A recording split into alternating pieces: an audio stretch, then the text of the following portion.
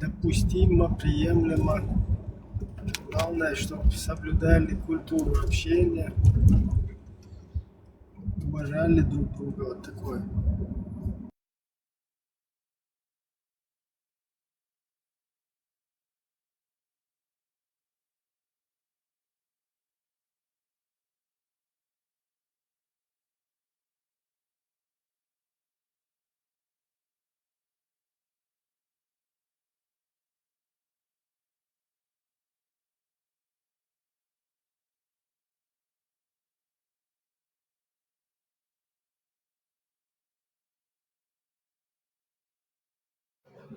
Ela, hens pun Mikrofon Michana hier. Sachit, Привет. маршол, массу приветствую.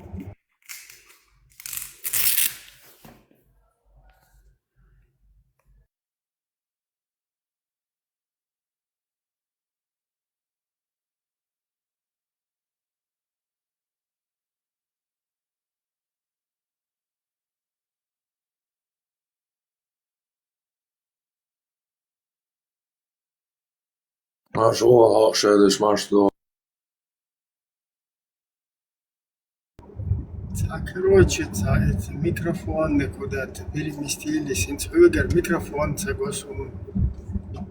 И мене штали ждать. Сайник санадо бухаю. Они обновили они тиктоки.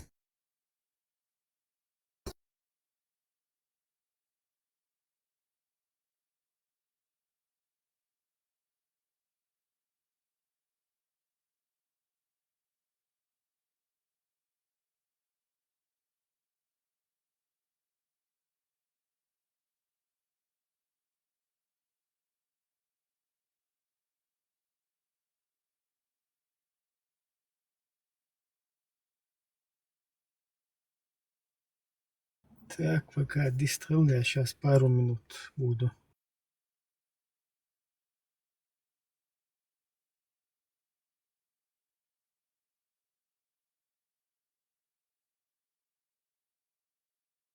Так, Мартин Лютер у нас в гостях. Здорово, Нашел. брат. Нашел.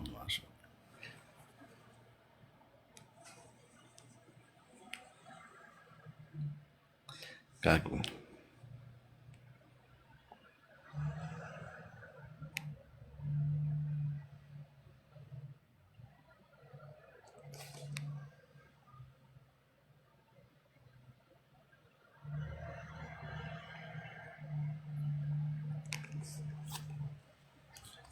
Где наш чеченец-еврей?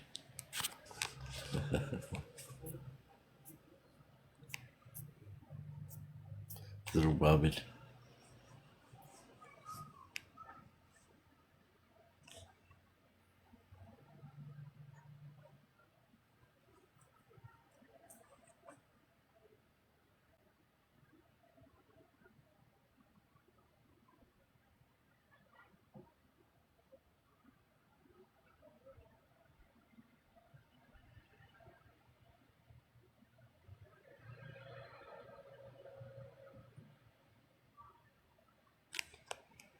Здорово. Шалом. Шалом. Где Бхармат? Не знаю. Понял. Подождем. Как дела? Отлично, у вас как? Нормально. Сейчас тут все придут, не только Прометей. Сейчас тут Сейчас мусульмане придут. человек 50 сейчас будет точно. В Бразилии. Ну, точно будут Бхармат же. Да. Шалом, шалябат. Шалом, Локи. Что такое шалябат?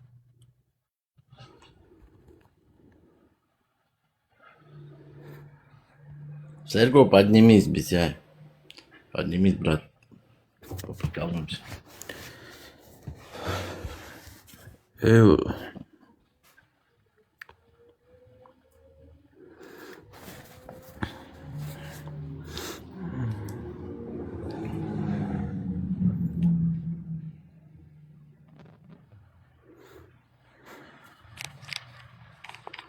Ногти не балуйся. Не пиши чушь в чате. Ногчи, не надо с вот этим своих 44, блядь. Салам, приветствую, Серго, привет, Ногти. Это кто там пишет? В гостевом сидит с нами. Ногти. Ты Ногти или ты мусульманин, ты или ты Ногти? Ты дурак.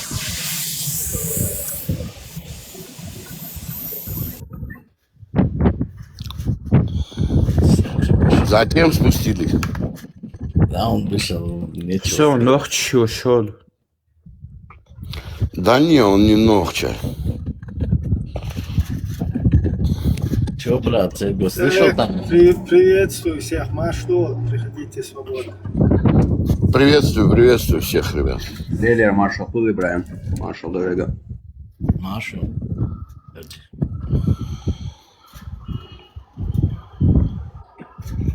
У вас, значит, приходи свободным, это как бы здоровается так, да? А у нас говорят Барев. Барев как переводится, Серго? Барев. Барев это как добро. Добро тебе, да? Как бы барев. Это разве не победа, Барев? Добра тебе. Да, добра тебе, типа, да, как-то так. Смотри, БАРФ, да? БАРФ. Да, Бари, барев. бари это значит добро. Бари, баров. Бари. Бари Бари это добрый. ну, добро, это добро. Нет, это На добрый. английском бади это приятель, да? Бади. Бади, да, everybody. Бади. Да. Не знаю, Ну, что все- по-английски, на армянском барев, это значит добро тебе. Здравствуйте, например, это значит здравствуй, да? Будь здоров, да, как здравствуй. Ну, здравствуй. Да, здравствуй, да. Да, Будь да, во здоров. всех языках. И, кстати, поздорование. Здравия желаю, типа. Да, да. На каком? Вот как здоровается народ, да, можно понять об этом народе. Даже вот просто поприветствую, как он приветствует. Например, у вас свобода всегда на первом месте, вы любите быть вольными. Да, да, да. Мартин, ты в курсе, в каком языке вот слово «победа» является приветствием? У грузинов, На грузинском? Да, Гамарджоба это вроде победа, да? да, Гаммарджос это желаю тебе победы или как-то так. Да, вот я перепутал. Да. Ну, у грузинов там, брат, разные языки. У грузинов, я говорю, у сванов свой язык, у них по-другому, у мигрелов свой. Ну, общий у них есть язык, вот, грузинский. Помимо Но того, это что- литературный, это ихний Да. литературный язык. Ну, не совсем, Серго, это разные языки.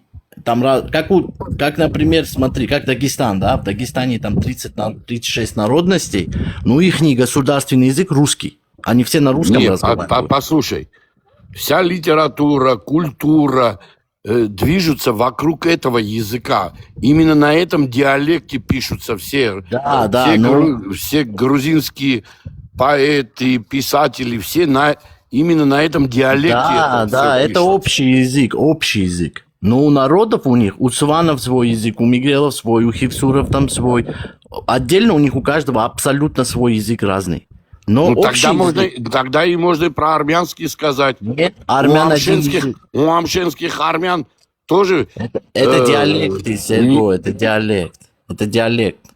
Это немножко отличие. Ладно, сейчас не суть. Мартин, у вас вот эти гортанные Нету, у нас вот нету. эти- Нету, Нету, это у да? лезгинов, у этих, да, у кавказцев. Не, у грузин тоже есть. Есть, да. Но они тоже кавказцы, брат. Мы-то не кавказцы. Наша территория... Вот это П гортанной тоже нет у вас, да? П. Мы знаешь, какие? Мы, короче, что-то между... У нас и кавказский геном есть, но мы вообще рядом с кавказцами, но и не с кавказцами. Мы вот что-то между. Мы и не кавказцы, и не относимся... Мы вот в середине, да, между Кавказом и другими этими нациями, народами. Но мы вообще, если взять в априори, мы не кавказцы, у нас танцев нет, лезгинок там, кавказских вот этих моментов нет. Хотя папахи там, это все мы тоже носили. Мы не относимся вообще, по идее, к кавказцам. То геном у нас есть, да, это наши братья. Чеченцы были в Урарту, у нас геном был там один с грузинами, там у нас общий ДНК, там это есть такое. встречается ДНК там остальное. Но так, если взять... Наша территория у Турции сейчас находится, основная часть, 200 тысяч квадратных километров. Это 80% территории Турции. Турцию же нельзя сказать, что это кавказцы турки, да, например, там. Эта территория к Кавказу не имеет отношения. Наша территория, вот эта вся, не Малая имеет отношения. Азия, вот так скажите, Да, чтобы люди да, понимали. да. Просто многие Она думают... географически, так оно и правильно и называется. Это Малая Азия.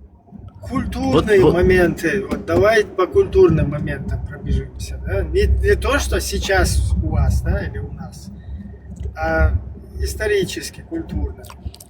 Исторически у нас одежда ближе к арабам была, например, такие же вот в древней одежды возьмешь, армянские, вот эти в голову там. Орнамент, который... Орнамент, да, Ну, одежда. я вот имею это. в виду взаимоотношения, например, между людьми, да, там, У нас свадебные очень самая большая связь армян с народами, это у нас с персами и греками.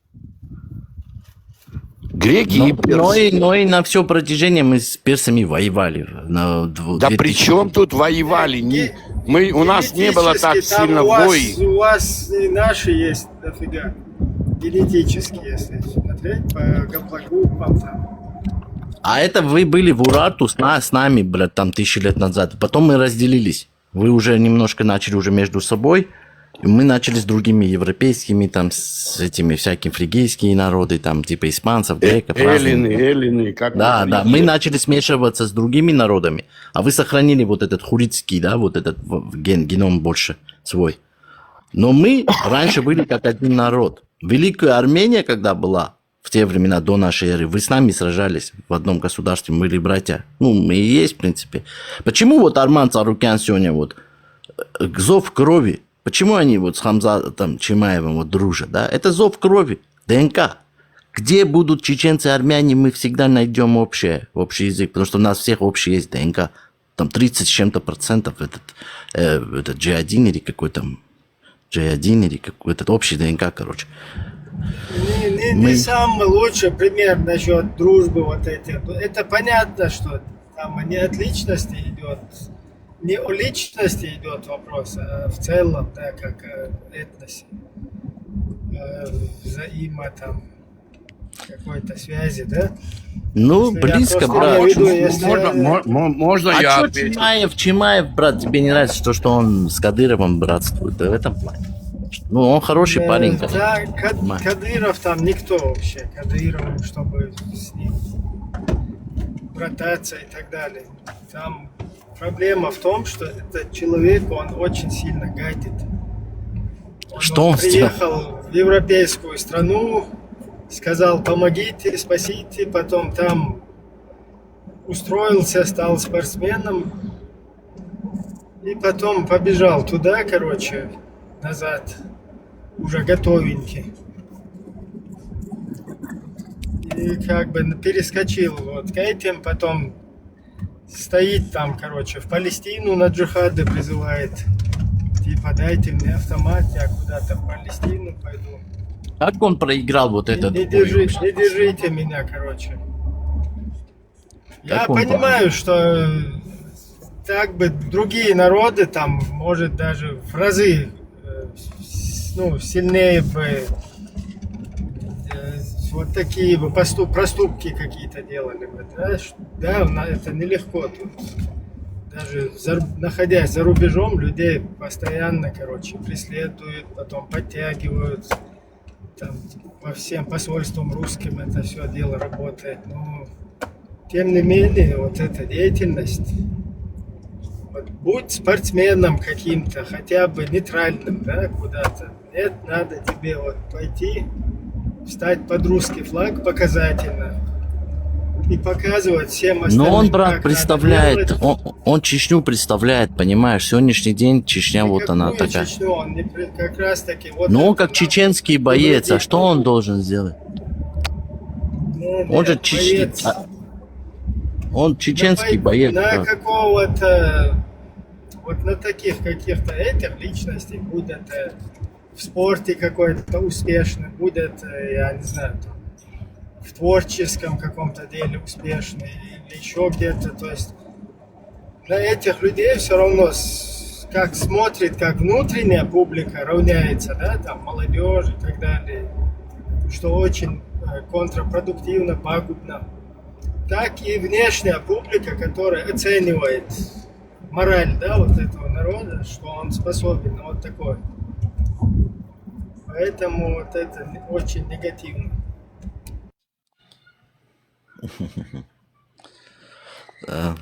Ну, Леонора говорит Мартину бы поэмы писать. Давай я буду говорить, ты будешь записывать, Леонорочка. Я не люблю писать, у меня не хватит этого усидчивости.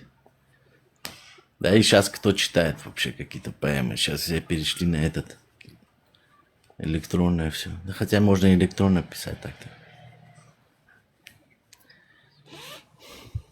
Приветствую всех. О, наши. Так, Леонора, приветствую, Привет. Машу. Привет. Да, хорошо. Мартин, мы тебе стенографистку наймем, если что, не переживай. А что, я неправильно говорю или в каком смысле? Не Правильно? совсем правильно. Нет, есть у вас исторический контекст, где вы сосуществовали вместе, но это больше не генетический, конечно.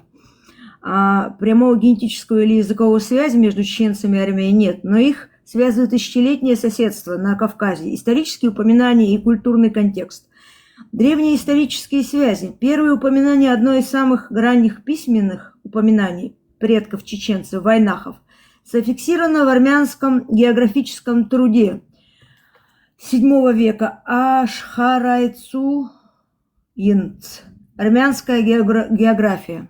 В нем упоминается, пардон за невыговор. В нем упоминаются народы Нахчиаматиани, название, которое исследователи связывают с самоназванием чеченцев, Нохчи. Традиционно автор этого труда считался Мовсес Харинаци. Да, за произношение. Гипотеза об Урарта существует популярная гипотеза, связывающая этнических чеченцев с древними государством Урарт, которое внесло большой вклад в формирование армянского народа. Однако большинство считает прямую языковую или генетическую связь между хуритами Урартом и нахско-дагестанской языковой недоказана или спорная. Языки и генетика. Языки и языковая семья. Армянская языковая принадлежность к индоевропейской языковой семье составляет в ней отдельную ветвь. Чеченский язык относится к нахско-дагестанской языковой семье северокавказской группы. Общие корни у них нету.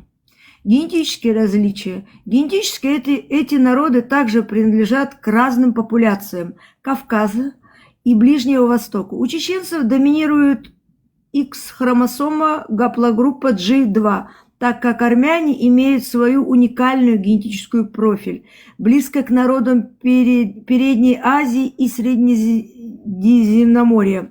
В зависимости взаимоотношения в новое время, это уже известно всем, я думаю, это читать не надо.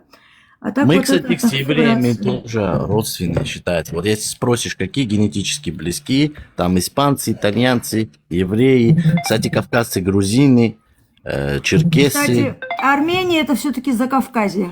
Это не Азия, это Закавказье. Современная территория, да. Да, 10% современная сегодня. Не только, и Азербайджан, и Грузия, это считается Закавказье. Но, дорогая, это 10%. Не, мы сейчас говорим про Армению, это, Леонора. Но мы Армения сейчас говорим... частично находится, в Турции. Вот сегодняшняя... Да, гора Арарат. Большая часть там находится, большая часть. Да, там 80% территории Армении, исторической территории Армении, находится Нагорье, Армянское Нагорье, оно... В географии так и квалифицируется в Малой Азии. Вот прям вот так вот и Киликия вообще где находится? Там апостол Павел, кстати, родился. Это Анатолия уже туда дальше. Да, но там было наше последнее. Переднее Средиземноморье и есть это. Мусульмане захватили у армянского царя. Это Армянское Нагорье, это географический регион Передней Азии, который географически расположен на территории нескольких современных государств. где находится Нагорье. Турция занимает наибольшую западную и центральную часть Нагорья.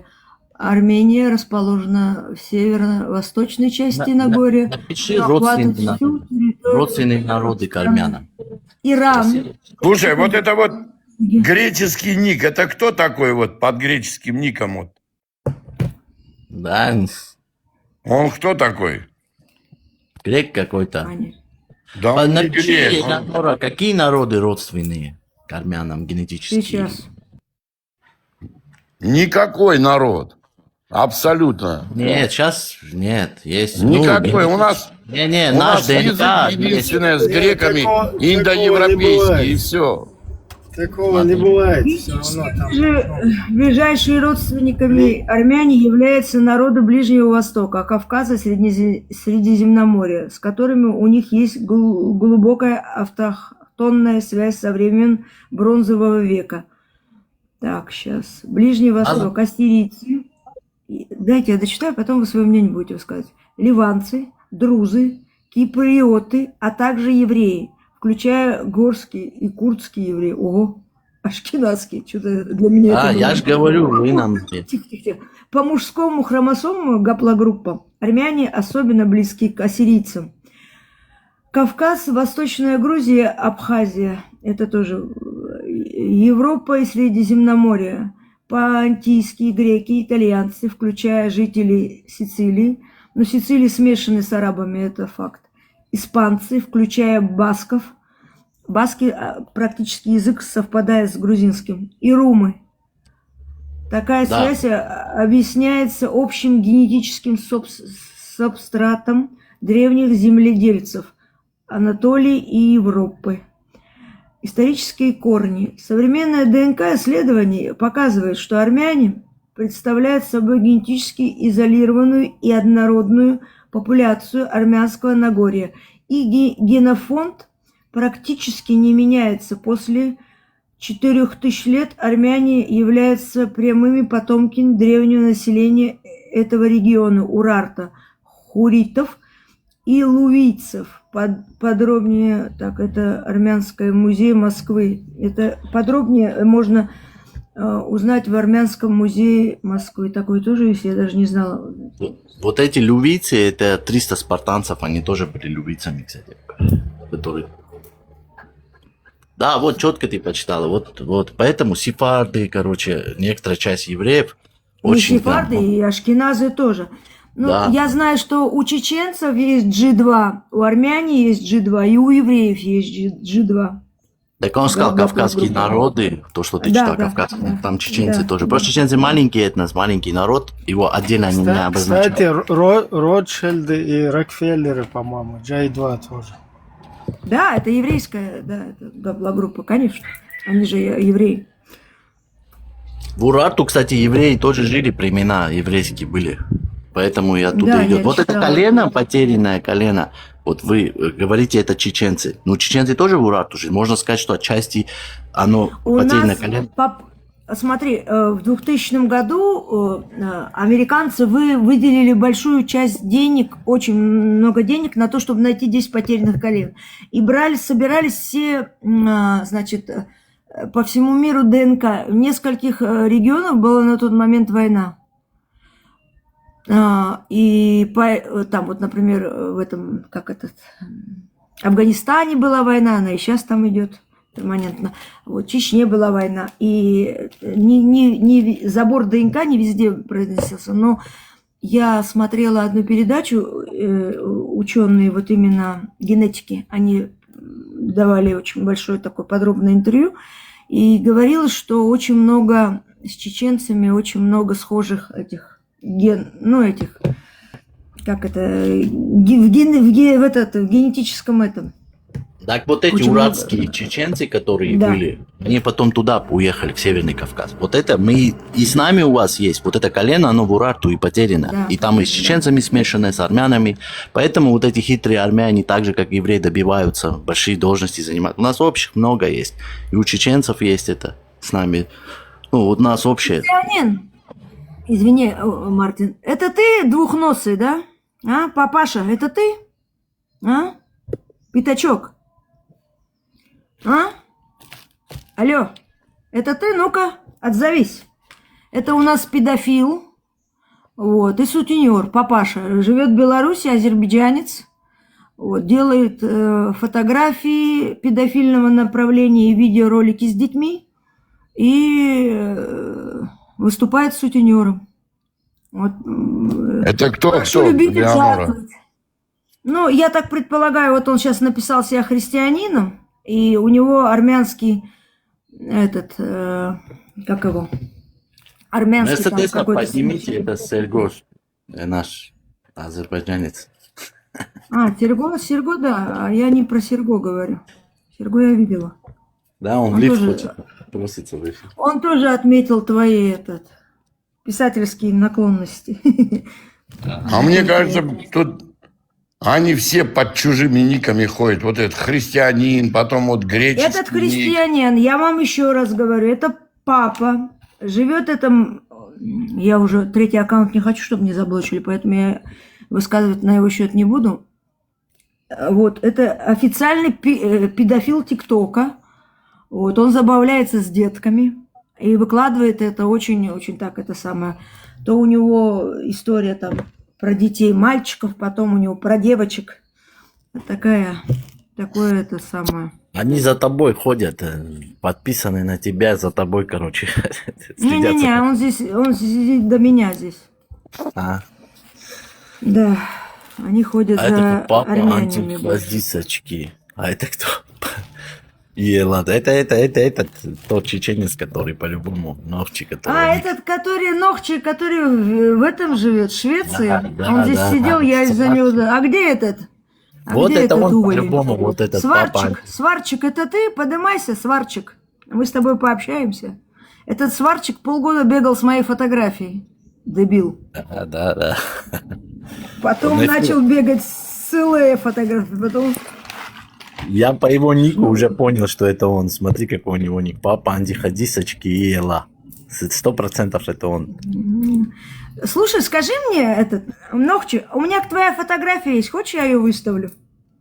Да не называй его Ногчи вообще, не знаю, этот чеченцев. Смотри, опять на меня жалуют. Вот ты гнида. Я спущусь, ладно. А поднимись через 5 минут. Поднимите, Серго, Ибрагим. Мерседеса подними, брат.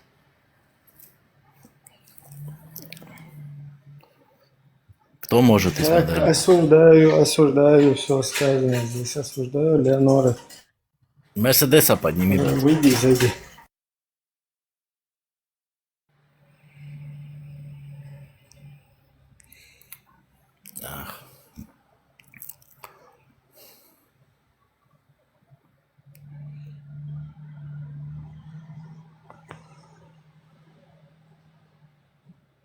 О,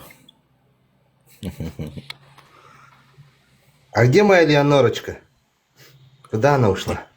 ты кто? Написано же вон, прочитай. Мартин. Ну ты 2 человек имя написал. Если их можно назвать. то- Ну я папа, я их не папа. Мартин. Яна ошибается, я не чечен, брат. А ты Я не тот. да. казах.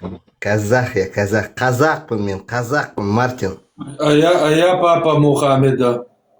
100%. Поздравляю, петушок, поздравляю тебя. А где Спасибо. твоя Нико? Спасибо. На свадьбу что не позвали? Спасибо. Почему на свадьбу не Да, позвали? да, А я что не папа на Мухаммеда. Не плачь. Я Не плачь. папа Мухаммеда. Я петушок. Я петух, блядь. Я папа На Мухаммеда. свадьбу не Я позвал, черт. петушок. Ты же Да, обещал на свадьбу я позвать, папа- когда на Нике женился. Я папа Мухаммеда. Хуй изо рта вытащи. Я папа гандон. Мухаммеда. И я петушок. Я папа Мухаммеда. И я петушок. Я папа Мухаммеда. И я петушок. Да. Осуждаю все сказанное здесь против петушков. Зачем сам же, да, своих же оскорбил, блин, этот казах. Как там Назарбаев поживает? Назарбаев уже 90 лет. Салам Назарбаев. Ибрагим. О, Салам алейкум. салам, салам. Уалейкум здесь? салам. Собрались, да, это типа вы самые такие чеченцы, армяне, евреи, да? Весь мир ваш, да, у нас ничего нет. Говно вы, блядь, вашу мать ебал, блядь. Все только ваши, да, блядь, ничего, у нас ничего нет, только армяне, чеченцы, это все ваше. Хуй больше нахуй, сука. Шайтаны, шайтаны. Şeytanım ben. Печерушки ты, шайтан. Ermenistan шайтан, yaşasın Azerbaycan. Шайтаны вы все, евреи, армяне, чеченцы вы все. Шайтаны. Все, весь мир себе забрали, говорит, это мы, там чеченцы, там армяне, а мы так, Печерушка, охраняем, да? Как будто. Совесть есть у вас вообще?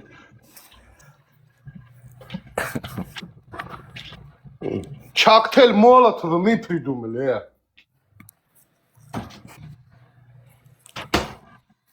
Чё Рим, говорят, построили. Рим, говорят, построили даже они. Да, серьезно говорят. Рим нет, но Черемель, да. Черемель мы поставили. Кремлин построил, да, это тоже. Да. Пришел. Ты тоже что за сказки рассказываешь, говорит это? Почему столицу России назвали мечеть?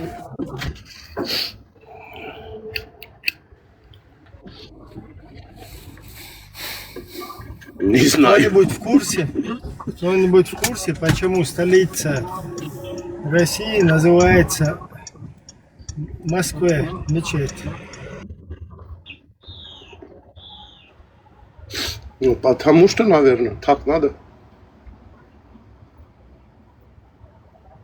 Потому что там печрушка Да, дешевая. Печерушка, да, там Печерушка. Знаешь, там магазин большой есть. Это был у нас садовод был. Ашалет. Фуд Сити был у нас, Фуд Сити есть там. Конечно. В Москве. Кто эту чанду придумал вообще-то? Это не чанда, нормально говори, да? Мартин, Армянистан находится на Южном Кавказе, чтобы ты понимал, и у нас одежда вообще на арабскую не похожа, блядь. Ты что за тип? Нет, древние, брат, а наши древние, я имею в виду, одежду посмотри. Какой древний одежда, наш посмотри. Я тоже что-то удивился. Посмотри, да, наша древняя одежда. Видимо, у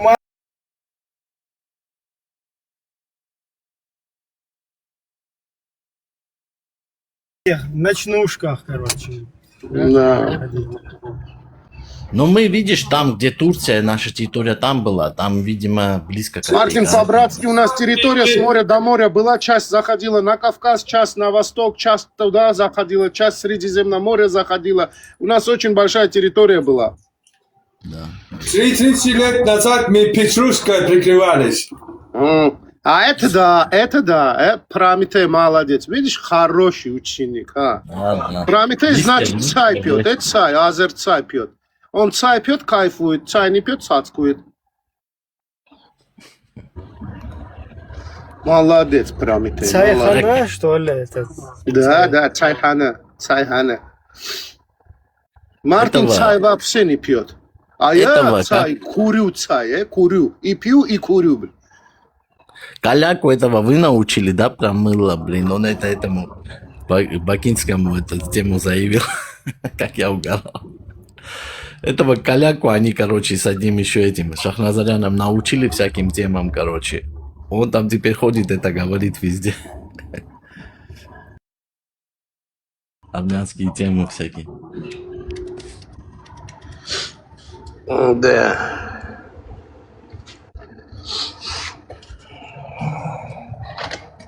Поднимите кого-нибудь, там нет никого, что ли?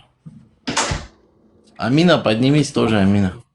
Вот именно, христианин, у нас называется это Тараз. У нас своя одежда, Тараз называется, вообще к арабскому никакого Тарас это отношения. позже, брат, да, это позже появилось. Ну, и если ранее Он возьмешь... знаешь, что имеет в виду, когда эти неандертальцы, вот это homo sapiens, когда они там бегали, в эти времена имеет в виду. Ну, не прям эти, ну, 2000. Петрушечный. Мы знаешь, как ходили? Печерушка вокруг попы заворачивали и вот так ходили, Петрушка.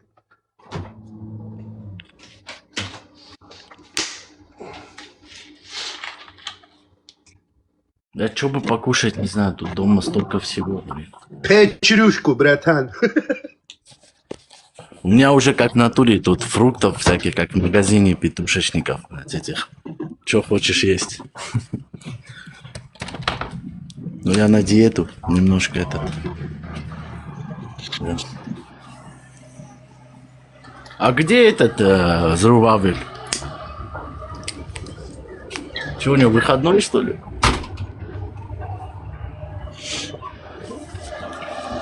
Да, урок Торы устроил тут 2 часа. Интересно, я даже не знал эти все подробности.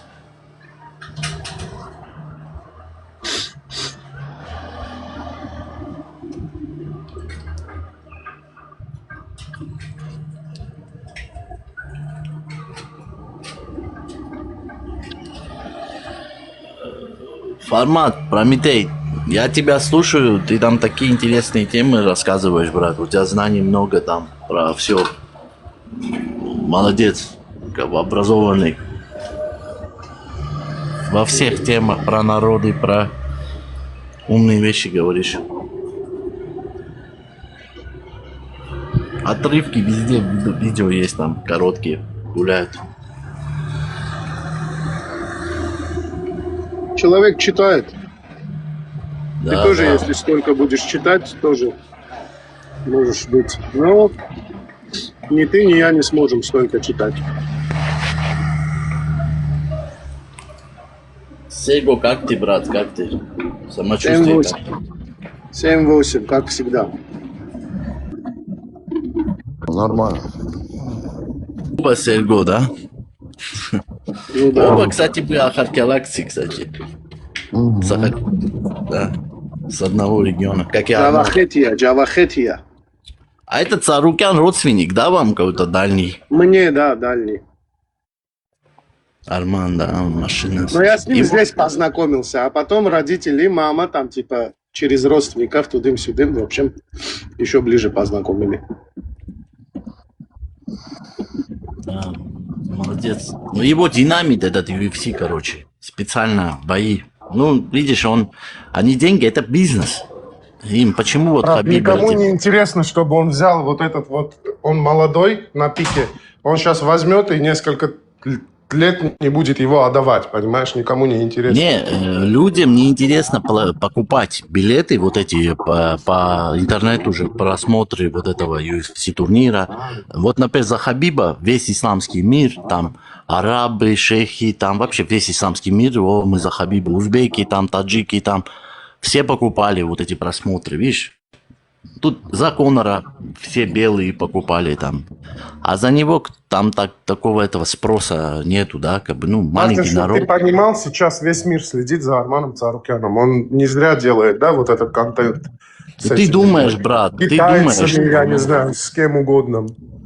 Ну, ты думаешь так, но если не взять думаю, я билеты, если билеты покупали бы вот как нужно, прям масштабно, на его бои, они бы его сейчас бы чемпионом бы сделали уже давно. Не дают ему бой. Вот сейчас вот турнир будет, его вообще продинамили, у него боя не будет. Хотя он претендент единственный. Причем Все тут билеты? Причем тут билеты? Пока, бизнес, пока брат, бой они не деньги. поставят, пока бой не поставят, они не поймут, купят билеты или нет. Как ты себе это представляешь? Они, у Вот них как ты есть сделал статистика, вывод? брат, они знают, конечно, они все знают, на кого больше покупают. Почему? Вот за этого грузина, испанцы, он же испанский флаг поднимает параллельно. Испанцев много, Бля, они Мартин, ты покупают. откуда берешь это все? Я не знаю, брат, что с тобой вообще. Хабибу не Это давали что про, бой. блядь, UFC, что про историю Армении, что ты... Откуда это просто? Вот мне интересно, ты как это делаешь? Брат, вот реально, серьезно. Я тебе Ты говорю, просто брат. такие, это твои личные выводы или как? Или кто-то Нет. тебе это говорит? Или И как? я слежу, мониторю и все вместе. Понятно. Почему вот сейчас вот турнир будет? Он единственный был, кто реальный претендент на чемпионский пояс, но его не взяли. В турнире его боя не будет. Вот сейчас новый, который будет, он вылетел с этого турнира, его не взяли. Почему? Потому что они знают, что, например, Хабибу почему бой не давали с Конором в то время, пока в Арабских Эмиратах они не договорились, чтобы вот арабы за это взялись и провели в Дубае. Поверь мне, ни ты, ни я этого знать не можем. Окей? О, кто-то спит. Серго, Бисяй, ты спишь, что ли, брат? Да. Спишь. Серго такой тут басни рассказывает, что уже засыпает другой Серго. Я басни рассказываю, мальчик. Ты, бля, прикалываешься в натуре. Я не понял, у нас что здесь до того скучно, что уже засыпают у нас люди. Так он, знаешь, что интересно, Ибрагим? Он что-то сказал, там вопрос задали, он сказал и сразу захрапел, понял? Да, он взрослый мужик, устает, наверное. Сразу уснул. Короче, я не знаю, в спальню нельзя, чтобы превратили наш эфир. Надо как бы... 80 человек в эфире. Так подними кого-нибудь, хоть там есть кто? Там просились в лифт, сильно очень прям просились. Да, по-любому кто-то просится 80 человек в стриме.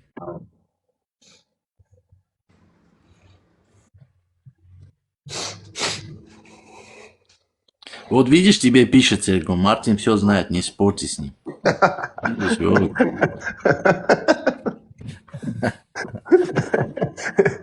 Ай, бля, я не могу с тебя. Это твой Мерседес или БМВ на фотографии? Ты не заметил, что я замутил? Я поставил фото БМВ, а написал Мерседес. Да. Вот, понятно. Бэшка, да, моя. Привет. Что-то говорили здесь, подними, что здесь кипишь, какая тема?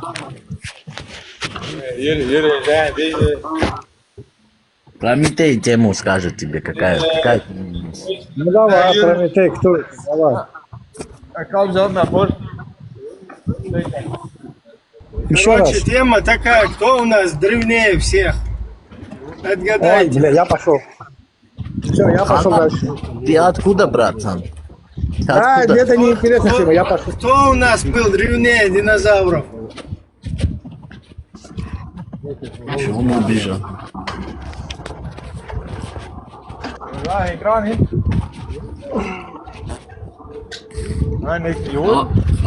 Халнак. Привет. Случайно он походу поднял. Ассаламу алейкум. Ассалам. Салам алейкум.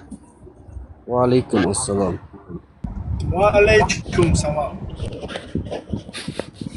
Ногчи давай, мышь давай, да. Есть ногчи, есть эрмуа, есть жукты, есть, короче, сайнаш бебеш бат. будулати. Сабез, чай будулайт, деш, а ты без будулайш. Сабез он. Вот я что, шарик мог шашуй. Запрос ладу, шольчук. Диту мама, да, шок ладу, шештат, так. Нагер. Алло, чунт я хутору свой бог. Короче, кто победит, затем пойдем, да? Вот именно. Все, побеждайте тогда. Хорошо. Давай так, ассаламу алейкум. Салам алейкум. Ва алейкум. Все мы победим. Когда заберем 2 метра земли, тогда и победим.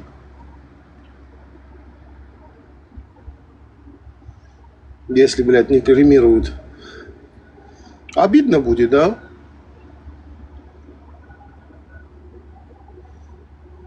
Все, что земля дала, земля и заберет, братья.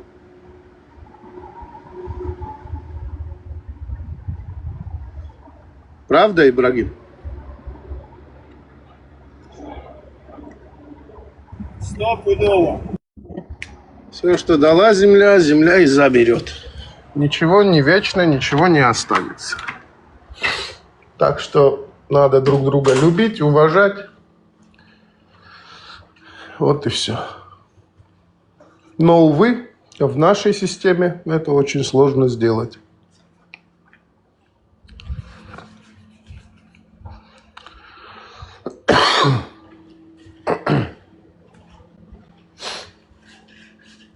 Мартин, расскажи еще какую-нибудь историю по-братски. Ты когда рассказываешь, я начинаю нервничать, чуть интереснее становится. Братан, когда много говоришь, я говорю, могу что-то глупость сказать, поэтому лучше иногда слушать.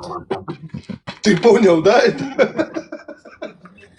Да, особенно с провокаторами. Осознал. Да. Особенно с провокаторами, как ты, Серго. Почему? Где я что-то провокационное сказал, Мартин Джо? Разве я что-то кого-то спровоцировал? Нет, то, что я тебе говорю насчет Армана, это так и есть, брат. Ему бой не дают просмотры, мало. Он не собирает столько зрителей. Смотри, люди пришли, например, на бой, да?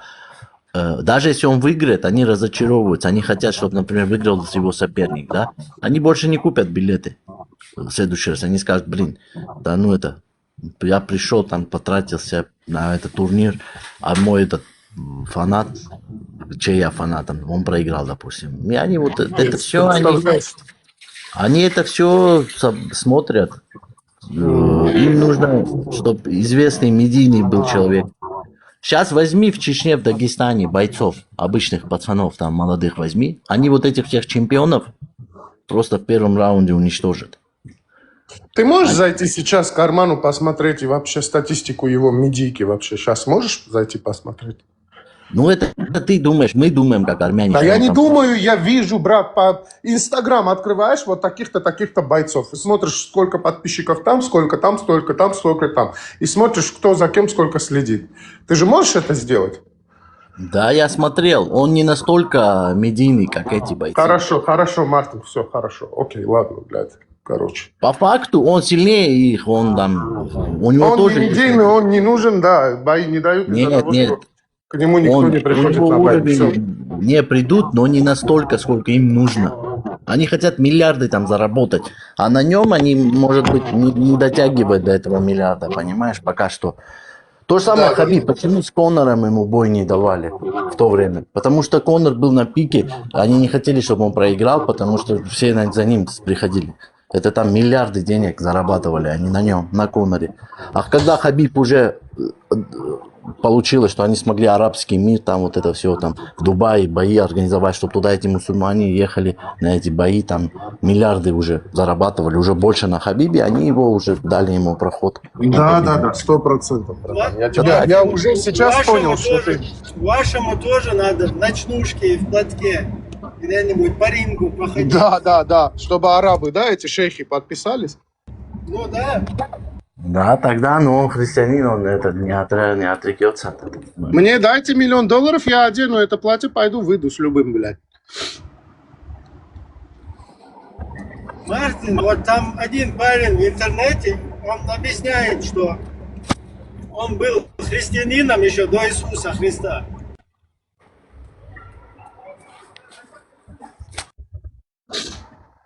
Слушай, один был, не буду говорить откуда, звали Зураб. Фамилию тоже не буду говорить. Ибрагим, сидят, спорят, короче. А на то время он, армян ненавидит, понял, и против армян все делал. И сидит, уже не знает, что сказать, вот так делает. Говорит, ты знаешь, в каком году мы приняли христианство? Я говорю, в каком? Он говорит, в 1 веке до нашей эры, короче. Я ёб твою мать. В 1 веке до нашей эры, говорю. Нет, у нас тоже бывает, кто до Иисуса Христа мусульманами были. Да. А Христа еще не было, Мартин. мусульмане Как вообще можно было принять христианство в первом веке до нашей эры, пока еще Иисуса не было, не родился еще? Братан, Нету. мусульмане Даже во говорят, время Иисуса не было понятия христианин, понял? мусульмане говорят, что там Ной, там эти все были мусульманами, а тогда еще ислама вообще не было. Ну, Это смотря тоже с какого контекста. Допустим, мусульманин может сказать, что любой верующий человек, покоренный Богу, он является мусульманином, потому что это же переводится как покоренный, правильно? Смотри, Христос пришел, вот тебе пример приду. Христос пришел, да? Он принес новую религию или то же самое, что и была от Моисея, там эти, вот, например. Ну, можно сказать, что новую в какой-то степени, потому что очень много было изменено. Но в Торе Очень сказано, в Торе есть такая что нельзя Писание менять. А Иисус сказал, я не пришел изменить, я пришел, как он сказал, я не пришел изменить, я пришел... Все так говорят. Отменять, да. Но в итоге, смотри, побивание камнями, он отменил. Исполнить, он сказал, я пришел исполнить. Исполнить. Да, Побивание да. камнями женщину, когда хотели камнями. Он же что сказал? Кто не грешен из вас, возьмите и киньте в нее камень. Никто не Но кинул он эти брал камни, правильно? ту же религию, но он не поменял. Он, смотри, сами по себе правила были одни и те же. Он просто их немножко на то уже более современное время было. Эти законы были еще до нашей эры, там, за 1000 лет, правила вот эти еврейские, да. Он те же самые правила взял, например, там сказано, не убей. Он сказал, а если ты уже гневаешься на своего брата, то ты его уже убил, это будет как грех тебе внемляться, как убийство. Ну так смотри, я Он же тебе более объясняю. утонченный, Побивание он- камнями было. Он отменил, по сути, исправил. Или, я не знаю, как хочешь это назови. Но он утончил эти же законы. эти же Око за правила. око было, брат, зуб за зуб, око за око было, нету. После него, по идее, если кто сейчас будет следовать Новому Завету, нет. Любить врага своего, он это придумал. Простить врага своего, помолиться за его благоразумие, он тоже придумал. Понимаешь? Да. Я, Но знаете, что армяне- не пойму. Да. Говори.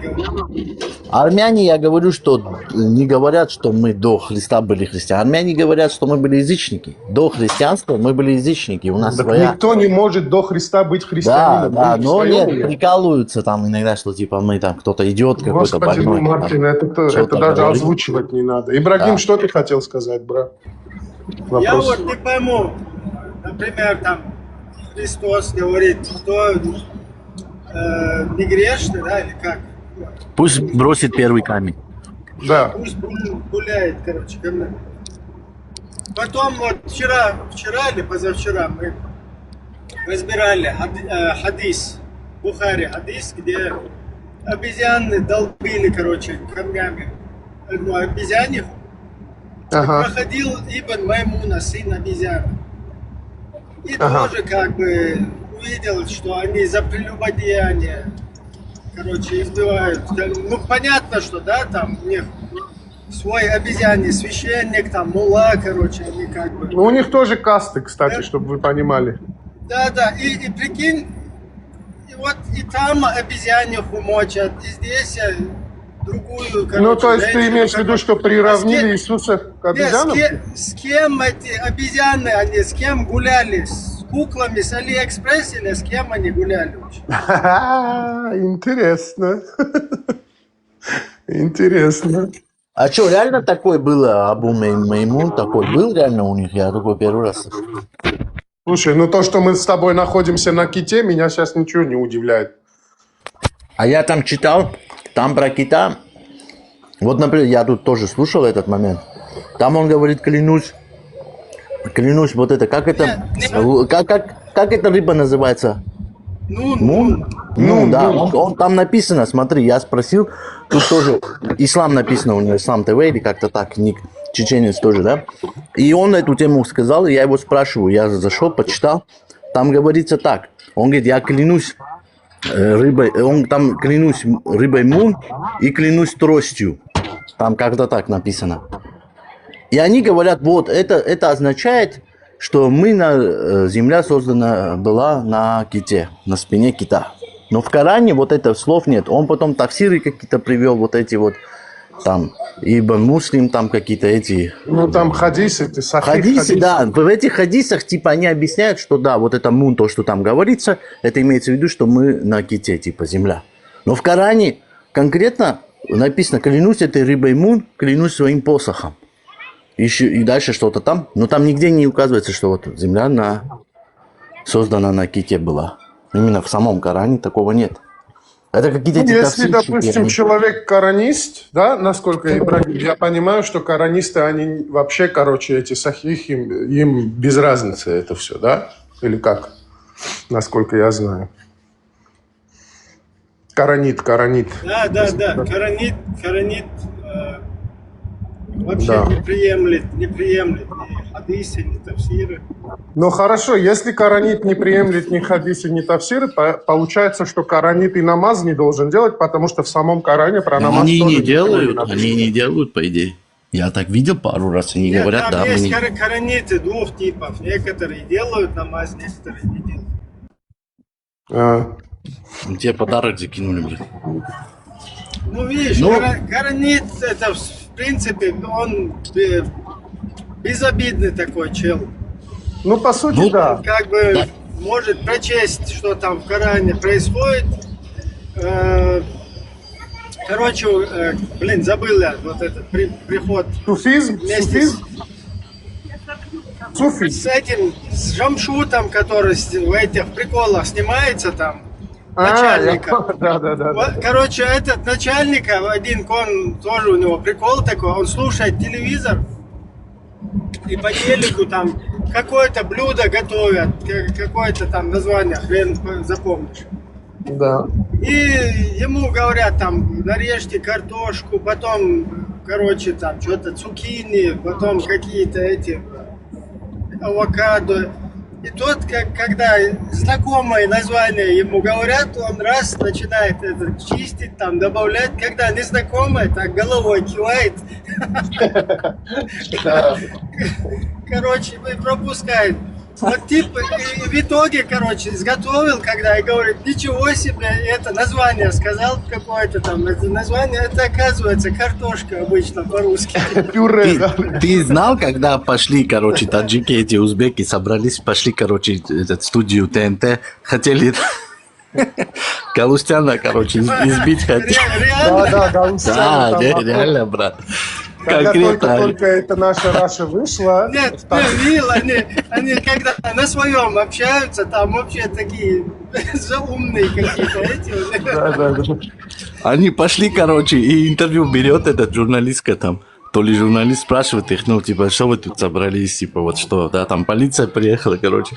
Они говорят, вот сидит, говорит, нас издевается над нами, типа.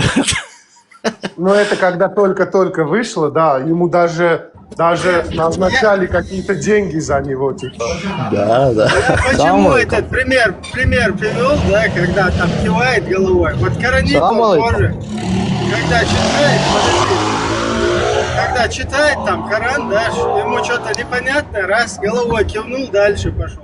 То есть, Все, я понял. к чему ты. Коранит, по сути, он там безобидный такой. Да, До тех да. пор, знаешь как? пока не появится какой-то Коранит, этот Имам, да? тафсир. Да, Коранит тафсирщик пока не появляется. Да. Вот как появится коранит тафсирщик, это опять, короче, манипуляция. Все, ушли, уехали, короче, Да, получается. да. Так, вот здесь этот парень вот зашел. Киклер, ты как бы маму всех не мусульман, да, говоришь? Че, он матюкнулся на нас, да, типа, или что? Повтори, Киклер, ты как бы матернул всех не мусульман, да? Он заматерил нас? Сейчас хочу посмотреть, что... Если заматерил, скажите, у меня пару слов красивых на чеченском есть.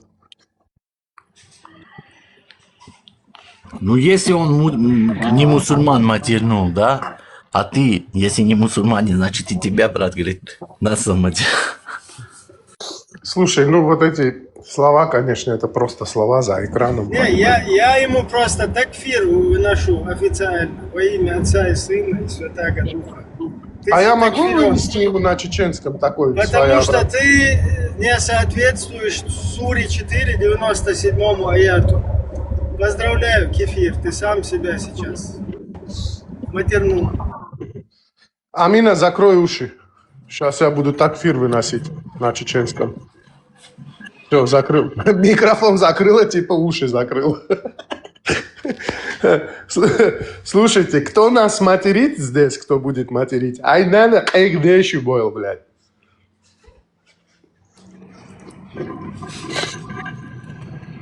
Вот так вот. Плюс 32. Я думаю, ТикТок по-чеченски не понимает, брат.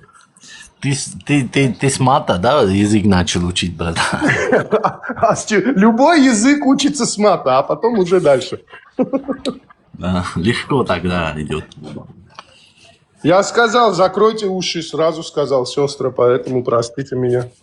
Нечего, надо слушаться мужчин. Когда папаха разговаривает, платок молчит. Лучше всего вот матершинникам часто вот так повторять в эфире. Все ваше сказанное вами матершинство, да, которое вы сейчас говорите и еще будете говорить, просто амин обратно, и все. Нахчевыха.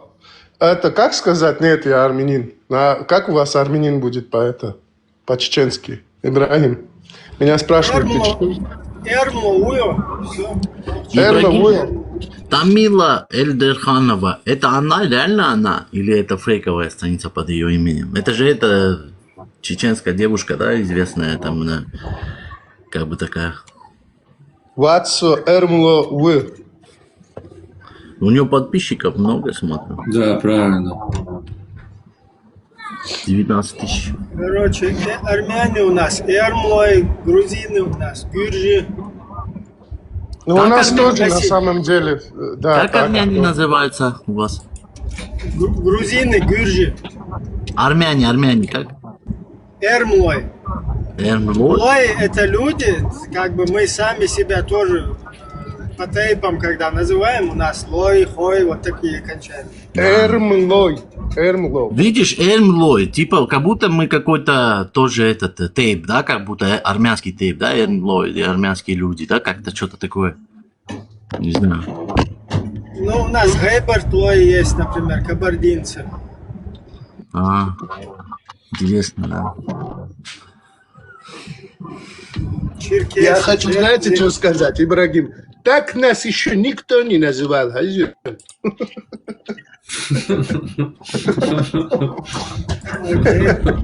Ну, сами себя ой, хай называете. Я знаю, брат, я шучу. Так нас еще никто не называл.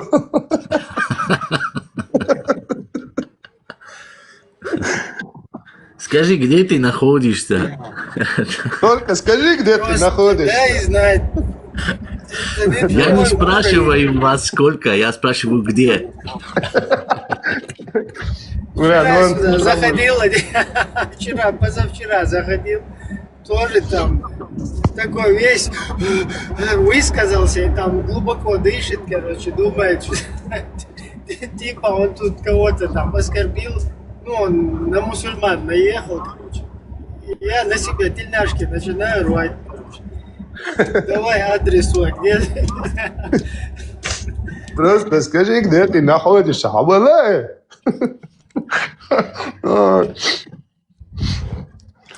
Один мужик старый такой, когда он говорит, вот это же он сказал, по-моему, скажи, где ты находишься, да? Да, седой мужик такой. Да, он говорит что-то невнятно, половину слова не сходятся между собой, у него какой-то что-то по здоровью, наверное. Ну, там что-то говорят. Мартин, я вот не то, чтобы сейчас здесь чеченцы, братья сидят, из-за этого говорю, но если где-то чеченец разговаривает, допустим, на русском акцент вот чеченский есть, клянусь, я могу включить и просто начать спать, понял?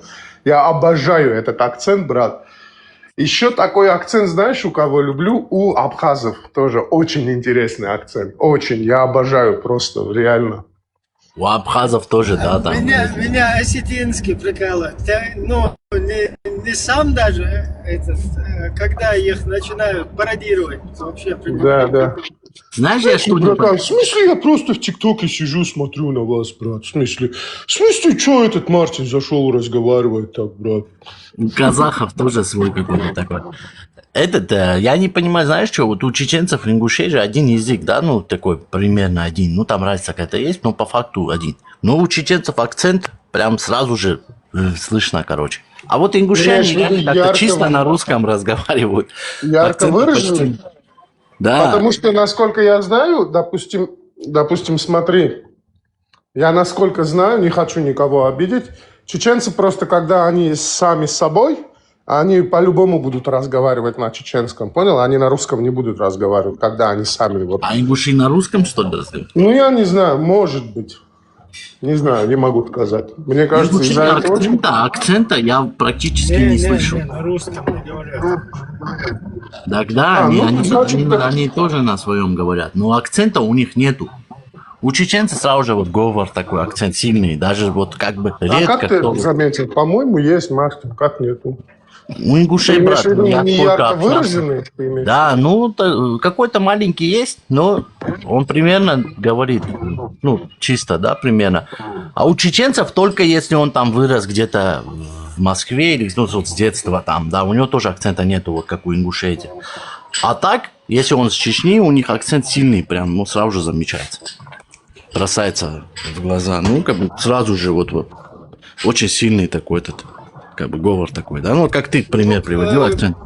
Кто в городе, в Грозном жил, да, еще во времена Совка. Вот, я хотел сказать. Да, вообще слабый такой акцент. А вот, вообще практически не было. Да, позднее поколение и представителей вот уже сельских каких-то местностей, там уже сильный акцент. Ты сейчас даже видео возьмешь 90-х, Дудаев, там еще кто-то, да? Видео возьми, их интервью, Мартин, послушай. Я тебе говорю, они на русском так разговаривали. Дудаев, он же, по-моему, в Москве жил какое-то время долгое, нет? У него жена русская. Это, брат, имеется в виду, что правильно Ибрагим говорит, даже если сейчас видео возьмем, да, полководцев ихних, допустим, вот чеченцев, которые там были, вот Дудаев, да, там много было. Да, возьми даже отца Рамзана, возьми, Ахмада. Они когда разговаривали, практически без акцента разговаривали. Вот даже вот интервью их не послушаешь, они все без акцента практически были.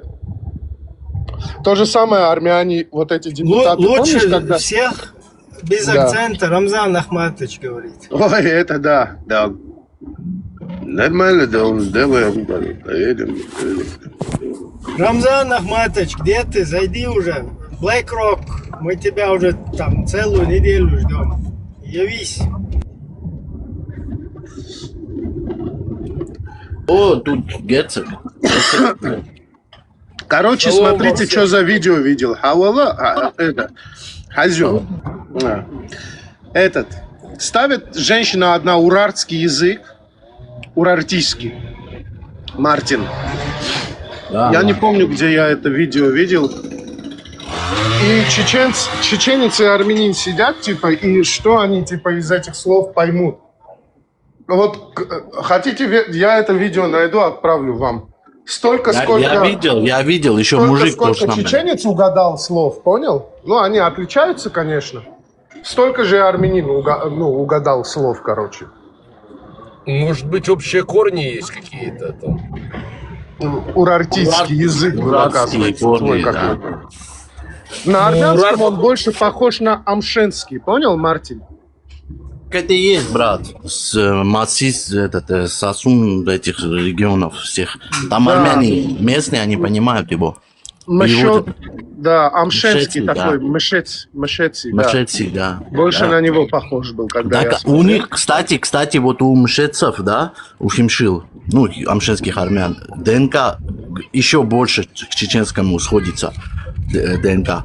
Я вчера вот про это и смотрел. У них еще больше это сходится. Поэтому они уже более чисто такие эти. Ну, вот, войнахские имеют смесь. У нас даже сейчас... Слушай, Ибрагим, а в Чечне, допустим, есть Вот в Армении, допустим, даже в селах есть диалекты.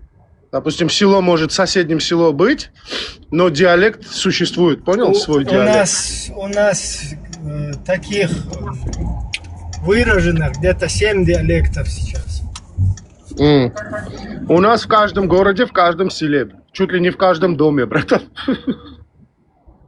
Не, у нас есть тоже диалекты, и есть И вот- некоторые, кто мало общался, да, из своего села там, например, не выходил всю жизнь, Да. и не понимают уже диалекты, например, с Восточной Чечни, Да. с Западной Чечни уже слабо. Ну, как и у нас, да? У нас тоже так же, да.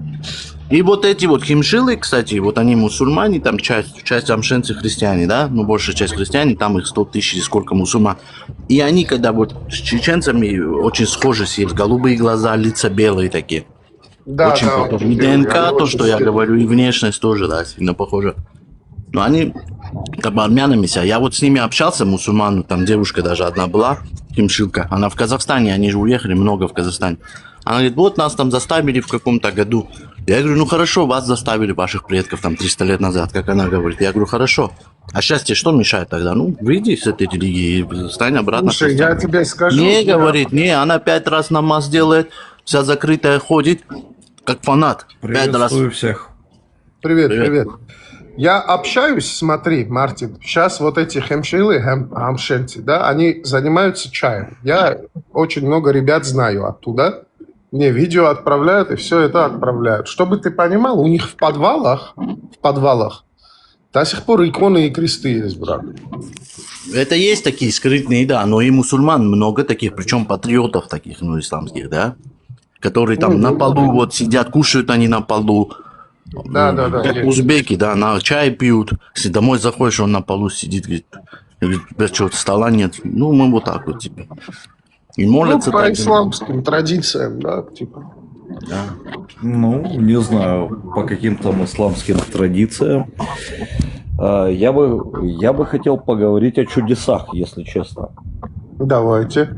О каком чудесе? Можно перебить, извините меня, просто ислам по себе уже чудо. Это такое произведение, что уже все. Уже кто только начинает изучать немножко, это такое чудо и чудес. Да. Не, ну, на самом деле, Давайте в древние поговорим времена о Луне. происходили чудеса. О расколе Луны можем поговорить. НАСА подтвердила, что вот Луна... Да, стоит. этого анекдота мы еще не слышали, да. Я, Ну, конечно, интересно. про раскол Советского Союза еще что-то мог понять, а вот про Луну... Что-то Да, меня... более того, Не, ну НАСА же есть, подтвердила, НАСА и НАТО подтвердили. Да, у да. нас А есть Мюнхгаузен, снимки. вы слышали про Мюнхгаузена, барон Мюнхгаузен? Что мы еще мультфильмы про него шли. Он же есть книжка там про приключения барона Мюнхгаузена, он сам посочинял. Ну, все знают, сказка. Но есть приключения, как он прилетал на Луну. Вот это примерно из той оперы. И еще два китайца видели этот раскол Луны в те времена. Да. Лично А еще китайцы. армяне там на природу приехали, шашлыки делали на это. Не, правда. я не понимаю, а вы все отрицаете чудеса в древности или как это связано? Нет, вот мы сейчас альбураков ищем все, вот это, летающие. И Максимум крылья пришьем какой-нибудь лошади. И может получится что? Вот хирурги Не, современные ребята, а хорошо, давайте в археологию тогда вникнемся. Археология, и я тебе приведу убийственный документ. Смотри. Мгм. Самый старый город на Земле, пока считается, это Ерихон. 9 тысяч чем-то лет. Какие-то семиты строили его. Я не говорю, что мы. Семиты. Он Проверено Сейчас археологически... Не, археологический анализ. А Мекка считается самый город старый среди мусульман. Но ни один археологические раскопки не производились. Вот все послушайте. А самый старый город, который сейчас имеет существование, какой? Ерихон. Он прям 9... существует, он так и Да, он называется, существует. люди Это так и Библия, зовут. да, Библии он- упоминается он. Да, он упоминается в Библии. Он находится на территории палестинской автономии. Его строили... Так эти- Палестина это Рим. Его строили, Ерехон знаешь, это кто? не самый старый город. Его строили, подожди, там были ханейские семитские народы. Да, Ну, как вот они евреи. назывались, я забыл их. имя. Подождите, они строили... вы от темы ушли. Вот нам интересно Ну вот про это дом на чудеса курьих в Коране. ножках. Ну хорошо. А Мекка стала самым старым городом. Как? Пускай объясняет, не знаю. Может, ты Вот Ибрагим расскажешь. кто-нибудь есть здесь, кто верит в дом на курьих ножках или кто не верит? Я в детстве верил, Баба- когда Баба Ёшку смотрел. Я тоже тогда. Я верю. Мой хороший, сейчас я тебя зажарю. Там бабы Яга. А Баба Но, тем Ёшку не играла менее. роль Аиша, да. Я понял. Хорошо, есть старинный город, например, Тальтеки. Окей. Очень. Еще, да, Тальтеки, еще, наверное, старее. Это чем что-то испанское, да, Иерихон. наверное? Ты молдаван, Дима, Но, да? что, Дима? Ты молдаван? Расскажите про Тальтеки. Это вы, наверное, Нет, я племя не майя, молдаван. что-то такое имеете в виду? Майя, да, Ну, цивилизация? да, это Северная Америка, есть Северная Южная Америка. Америка. Да. Южная Америка, поэтому они еще старее, чем Иерихон и так далее. Или сравне с Иерихоном. Не, речь-то идет о тех городах, которые сейчас существуют, и где вот так же называются, и люди так же живут. Ну, то есть... Ну, Иерихона не существует, но это... Мы же обсуждаем чудеса, как бы, да?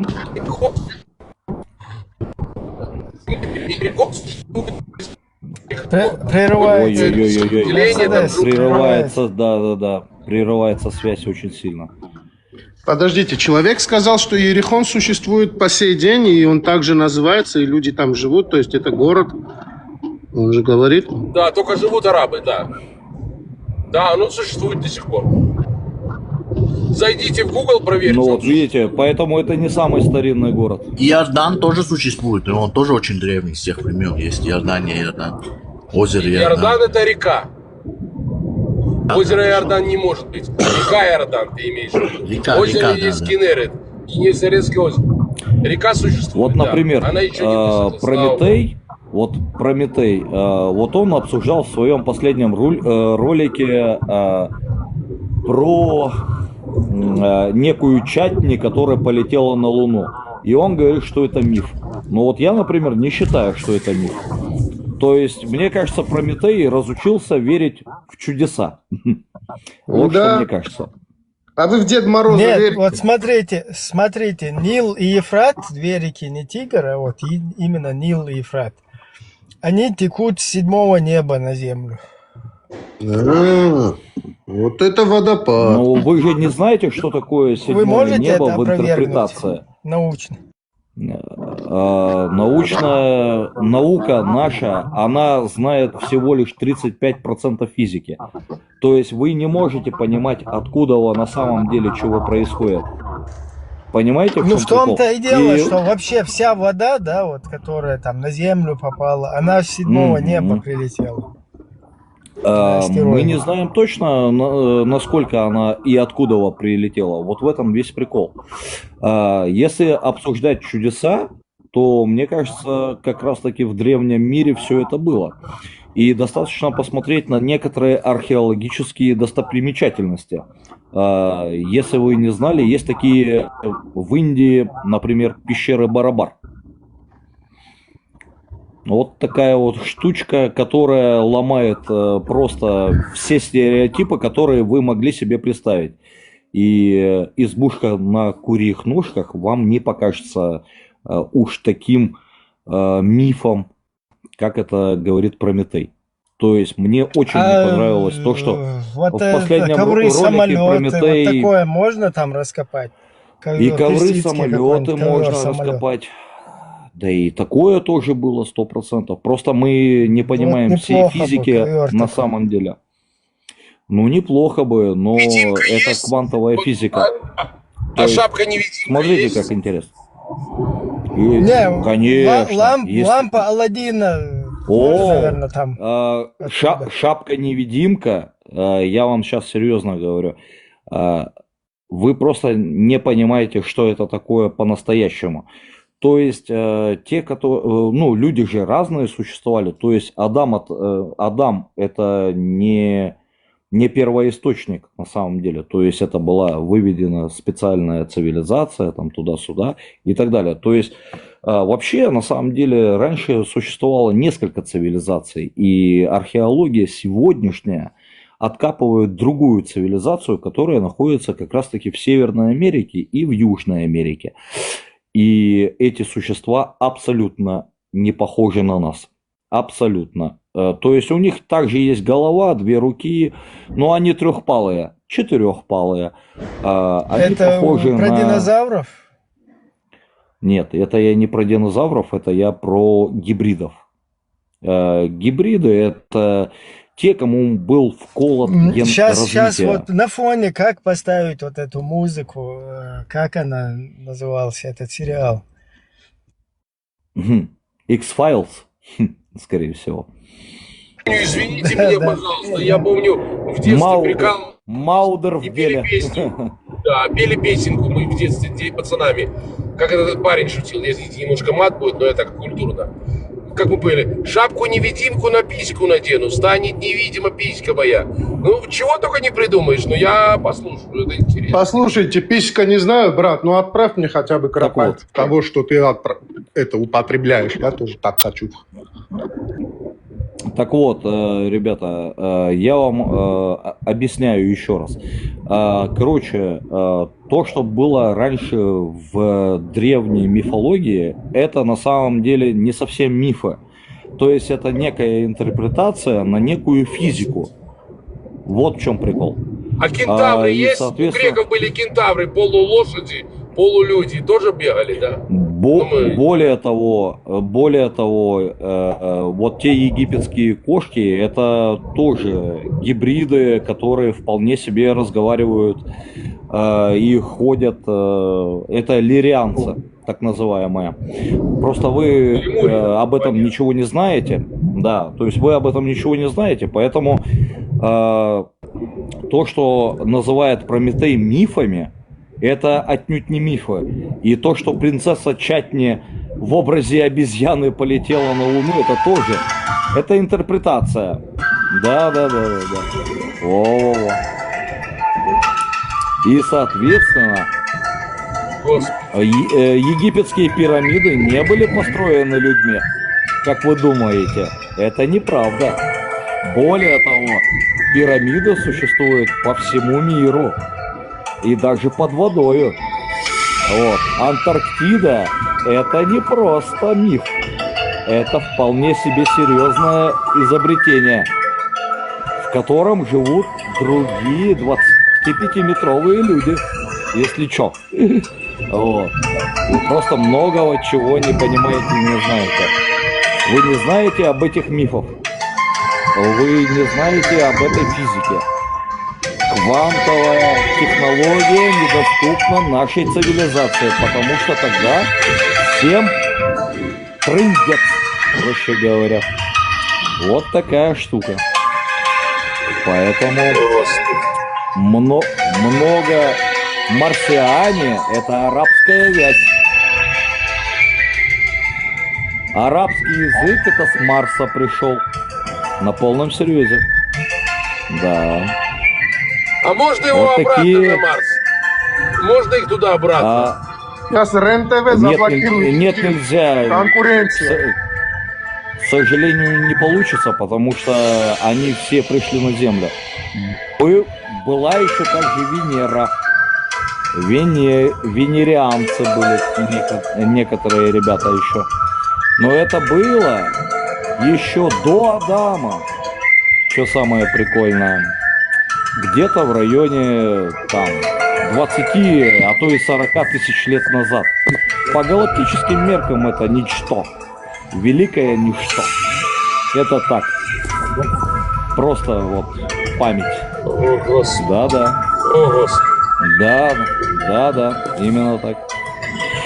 Именно так все это и выглядит. Поэтому Прометей в своем последнем ролике, он очень неправ и очень, на самом деле, максимально неправ. Пусть он запилит еще несколько роликов, я буду опровергать каждый. Особенно по древней мифологии. Особенно по древностям. Потому что до сих пор сохранились некоторые такие источники офигенной информации, о которых вы себе представить не можете. Например, пещеры Барабар я уже говорил, например, про полигональную кладку вы слышать-то не слышали в Перу где-нибудь. А все, что сверху полигональной кладки, это строительный мусор, накрытый, знаете чем? Просто соломенной крышей. Вот что это такое на самом деле. Да, детектив Малдер. Очень правильно говорите. Это чистая правда. То, что я говорю, это 100% правда. По-другому не бывает. Кто сотворил Исаакиевский собор? Многие говорят Монферран. Есть чертежи, все есть. Исаакиевский собор стоит в Питере, в Санкт-Петербурге. И сделал его Исаак. А он на самом деле не мужиками в лаптях сотворен. Там все гораздо сложнее. А я До думал, сих пор Исаак не могут какой-то. сделать эти колонны. Да, не, Исаакиевский собор это другая тема. Все города нормальные, хорошие, с мрамором, построены по единому подобию. Что в Америке, что в Индии, что в России, что в Европе, что в Японии. Просто крыши разные.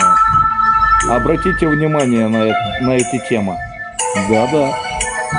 Вы просто об этом ничего не знаете. Детектив И, Малдер. соответственно, Говорят, да. там приземлился неопознанный летающий объект. Вы за это слышали? Более того, Пентагон рассекречивает уже 5-ю или 4-ю часть вот этого всего. Да-да. Кто-то прям... Пентагон уже рассекретил Уже очень рядом. многое. Истина где-то здесь. Поэтому Прометей абсолютно не прав. Абсолютно. В последнем Ребята, своем сейчас ролике на данную секунду это происходит вторжение. просто ужас. Это просто он ведет себя как невменяемый человек. Но Раз они Тем пришли самым- с Марса, после этого фильм пошел «Марс атакует». он тоже, конечно же, не на реальных событиях, но по приколу сделанный. Но тем не менее, он как бы говорит о том, что кое-что есть. Откуда у нас только фантасмагория? Ведь невозможно придумать столько всего, сколько есть в этом мире. Да. Вторжение. Вот. Давайте почитаем. Трамп так сказал. да? вот Именно- Трамп, он тоже из вот этих анунаков? Нет, он им А ну- подвластен. И все. Трамп относится к другой ветви анунаков, это почти как анунахер, почти то же самое. Родственник Данунахов. Да, родственный анунакам, он всем говорил, а ну нахер. Еще немножко, Не, и ну- мы такое услышим. На самом деле, ребята. очень серьезный эксперт. Вот, нужно. Вы Я даже не мега сомневаетесь. Нет, Мега- если вы мега- хотите, вы хотите какие-то Можно даже доказательства целую реальные. передачу посвятить вот, полностью там с этими Да. с фактами. А можно со спросить, всяким. С фактами. анунахи со всеми, были да. в попахах или без попах? Анунахи были в попахах с нет. кинжалами? Может, это другие? Нет. Нет. Если Я еще немножко вы серьезно послушаю. спрашиваете, кто Не, такие раньше анунаки, то анунаки вам на сильно- альбураках, по всей видимости, Нет, перемещались. Может, вам спутался с очень- шакалами? Вам очень сильно не понравится, если я скажу, что анунаки очень любили черепа и светящиеся камни, например. Очень сильно любили. Прикол Плюс в том, 32. что... А огненную воду они не любили? А огненную воду они не пили? Нет, они тогда общались вообще с индейцами, на самом деле. Вот кто они такие. То есть и на сегодняшний день Интересно, а есть целые вот эти порталы. вот записи, которые сохранились? Да, Видео. зайдите ко мне на аккаунт, и вы увидите, о чем я говорю. То есть это археологические находки чернокопателей. Чернокопатели это те, кто это делают быстро и неофициально. Вот кто это такие. Мне огород скопать там надо кому-то. А чернокнижники тоже от чернокопателей произошли, видимо, с этой темой связаны. Нет, нет. Да, и они были представители негроидной расы, поэтому чернокнижники. Нет, Чернокопатели. ну тут мы говорим об индейцах. 100 пудов. Об Вот, индейцах. да, об индейцах Северная и Южная Америка. И Не, на ну тогда сегодняшний день- они перескакивали же там по океане, как он называется, вот это, когда перешейк, да, вот там проскакивали туда-сюда. Да, и Чернокнижники. чукчи эти были, и эскимосы, они родственники, они друг другу ходили в гости. О, нет. Ребята, вы настолько далеки от правды, то что я даже, хочу вас просветить в этом отношении, для того, чтобы вы не заблудились вообще по своему... Хорошо, мы поняли, они по были своей дороге. мусульманами хотя бы, они хотя бы надежду подай. Они были мусульманами? Или Причем непонятно? здесь мусульмане? Причем А как, здесь первые мусульмане люди были вообще? мусульманами. Вот спроси Ибрагима, Ибрагим тебе Когда? скажет. Всегда. Когда? Первые появились сразу из мусульмане. Они еще не знали, но были. Никогда в жизни Первыми такого не армяне было. были. Ибрагиму говорю, такого не было, и армян не было. Еще тогда, когда были все эти ребята, вот... Но те они самые. были мусульманами. Даже армян еще не было. Как даже евреев еще Армяне не было. были всегда. О, нет. О, нет. Как нет? А ты сам вот откуда, так. Дима? Дима, а ты откуда, братан? Вот, я из Дальнего Востока. Я понял. Ты туннель в Вот, Китай не это прорыл Россия. еще или? Нет, это временно Россия. Это уже Китай. Ты был на китайской стене? Это где вам такое сказали, интересно? Такие приколы. А что? Сколько населения Да, на я Дальнем Востоке? единственный 600 тысяч, 700. Это в городе, а на Дальнем Востоке сколько населения? Это в городе. осталось? Это Хабаровск? Это Хабаровск, да.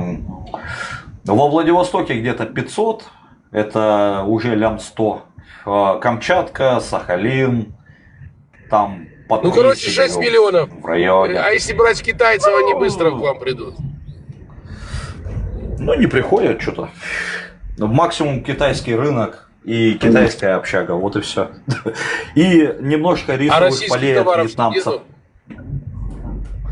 Почему есть? Конечно, А что есть. вы импортируете? Что мы им российские поставляем? товары? Просто уже стало интересно. Мед. В основном сельское хозяйство. И много Штука. у вас там экспертов вот таких вот, которые про историю. Ой, на весь Дальний Восток, наверное, я один такой более или менее адекватный. Да. А награды вы имеете, товарищ? Какие международные награды? Какую-нибудь там? А у вас Золотой орел только там, медальки? у вас- Золотые медальки только интересуют. и всё. У вас большие познания. Мы просто, вот у Брежнева столько наград было, у вас какие-то награды есть? Золотой За- вентилятор. у вас супер- Золотой О, вентилятор. нет. О, нет.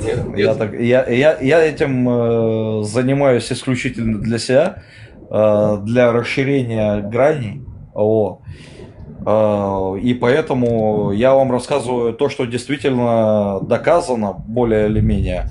и то, что показано более или менее хорошо, здраво. Вот чем я занимаюсь. То есть, потому что официальная наука, это, ну, особенно физика, это 35% от того, что мы знаем о реальной физике. И поэтому, ну, как бы, я вот осуждаю, например, Прометея в том, то, что он последнее видео вот сделал именно про чудеса, о которых он даже понятия не имеет. Он просто это выкинул чисто как, ну, как фальшивка. Но это фальшивка. Но понимаете, о чем я говорю? То есть мне вот это вот исключительно не нравится. И как бы, причем здесь религия, меня спрашивают, да, меня спрашивают, причем здесь этот самый, собственно говоря, физика и так далее, и тому подобное. То есть я говорю, ну, потому что раньше были чудеса, но то, что за гранью физики, точнее, оно укладывается в физические мотивы, просто нам неизвестно. Вот про что я говорил на самом деле. И поэтому, ну, если Прометей слышит, то, ну, хотя бы не позориться в этом. Вот. Потому что вообще, вот я, например, для Прометея могу сказать следующее. Пусть изучает график 101 для начала. То есть это самое, наверное, главное, если он такой там, типа, против мусульмане, против там вот этого всего. Ну, пожалуйста, ну, изучи хотя бы график 101, чтобы, ну, не быть эмоционалом. Чтобы не быть тем самым, кто Я типа, извиняюсь за дерзость. IQ 95. Да-да. Я извиняюсь за дерзость, но можно поинтересоваться про 101? Да, конечно, можно. Что это за график, как это вообще выглядит? Естественно. Значит, берем X и Y. То есть, помните, это такая математическая доска, короче, вверх стрелка и вниз стрелка, и они пересекаются. Система координат называется. Между собой. И между этой стрелкой и верхней стрелкой, да, система координат, мы рисуем колокол, так называемый. Колокол это и есть 101. То есть это единичка слева, нолик сверху у колокола это серединка, и следующая единичка, то есть в системе координат по отношению к x. То есть это колокол по факту. И, соответственно, вот этот колокол объясняет буквально все. То есть это даже можно разделить на человеческий мозг. Есть такая тема, называется «Разделяя властвуй». Если кто не знает, Гай Юлий Цезарь когда-то сказал очень, очень крутые слова. Берешь территорию, разделяешь и властвуешь. Но на самом деле он не говорил про страны. Поскольку им руководил в принципе сатана, то есть у сатаны главный принцип «разделяя властвуй». В принципе всегда был. И, соответственно, Юлий Цезарь говорил про головы людей, но не про территорию. Вот в чем прикол. И мы берем вот этот график 101 и делим его ровно посередине. Вот 0 это те, кто нейтральные. И можно его еще по IQ там поделить и так далее и тому подобное. То есть это довольно-таки интересный труд. Но я его сейчас описывать не буду. Опишу я. Дима, вы знакомы с трудом Александра Рыбника? Александр Рыбник такой. Я не знаю, кто это такой. Профессор этих. Мне все равно, кто это такой. Нет, это все-таки великий человек, я сейчас просто скажу. Александр Рыбников это человек, который предоставил счет древних русов. Счет древних русов. Это очень вот такая важная тема. Если ты и про это не знаешь, то вообще ты не квалифицированный в этом деле. Я очень с тобой обсуждать квалифицированный в своих рамках. Не, ну ты вот мне не обязательно ты счет древних русов. про древних русов, Нет, все-таки, чтобы понимать, что такое база. 101. Это база все-таки. Ну, база, без не базы, база. Для меня без база базы говорить вот про такие вещи, это про свою базу унизительно. я знаю гораздо больше. Вот. Унизительно, не унизительно, меня это вообще не колышет. Я просто человек. Если вы не знали, душа не имеет национальности. Так что на секундочку там это самое, притопите своих коней и успокойтесь. Так вот, мы говорим о мозге. Ну ты Есть еретик, получается, ты еретик. Еретик, мне без разницы, как все это называется. Я просто говорю с эмоционалами или с интеллектуалами. Вот критерий. И в древнегреческой технологии, кстати, манипуляция, это тоже прописано. Если вы не знаете стоицизма, а скорее всего вы его не знаете, поэтому мне ваши вот эти все русы, там народные чеченцы, народные, не знаю, кавказцы, мне все это по богу. Вообще пофигу, если проще говоря. Я общаюсь на том языке, в котором я родился, в системе, в которой мне уже дана. И я общаюсь гораздо интереснее, чем вы. Вот, поэтому своих русов можете куда-нибудь подальше там. Вот. И вашу национальность я тоже в рот шатал. Не моих русов, ваших потому русов. Что, это как раз таки в тему разговора было. Можете свою национальность тоже запихать куда-нибудь подальше. Да, счет древних русов, там Целковый, Ноль Целковый, там как еще вот этот Александр Рыбников говорил. Вы можете свою национальность тоже запихать куда подальше. Вот герцог шарит. Потому что там таблица Менделеева вообще, знаешь, просто извратили место. Да, полностью извратили таблицу Менделеева. Вы будете дальше топтаться на национальности, вот в чем прикол. А я уже не топчусь на национальности. То есть мне уже в принципе вы на исламе, не важно. Вы на исламе топчетесь, да? За это вообще Дима тут голову за это рубят. Что я как будто бы уже 100 триллионов миллиардов лет, блядь, проживаю на триллионах таких же планет, понимаешь? У души нет национальности. Это первое, что вы должны вообще узнать из вот этого всего. Если вы действительно изучаете древних русов, древнюю там кавказскую литературу или там, не знаю, еще какие-то национальности, там, индейцев и так далее, вот, то вы должны понимать, что у души нет никакой национальности, и топтаться на этом бессмысленно. Друг, это просто вас закапывает. Это не ты случайно, вот то, что я включил сейчас. Это почти я, но не я. Ну вот. А то есть у меня просто другие. По голосу. У меня другие размышления. И те размышления, которые я хочу донести, я хочу их донести конкретно до Прометея. То есть на самом деле. То есть почему я сюда и пришел. Потому что я увидел то, что у него выключен микрофон. И вот последнее его рассуждение о принцессе Чатне – это довольно-таки небрежное рассуждение о всем мире в целом.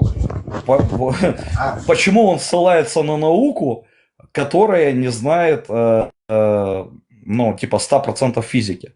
То есть раньше знали, а можно допустим, вам задать 70%. такой в лоб вопрос? Вы мусульманин? Да, конечно. Нет, православный христианин, как меня называют. А вот вы не думали о том, как я сам себя называю так же. Принять ислам, произнести шахаду вот в эфире? Нет, я об этом не думал, но я изучаю вообще все, что есть в этом мире на самом деле. То есть у меня довольно-таки большие познания об археологии и космологии. И Коран я изучал буквально в 10 строчках на 52-м аяте, по-моему. О космологии там написано аж 52-й аят. То есть для того, чтобы тебе добраться, это, например, в Библии, это сразу бытие. А вы верите сразу с первых строк? Как православные, что в людей вселяются бесы? Как православный или с точки зрения эзотерики или чего? Как православные, они говорят, что это бесы. Но на самом деле это только понятие православия. Вот и все. На самом деле есть другие цивилизации, которые могут с тобой общаться, и это не бесы. Потому что мне, у меня есть доказательства вполне себе нормальные, которые вмещают в себя не только бесов. Но то, что действительно низковибрационные сущности какие-то есть, отрицать бессмысленно. Вот. То есть это имеет место быть, но христианская религия... Как вот Дима, можно вывести? Да, можно такой вопрос? Вот ты участник гонки, и ты обгоняешь третьего. Какой ты по счету теперь? Ты обгоняешь третьего? Да никакой я на самом деле. Тоже место, которое ты обогнал. Дима, ты участник гонки, ты обгоняешь третьего. Какой ты сейчас по счету? Не знаю, может быть 4-й, может быть 2-й. Хочешь 5-й буду, вообще без разницы. Какая Дмитрий, разница? матрица дала сбой. Ты мне ставишь условия, а я не в гонке, понимаешь? Дима, тебе вопрос. Да, мы сейчас наблюдаем сбой матрицы. Иджа Мартин, тормози, какой вопрос, бля? Подожди. Сказки рассказываешь, брат. Тихо, подожди. Дима, тебе вопрос. Как звали Александра Сергеевича Пушкина отца? Сергей. Ты меня... Не, у нас был учитель по пению и по физкультуре Александр Сергеевич. Прошел экзамен. Что там ты говорил? Спасибо. Грек, что ты там говорил? Да уже ничего не... Кто по нации? После таких... Я греку спрашиваю, он там что-то говорит. Ты кто по нации? Помнишь, ты говорил, мы не армяне, греки нас назвали армянами? Мы гай. Так кто ты по нации? Я гай. Значит, все, кто называет себя армянами, балаболы, получается, да? Нас называют армянами, армяне... Ты мне на вопрос ответь, мне за балаболов получается их считать или как? Слушай, не обобщай. Хай это самоназвание. Да, мы себя гаями называем. В Армянии... Все, значит, армяне нету, правильно? Чтобы я знал. Вот, кстати, кто-то спрашивает о косметологии или косметология. Кстати, по-гречески космос – это как раз-таки красота. Поэтому косметология и космология это вполне себе. Ты меньше близкие идолопоклонством занимайся, грек. Вот эти Иисуса Христа, вот эти иконы поставил на аватарку. Ты думаешь, что... Тебя не должно волновать, чем я занимаюсь, я никому не мешаю. Понял? Ты просто уже с ума сошел, видишь, от этих икон. Ты сам собой займись, братан. Сказки людям здесь не рассказывай. Понял? Я сам, чем я занимаюсь, я никому не мешаю. А наоборот. О, начинается, ё-моё. Вот Мартин, не обращай внимания, он в Греции сидит и выебывается. Вы знаете, что там в православии надо читать, когда заклинание какое, когда люди ссорятся, чтобы не ссорились? Вот он читать должен, я не христианин, я не верующий.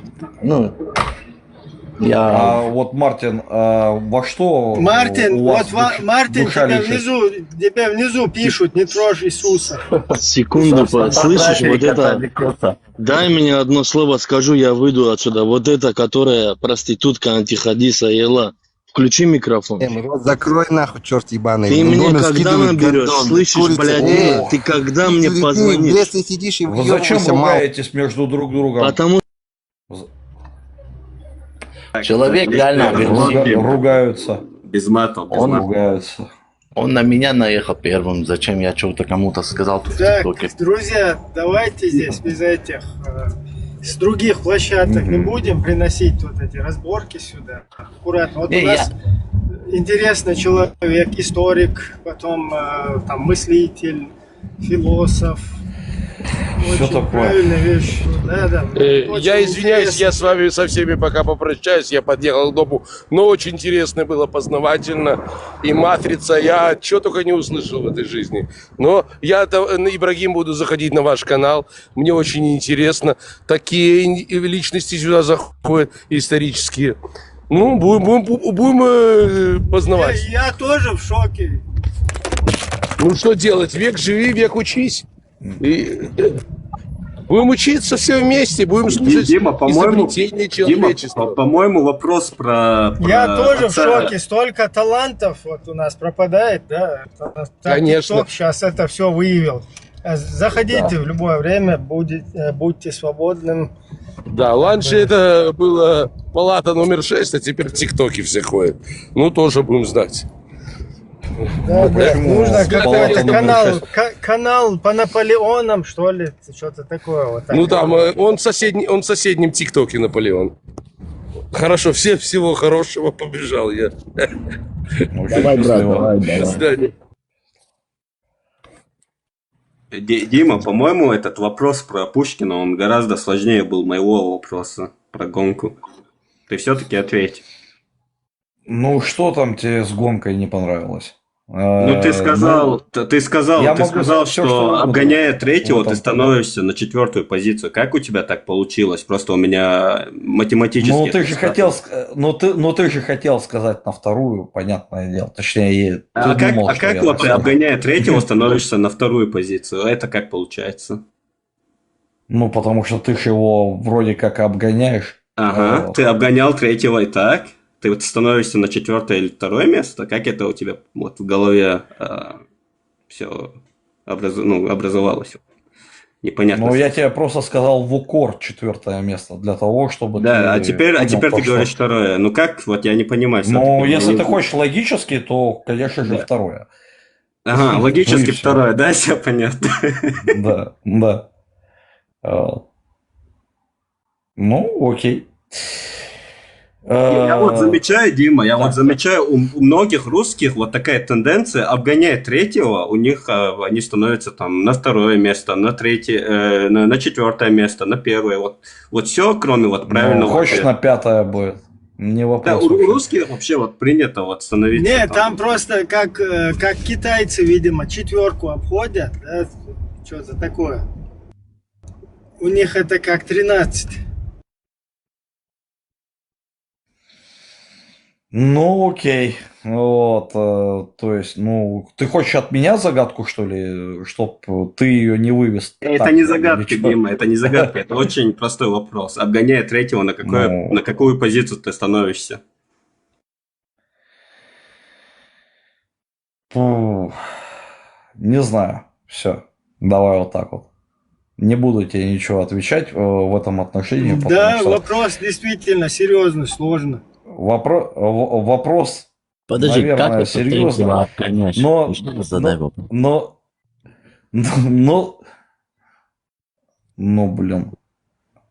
Да. Мартин, ты слишком долго в России жил тоже там. Не, подожди, как обгоняешь 3-й? Еще раз задай, брат, я не расслышал. Мартин, ты участник гонки, и ты обгоняешь 3-го. На какой ты сейчас позиции? Так. На 3-м? Вот, победитель, браво. Ну, понятно, и так, брат, да, так и выходит. Почему-то вот я, Мартин, говорю, действительно, вот все, кроме русских, вот правильно становятся на позицию 3-го, обгоняя 3-го. Но вот именно русские, они 4-е, там, 5-е, какие-то у них там очень невероятные ответы получаются. Вот если встаешь на место 3-го, обгоняешь его, значит, ты 3-й. Ну, это логично, да? Ну, русские разные тоже, брат. В России же много смешанных. Русские вообще состоят же из скандинавские там народы. Первый Рюрик, царь, скандинавам вообще. Хорошо. Элди, продолжи анекдот. Значит, один тип забегает, короче, в бар и говорит, начисли мне 50 грамм, пока не началось. Бар ему, ну, бармен ему начисляет, короче, такой, хопа, 50 грамм в себя опрокидывает. Значит, потом еще этот же тип такой говорит, давай, начисли мне еще 50 грамм, пока не началось. Что бармен ему такой отвечает, да ты как мне надоел, ты мне когда будешь деньги давать? И финальный ответ из анекдота. Ну вот. Видишь, у кого там какая-то фигня. Тутух. Кто-то как будто это сам. Это что, крыса какая-то? Вмешивается в вопрос или загадку. Ты что-то там загадывал? Анекдот. Это анекдот. Да, хочешь, давай продолжение анекдота, поэтому не умничай особо. Потому что... Ладно, не буду продолжать.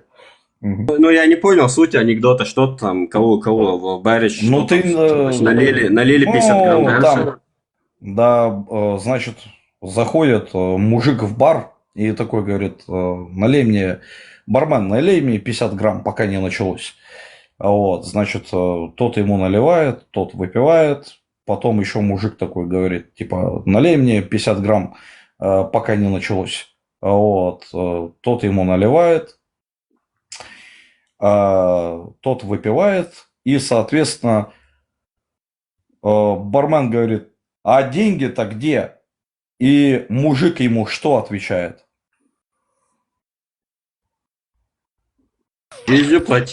Началось! Да. Вот, ну началось. Ты хоть сам знаешь, что нужно ответить на это? Ну, началось. Нет, там смеяться нужно в самом, последнем моменте. Да. Потому что это прикол нормальный. Да. Ну, смешно же, ё-моё. Ну, это просто анекдот.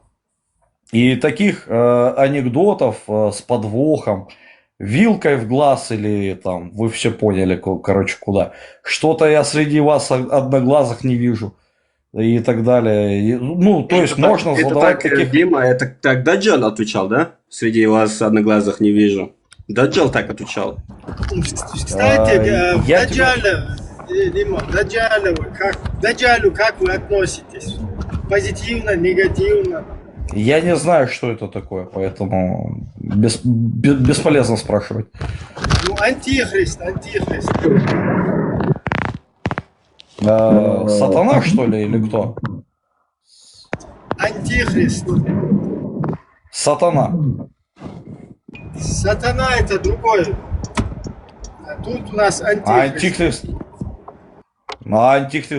Антихрист и сатана это разве не одно и то же? Нет, сатана это сатана, а антихрист это даджаль. Масих это даджаль. Ялханчит даджал, блядь. Не знаю такого. Антихриста не знаю, сатану знаю.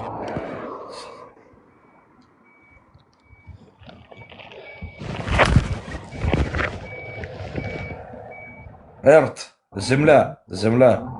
У тебя там вообще просто такие эхи. Мне кажется, он на радио как будто бы сидит, и надо волну заглушить. Кто нам может спеть эту «Земля в иллюминаторе»? Как сын грустит о матери. А мать это земля? Ну реально, наша мать это земля. Наша любимая планета. Так и есть. Это наш дом. А мы тут делим это территорию.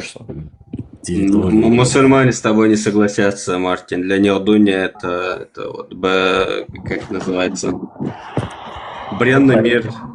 Ну, поэтому эти три религии, они вот то же самое говорят, что там еще, это все.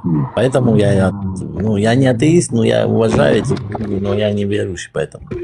Это все. В то время, смотрите, люди были научно не подкованы, не знали много что. И как-то свое существование они хотели объяснить.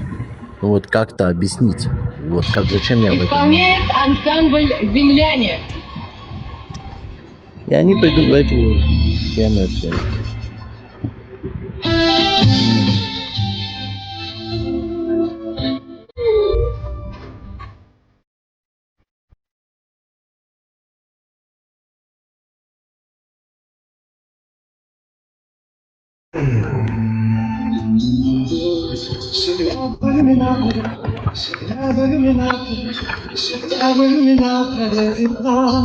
Браво, браво.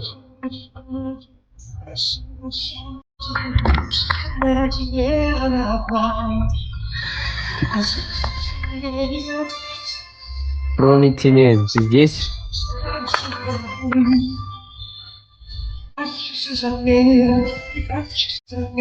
Прометей, вы же вроде изучали ислам же, да?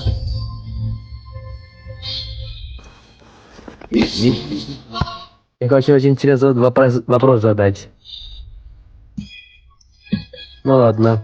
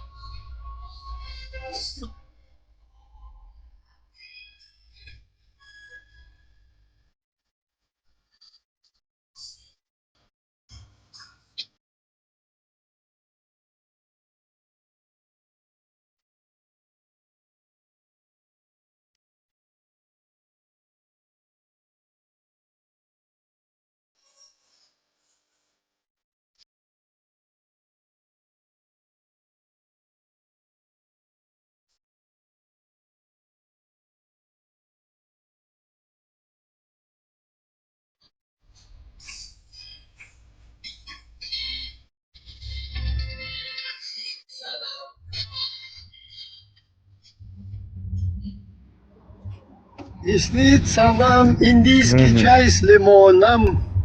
Машалла, Маша. Так вот, ребята, хотел вам немножечко про древние чудеса, рассказать. Вот, например, как делали полигональную кладку в Перу. Кто знает, что такое полигональная кладка в принципе? Кто сталкивался с таким явлением? Кто видел, может быть, какие-нибудь фотографии или изучал что-то в этом духе? Дима, вот то, что у тебя в руке, нас тоже угости, чтобы мы были, тебя понимали, на одной волне были, брат, а то мы не въезжаем в эту тему. Что Не у тебя въезжаете. Вот что у тебя в руке? Вот, Вот бутылка какая-то. Это ром. Вот. Это называется Plantation ром. Вот. Этот ром из Ямайки. Вот. Вообще. Там туда, походу, из травы его делают, да? Ну, его делают из тростника. Вот. Есть такой сахарный, сахарный тростник. Вот. И, собственно говоря, его потом сбраживают, а потом дистиллируют и выдерживают в бочках. Вот. И получается ямайский быстрый ром, вот, по сути дела. Потому что есть выдержанный, есть долго выдержанный, грубо говоря. И там уже варьируется от полугода до нескольких, ну, даже иногда десятков лет. Но это самые крутые ромы. То есть, бывает, выдерживают 20 лет. Ты пробовал эту, которую из конопли делают, абсент, или как она называется? Именно из конопли, ну, это ее... Ну, нет, но абсент это не из конопли, а из полыни. Не абсент, а по-другому, как он называется? Малага или что? Это, да, там есть тема, короче, из него делать. Не знаю. Если есть точное название, и я смогу ответить, то я отвечу обязательно.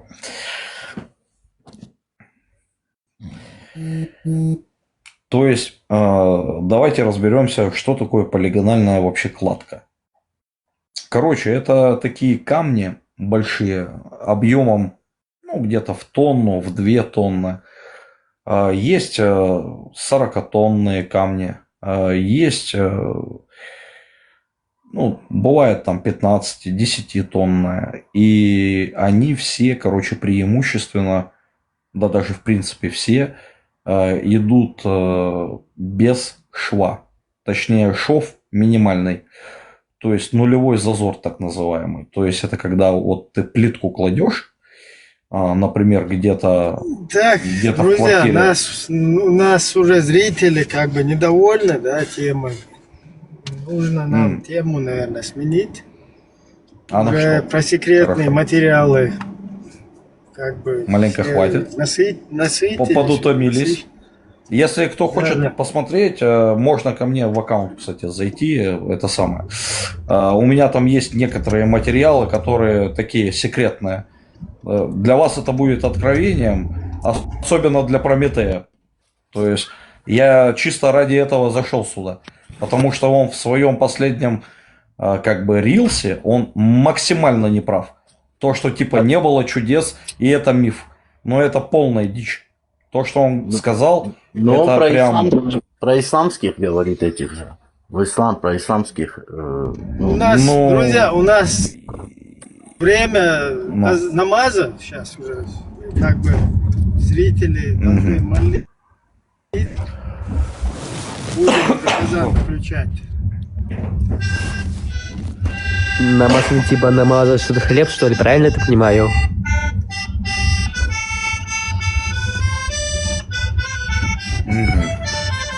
Ну ладно, я тогда выйду, но все, кто захочет посмотреть истину... Чего, блядь? Хинсей. Можно ко мне на аккаунт зайти посмотреть. Понятно. Ладно, всем пока.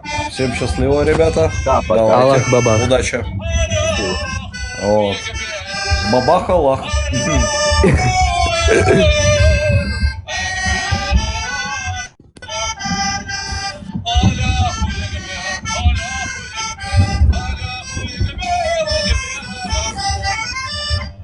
Меня выебал священник-педофил. Так, ушел.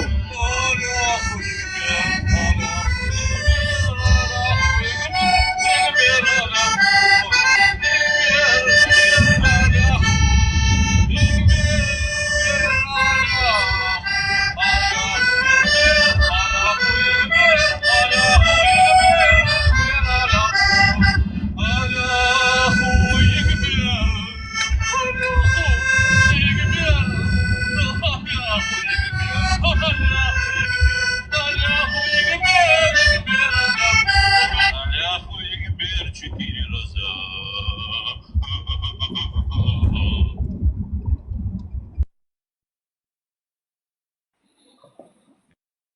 Патя!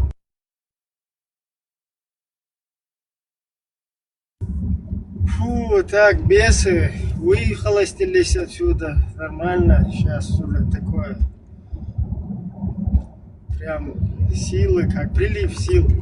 Это был ученик Каляки, по-любому, из его этой, молодой этот. У него там таких 1500 подписчиков. Это стопудово, он, где я вот это, про триллионы планет, на которых я проживаю, там, туда-сюда. Да, этот тип, это его речь убийственная, да? Когда он говорит, я, говорит, все познал, говорит, на этой планете.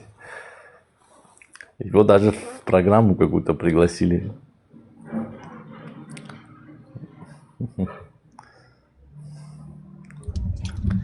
Так, друзья, давайте разбирать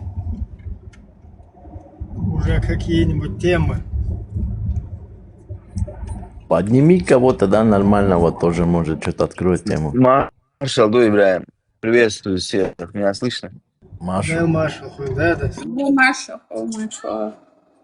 Ибраим, хастер, да, короче, они сажам именно 19 век, да, ну, богу, да, я вот там копался в интернете, Арбусулдин, да, и, как это сказать, так, книг печатать есть, Казань, Холов, короче, 19 век, Адулев, и бусов литературе, оранжи, хомш распечатывать, есть, короче, и главное участие принимать, бинажи, жюкти бумабахсила и нуля, сумахайон. Нет, я не в курсе. Ну, очень интересно. Видимо, они там тогда, Кораны уже, первые Кораны там напечатали. Да, вот именно вот там описывается жюкти бух, именно сказание Адулдел из 19 века.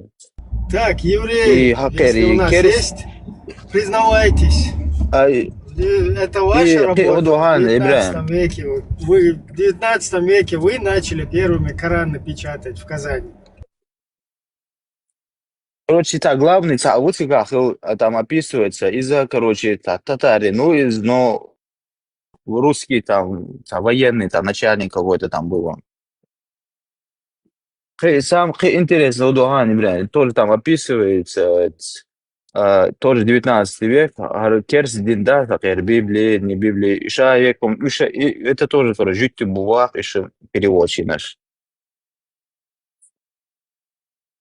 Не, ну, и типографию, как бы согласно традиции, книги, да. Да, согласно традиции, все-таки действительно первый Коран, вообще первый пророк, вообще первое послание должно было происходить от армянина. Потому что, как бы, ну, динозавров армяне же в основном приручали. Потом это самое, когда человек в человека вот это эволюционировало, Homo sapiens, там вот эта движуха вся, это тоже тогда записывал армянин, и он как бы вот эту вот цепочку всех, скажем так, стадий, да, вот этого переходных тоже фиксировал там. Мартин, что ты скажешь насчет этого? Вот так это все там происходило.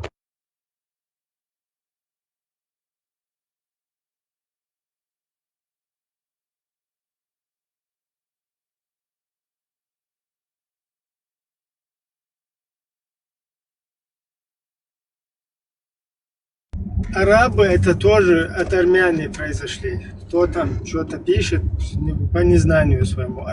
Арабский язык тоже от армянского. И даже вот это в начале сам корень армянский, вот, он тоже араб был, вот так вот потом перекочевал к ним. Не, ну если этой теории еврейской верить, что жизнь типа с Ноя, а Ной был на горе Арарат, ну это, конечно, но мы народ коренной Араратовых этих гор. оттуда, да? Ну Но это там, всё- видишь, походу с ковчега одну шлюпку к нам запустили.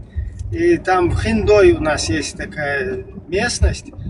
И Марат, ну он уже его нету, Элге Штюльцин, царство ему там небесное, он, короче, раскапывал шлюпку, которая, по всей видимости, это одна из шлюпок поплыла, которые, короче, ну, там Вы же тоже швартовались.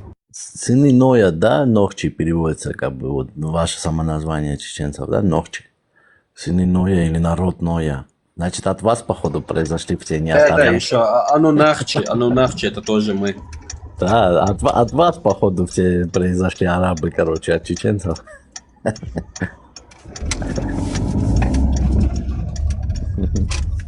А вот тут такая интересная тема есть. Абяхком Белайбре.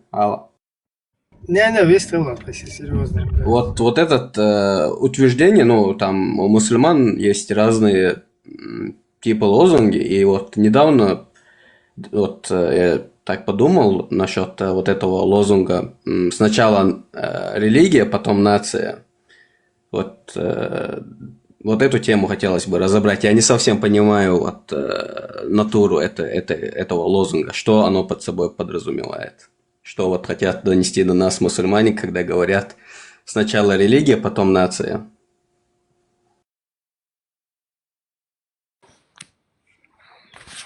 Ну, они говорят, типа, религия на первом месте, но свои какие-то, типа, нацию нужно знать. Ну, это, видишь, Мартин, тут же, опять же, как бы сопоставляются, да, две вот такие штуки, как религия и нация. То есть, получается, что интересы... Это полное противоречие, потому что если ты ставишь религию в авангард, то религия предусматривает изначально только две нации. Это мусульманин и все остальные. Да. Ну, чтобы легче было халифатом управлять массой. Если каждый... Ну, просто вот, когда ты религиозные какие-то убеждения, ценности ставишь выше интересы своей национальности. Когда ты религиозные какие-то убеждения... Так, чтобы не было национального. Очень сильное эхо, The Hound. Подожди, пока я закончу мысль. Когда вот ты ставишь религиозные ценности выше национальных, это же потенциально вот этот человек это является предателем Родины, разве нет? Или я что-то не так понимаю? Ну, они хотели всех объединить, чтобы не было... Понимаешь, о чем речь, Мартин? Если вот моя религия мне говорит идти против моей национальности, не являюсь ли я как бы предателем своей как бы вот родины, своего народа, своего там национальности? Если вот мне религия говорит, иди против вот этих людей. Да, ну, можно и так сказать, да, если ты не придерживаешь своего национализма, то это тоже, да, своего отчасти предательства, да. Но им-то, ты пойми, им нужно... Там же написано, что халиф должен быть именно из курайшитов, там, остальное, чтобы все вот объединить всех под один этот. Если каждый начнет свою нацию говорить, тогда они разделятся, они не смогут управлять, эти халифы, всей этой умой, да, как сказать, как говорится. Чтобы они не разделялись, все как один был, чтобы легче управлять, и это все специально так. Я просто, Мартин, к тому, что люди, которые говорят вот этот лозунг прокрикивают сначала религия, потом нация, они абсолютно не вдупляют, что под собой подразумевает вот этот лозунг, что как бы какую идею оно в себе внесет. Если вот так однобоко смотреть, да, религия что-то святое, что-то ценное, и типа, нация как бы даже рядом не стоит в этом плане. Вот как-то очень, если однобоко на это смотреть, так получится. А если прям глубоко копнуть, ты себя причисляешь автоматически к потенциальным опасным врагом народа. Если ты ставишь свою религию выше национальных интересов, ты являешься опасностью как бы этой нации, какая бы эта нация ни была.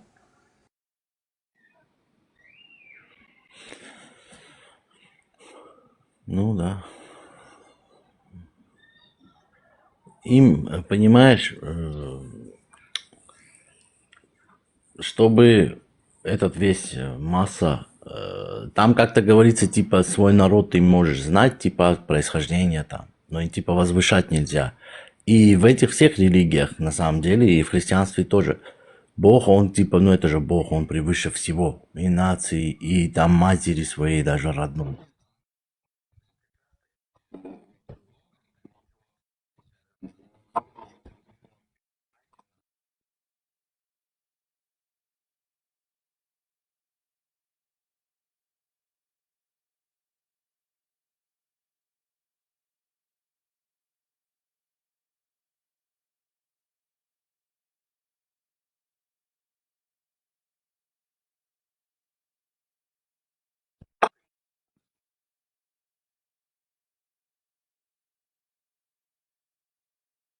Предателем, как бы все.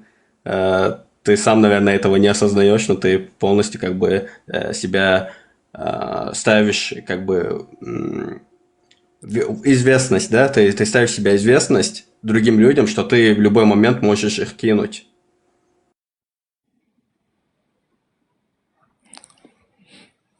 Но ислам ведь не призывает к этому. Призывает отвернуться от своей нации. А если призовет? А если призовет, да, что будешь делать?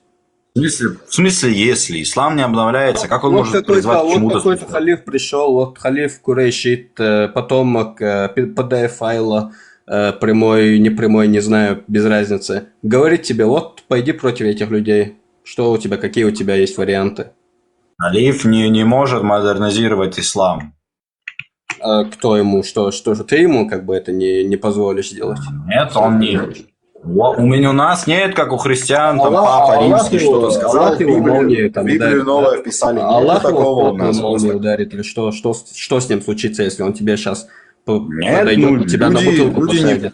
Верующие, имамы не будут его слово, как слово Аллаха, толкать. С чего ты вот это взял все? Нельзя вот это. Кто такой если халиф? скажут? Дехан, кто такой халиф? Правитель. Дальше? Правитель кто еще? Ну что дальше? Правитель. Это правитель какого характера? Это правитель демократического, которого можно там свергнуть, если он что-то не так сделает. Исламская империя. Там можно судить, да? Да, которого можно судить, если он какие-то права, как бы это сказать, человеческие права не будет соблюдать. Если он неверующий, его можно судить. В смысле? Нет, там как ты это? Там если обличили, смотри, там есть шариатский конституционный суд, понимаешь, и он уже определяет. Правильно, все в шариате есть суд конституционный шариатский. Да. И вот они могут халифа судья, судить. Почему там нет? такой это самое потенциальный такой Ихван, короче, Ибн Гириханов, и он, например, решает, вот халиф, судить его, является ли он кафиром или мушриком, и потом его уже в бутылку. Да, правильно все. Ислам это не христианство. У нас нет Папы Римского, который может модернизировать Библию. Нет у нас такого. Да, это так. Потом проводятся выборы, бюллетени уже по адресно, там, я не знаю, по администрациям, по районам. И, короче, голосуют.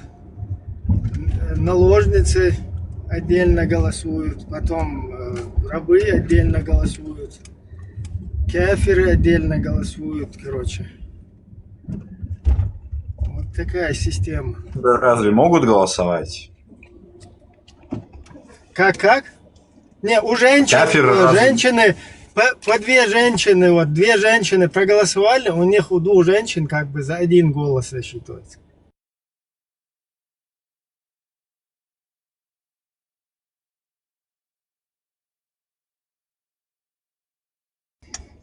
Тут как-то вот в Австрии, где я проживаю, были тоже выборы. Ну, не выборы, такое мероприятие, да, где некие политические силы, ну, как бы инициировали, чтобы люди, живущие давно уже, например, в Австрийской республике, не имеющие гражданства, тоже могли голосовать. Там люди, которые по 15, по 20 лет уже прожили, но у них как бы нет гражданства, но они уже в этом обществе живут. И вот некоторые там партии провели такую инициативу, проявили, чтобы некий такой, ну, акция, да, где всех пригласили не граждан Австрии вот, проголосовать, посмотреть на результаты их голосования, например. И вообще, как бы, сама акция, она подразумевала, что давайте вот эти люди тоже будут. Но это так, как бы, не приняли. Но такая инициатива была. Вот точно так же всех этих кафиров надо тоже собирать. Так у нас уже слетело, оказывается. Я даже не знал. Сейчас только посмотрел. Надеюсь, меня было слышно. Хорошо, рано, Ибрахим просто всех выкинуло в один момент. Короче, вот так же и это, в халифате всех кафиров, рабов, наложниц, короче. Кого там еще? Евнухов, короче, всех собирают, и чтобы им тоже как бы угодить, идите вон там в будку, короче, какую-то. Там у вас кафирские, там всякие наджасовские бюллетени. Можете туда свои какие-то эти поставить.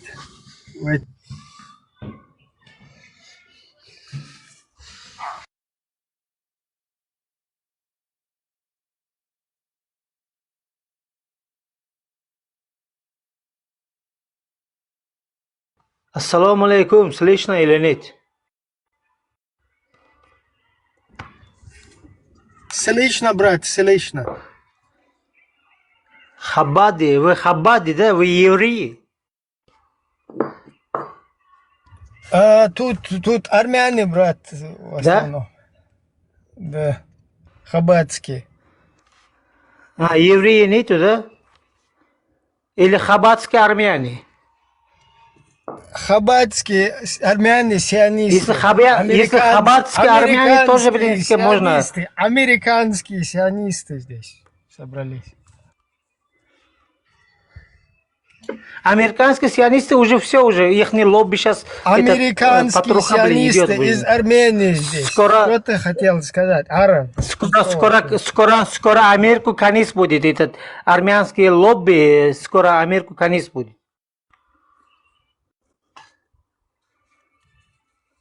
Да, вот внизу, видишь, вы пишет, откуда? Тоже армянский англосакс, тоже наш брат там внизу. Я не знаю, я это не читаю. Вы откуда вы? Мы британские. Я просто зашел, вот там, вот там этот украинский флаг стоит, поэтому зашел я. Да, мы британские сионисты из Украины. Британия тоже там держит этот сионист. Вы это знаете вообще? Мы за Ахлю-Сунну, Ну, Ахлю-Сунну, Британию это там сионисты держат. Вы это знаете вообще нет? Я же тебе объясняю, мы британские сионисты из Украины, которые за Ахлю-Сунна валь-Джамаа. А как вы можете Ахлю-Сунна валь-Джамаа, британские сионисты не бывает. Ахлю-Сунна валь-Джамаа, одна Ахлю-Сунна валь-Джамаа будет. Какой там нахуй сионисты? Я вашу маму ебал. Если вы сионисты, блядь, сучки, блядь. Подожди. Маршу, пацаны, шалом всем. Маршу, шалом. Почему мусульмане не могут разговаривать без матов, а? Это классиковая, я не знаю Братан, почему. мир уже глобализирован. Вот так мы вот такие теперь. Сионисты Так а зачем? наполовину. А зачем? А зачем вы сквернословите? Или что за демон у вас скачет там, что вы сквернословите?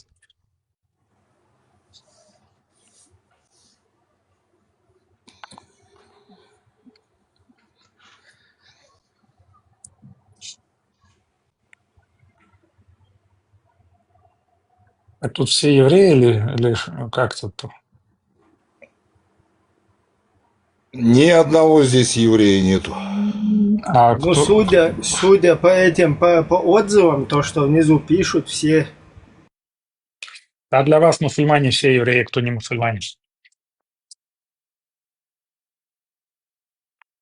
Так что за тема?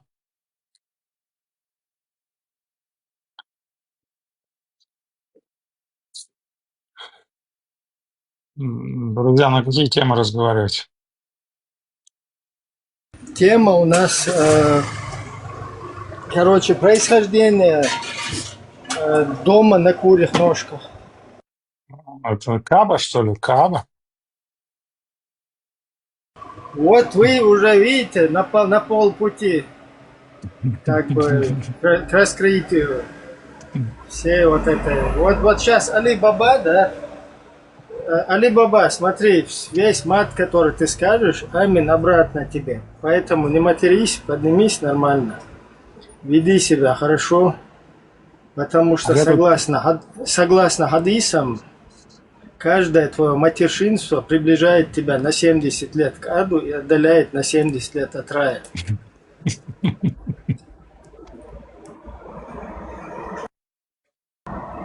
Ты Василий Алибабаевич или просто Алибаба? Давайте это по-другому, там этот салам алейкум делаем. Слышно? Шалом. Слышно, шалом. слышно. Вам алейкум ассалам. Слышно, говорю? Слышно? Тогда Василий по-другому я говорю. Алибабаевич, Шалам алейкум! Шалам! Шалам говорю я тебя. Черт, я тебе шалам говорю. Отвечай, блядь, черт. Я твою маму ебал. Не нервничай. Подожди. Сейчас приступ у него сердечный будет, Ибрагим. Да, Василий Алибабаевич, ты там случайно ослиную мочу не разводишь? Причина разговаривающий. Ему надо это красные точки убрать с профиля своего, то он как бык на красное полотно. Так, его гасанули, короче, осуждаем все, что он здесь сказал, межнациональную рознь, мат, короче, и все остальное. А И чё, амин опять обратно ему. палату открытой оставили, что ли? Лекарства не дали? Не, ну мы тут приглашали Наполеонов, а получилось так, что зашел Алибаба. Василий Алибабаевич. Ну да. Вот меня принял. Вот внизу пишет, что боишься ты. Так, конечно. Ибраим, маршал дома Сярга. Маршал. Что за таджик там? Что за пингвин этот заходил? Кусь. Маршал не был. Скорее всего, какой-то потомок этого... Пес смердячий, блядь. Бельгийского вот этого. Прикольно. Как его там? Забыл имя. Шамиль Скайповский. Вот один голос. Просто один голос. Может, это брат-близнец сиамский вот этого имама Шамиля Маликова? Как эти... Он его просто в камеру не показывает. Сзади, когда поворачивается, он у него из спины растет. Есть там в заднюю сторону. Во, внизу вот ислам. Вот эти лепреконы, Ибраим.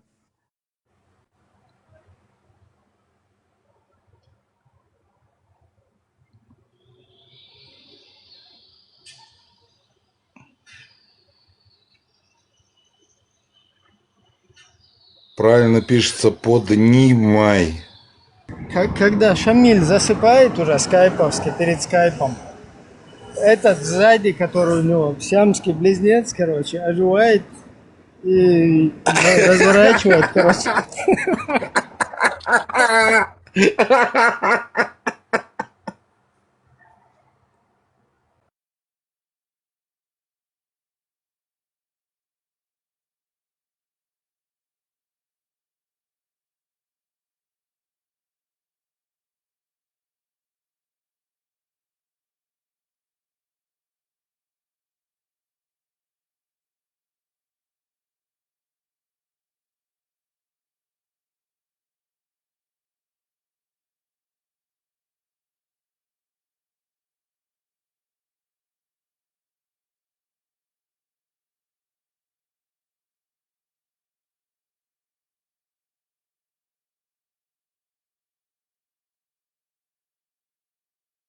Ты, Ганнибал, вот кофе как раз в тему, я дался, я как раз пойду налью себе тоже. Мацар нахил дал это было, смысл дог, но нахуй мел лосчун, дал это было.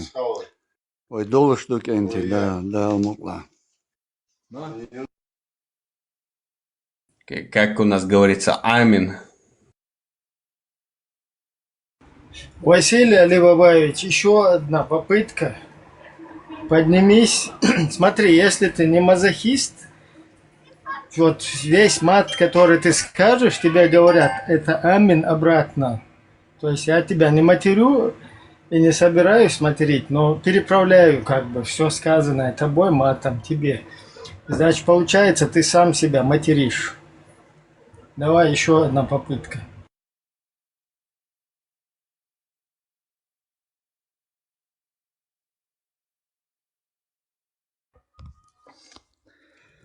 Матюка, не матюка, давай я не матюкаюсь, давай общайся нормально, как мужик общайся. Кто общается, блин? Удаляйте, блин, сразу, блин.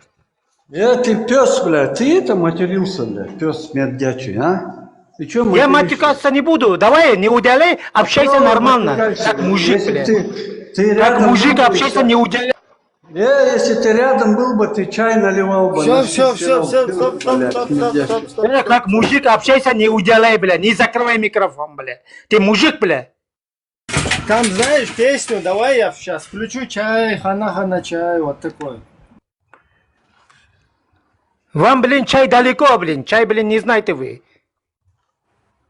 Да чая вам вообще далеко. Закрой рот. Вы манкурты, тупые манкурты вы. Закрой свой.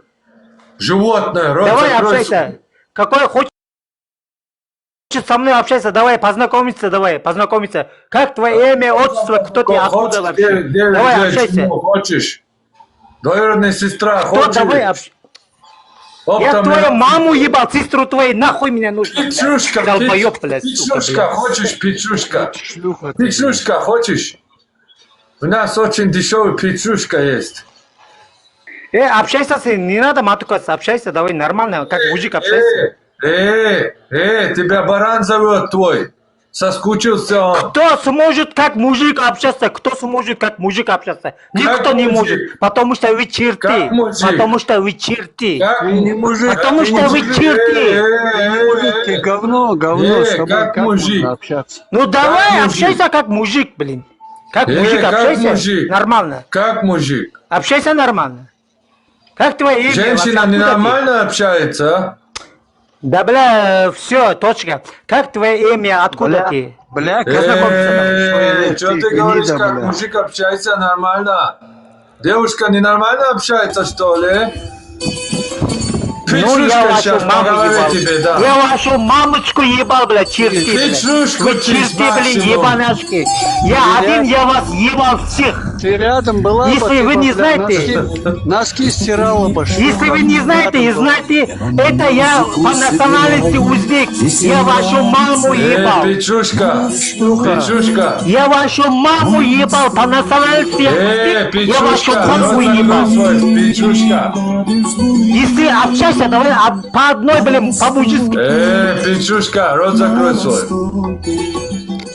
Микрофон не закрывай, долбоёб. Чай. Я вашу маму ебал, блин, пидорасы, блин, черти, блин, сука, блин. Общайся нормально, как мужик, блин. На востоке. Что за жизнь без Алибабы? Ёб твою. Что за жизнь без мамки Алибабы? Каждого нахуй из Кавказа. Иди, там мешак у тебя, мешачка убежала у тебя, иди, догони ее. На востоке. Думаешь, кавказец? Я вашу маму ебал, блядь, сука, пидорасы. Не захлебнись слюнями.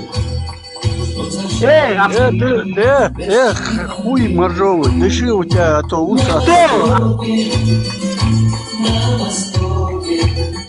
Творится же все.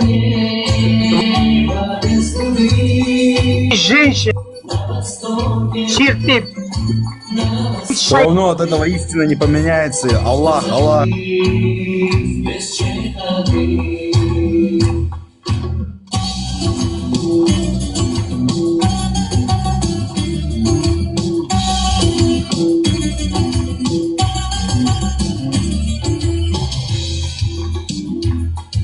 Бывает здесь и тесно, чайхана, ты чудо-рай, чтобы песня стала песней, с нами вместе напевай.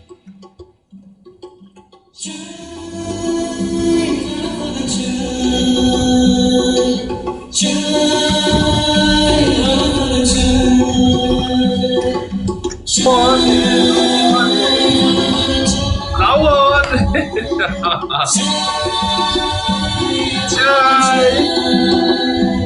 Чай! Бу-бу-бу-бу-бум! На востоке! Бу-бу-бу-бу-бум! На востоке, на востоке, что за небо выступит. На востоке, что за жизнь без чайханы, что за жизнь без чайханы.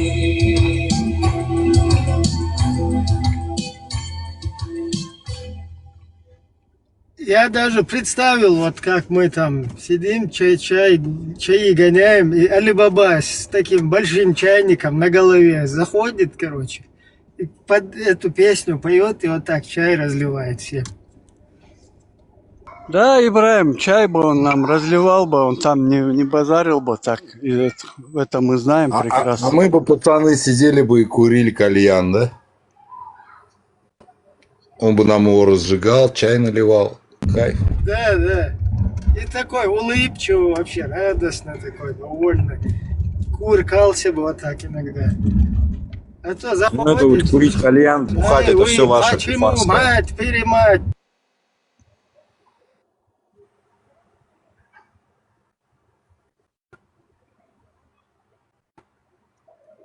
Да, вот это пить, курить, это все ваше кефарское, кафирское ваше. Да-да-да, наши это. Стопудово. Али-Баба вот какой-то, я не знаю. Али-Баба, ты в детстве бачи-базистом не был случайно? Что-то у тебя вот это накопилось там, на мужиков наезжать? Василий Али-Баба что-то вообще произошел.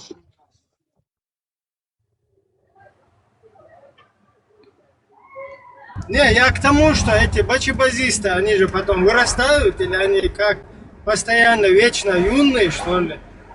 Потом вырастает уже, и как бы он начинает злиться, короче, на вот этих. Как будто бы мы их бачи-базистами там делаем.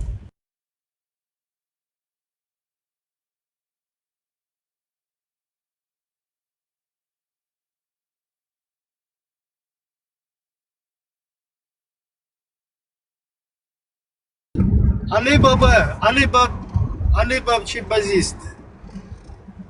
Чего это ты такой злой? Нормального, короче, этого себе. Не знаю, хозяина бачи-базиста не можешь найти. Поэтому злишься или что с тобой?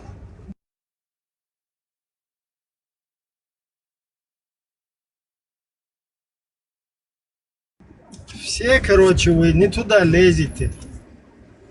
У вас есть свои площадки, где вы вот эти темы можете там базистские, бачистские, короче, обсуждать. Мать, не мать, отец, потом что там у вас еще? Ишак. Что такое? Там, козлик, коза, я не знаю. У нас, короче, чуть-чуть другая тема. Про чай вот такое, если бы ты еще говорил бы, нормально там. Не снится нам индийский чай с лимоном, вот такое что-нибудь спел бы. А то буянишь ты сошел.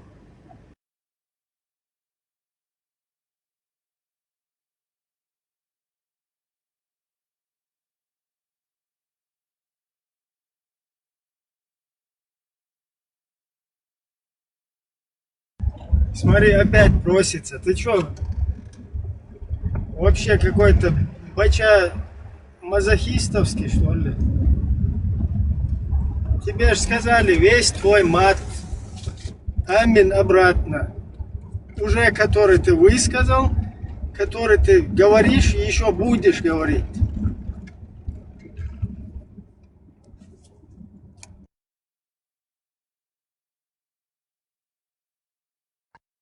Алибаба, скажи, у тебя 3 точки означает троица, ты христианин, да? Ты Вальтер Скотт или Скотланд-Ярд? Слушай, бля, не кидайте, слушай, по одной, слушайте, и по одной говорите, и, блин, давай, как мужик общаться, давай, точка, поставим вот эту тему. Вы вообще откуда вообще, вы кто вообще? По жизни или как? Ты кто такой, чтобы говорить? Не по жизни, вот это, по жизни сказал, вот это, ты меня, это, заткнись ты, по жизни сказал, ты откуда вообще, кто ты вообще? Алибаба, ну хватит ты затыкать. Кто ты такой? Нормально. Успокойся. Что с тобой? Нормально. Говори, ты что? Таблетки выпить? Не понял. Иди покури, планы нормально, успокойся. У тебя как будто бы вот так сзади иди покури планы, это вы что говорите? Вообще я не понимаю. Он не плановой, он алкаш. Ты как будто заводной, вот сзади тебя ключом завели, сюда раз кто-то закидывает, и ты без остановки. Почему вы? Зачем? Кто вы такой? Вот такое у тебя все. Это ты не Шура Балаганов, случайно? Микрофон не закрывай, давай познакомимся, ты говоришь. Давай познакомимся, давай. Ты откуда ты вообще? Алибаба, ты не кричи, спокойно. С самого начала сказали ассаляму алейкум ва рахматуллахи та'аля ва баракатуху. Вассалату вассалату. Рахматуллах.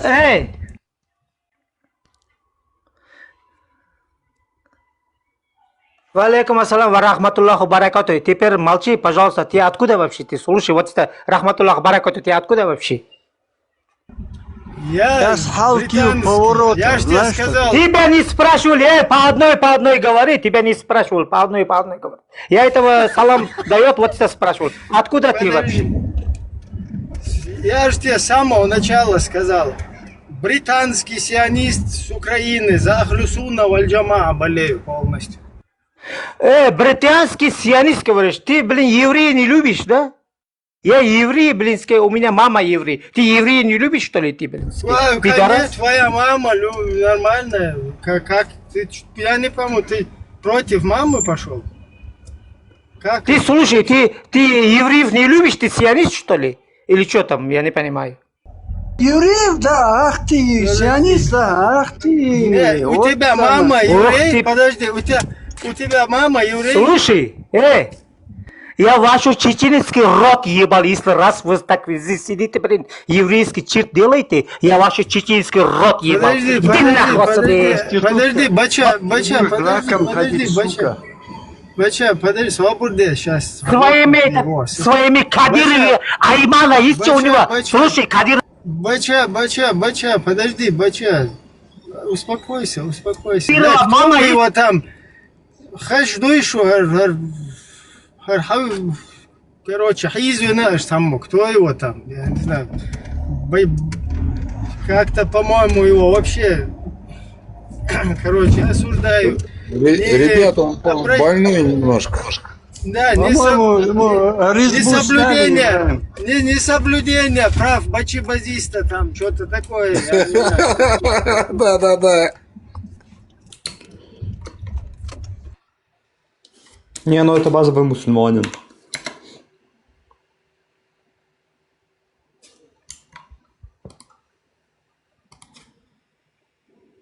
Нарушение прав бачи. Надо квалифицировать, кого-то засудить. Что вы там, кто там, это самое. По Азии, я не знаю, где вы там, короче. Оставьте этих людей, кто там их мучает, потом они сюда заскакивают, тельняшки на себя рвут.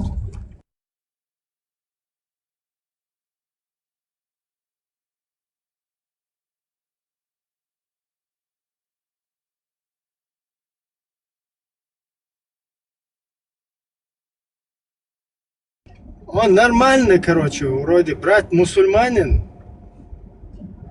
Вот, короче, это самое. Бачист, короче, ну, нормально. Намаз делает, по-моему. Ну-ка, блин, я не знаю, слишком дерзкий он.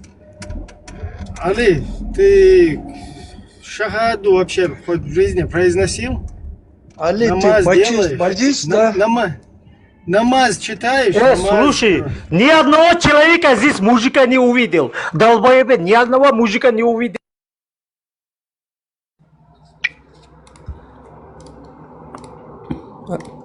Здесь просто... Сюда. Подожди, один мужик, здесь один мужик есть? У нас... Один мужик есть? Подожди, смотри, не запали его. Кто это там? Не надо палить сейчас. Хочешь кого-то спалить. Здесь просто не такая мужик тема. есть здесь? Стоп. Или все, блин, кадыровские айманы, блядские. Короче, немного успокойся. Нету здесь вообще тех, кто Мне интересуется. кажется, он немножко нетрезвый.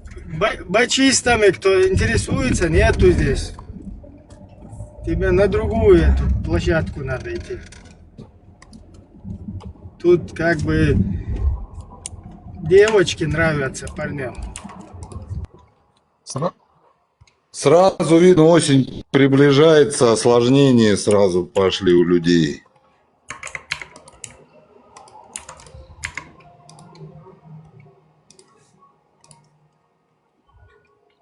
Просто он, видимо, не может найти себя в ТикТоке нормального, подходящего такого мужика.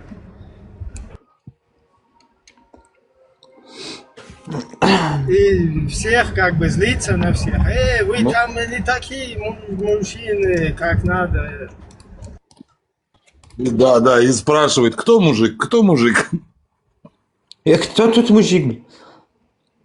Не, одного он чуть не запалил, я его вовремя вырубил. Там он что-то говорил, у вас здесь только один есть, говорит. Не, ну истинный мусульманин намаз читает вот это иля-иля-ля.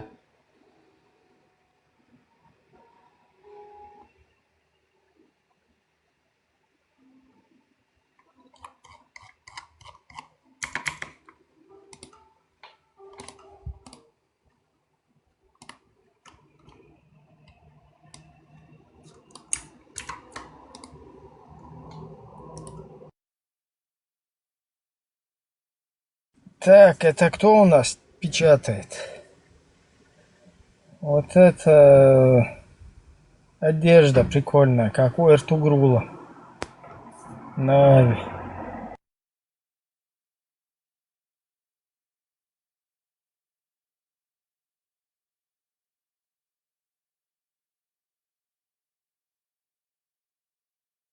Что это он там пишет, на каком языке?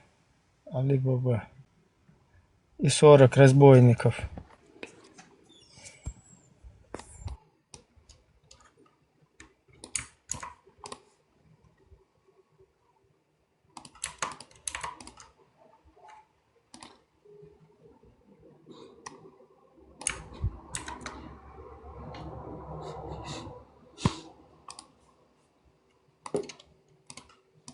Так, это что за одежда вот у персонажа на аватаре?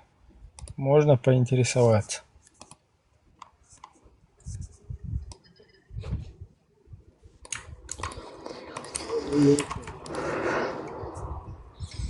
Приветствую всех. Али Баба, тебе если хочешь. Попытка номер 6, давай, Али-Баба. Попытка номер 175, дубль 175. Я одно скажу, давайте успокойтесь. Я одно скажу и ухожу. Давайте успокойтесь, я одно скажу, ухожу. У тебя Вы аватар, никакой... божья коровка вот эта, божья коровка. Слушай, я одно скажу, я ухожу, божья коровка, ты если этот аватар ты увидел бы немножко раньше, это аватар твоей Селину помогал, когда, это как монголы тебя ебали, тебе из монгола помогали, и твой скот от них и от монголов взяли, и тебя дали. Не надо ругаться. Слушай, ты тупой, ты это не знаешь, еще ты, блинский, твои блинские, еще ты мамине соски сосешь, ты еще, блинский. Ты слушай, я одно скажу и ухожу. Долбоеби, слушайте. Слушайте, я одно скажу, ухожу. Вы все долбоебы, манкурты. Говорит Лезгинистан. Говорит Лезгинистан. Не закрывает. Я одно скажу, я ухожу. Одно вещь скажу, я... Мы уже знаем, говорит мы уже ясновидящие, мы уже здесь как ясновидящие, знаем, что ты скажешь, наизусть, короче. И Вальтер Скотт или Скотланд-Ярд, скажи нам. Говорит Хаястан, вот-вот 8 часов. Вот-вот 8 часов. Да.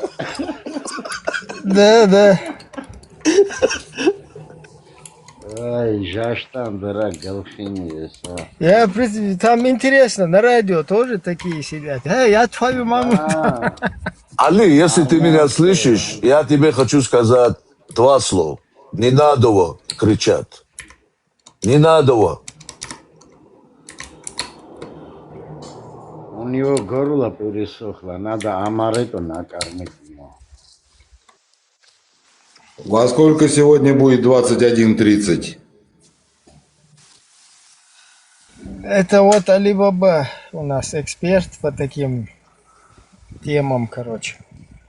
Он может в 2 счета такую математику вычислить. А чего опять монгольская тема сегодня поднялась? Я не понимаю, что они хотят от них. Это вообще аполитическое государство, оно нигде не вмешивается. Ни в чего. А чего?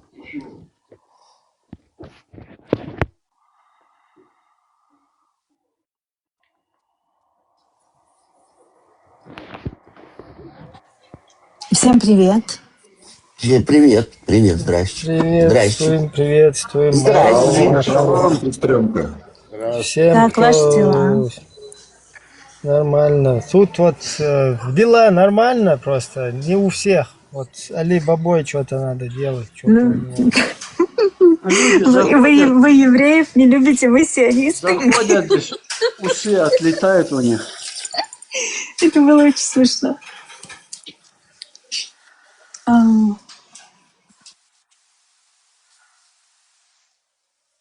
Я просто на работе, мне не очень удобно разговаривать. Может, я не буду кружочек занимать? У Али, походу, 2 пары усов. Мы по твоему дыханию поняли, что ты на работе сейчас. Это по какому такому дыханию? Ну, ты дышишь так, как будто работаешь сейчас. Вот, слышно так. А можно более развернуто про дыхание? Что мы имеем в виду? Не, развернуто, это всего лишь мелочь такая. Дышишь просто, как будто делаешь что-то. Да. Печатаю. Пальцы работают когда? Да. Давай без грязных намеков, хорошо? Какие грязные намеки? Ты о чем вообще, Вика?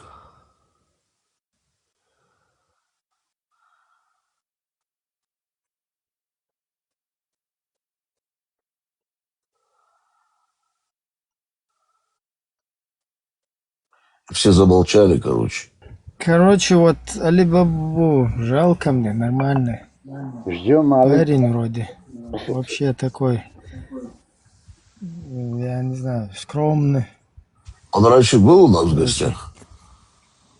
Что-то ему кто-то вот поломал там психику. А почему он вас связывает с друзьями Кадырова? Почему он так вообще? Я не понимаю. Не знаю, ну что-то на них он злой, на Кадырова, на его. Ну я это понял, но он вас почему-то причисляет к Кадырову. Потому что Машвоева, потому что у него мозгов нету, а нитка в голове натянута. Все. Да его не поймешь, он тараторит всякую ахинею, мысли прыгают туда-сюда. Че говорит, непонятно вообще. Все в кучу собрал, всю ненависть свою. Короче, коротко говоря, троит. Он сам не знал, с чего начинать. Интересно, вот он говорит, эй, ты там, вы там, манкурты. Он знает, что такое манкурт, интересно? Может, Конечно, его не понимание знает, это, не знает. может, его понимание это тот, кто не любит бачибазистов, там, вот такое что-то.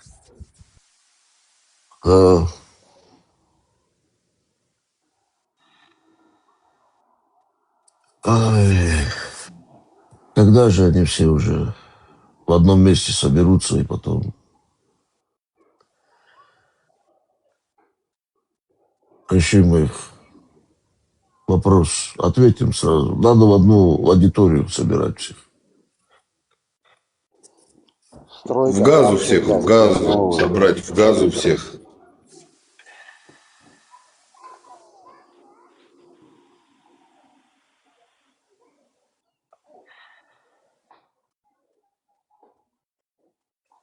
Вот этот вот там на коне, короче, этот, который там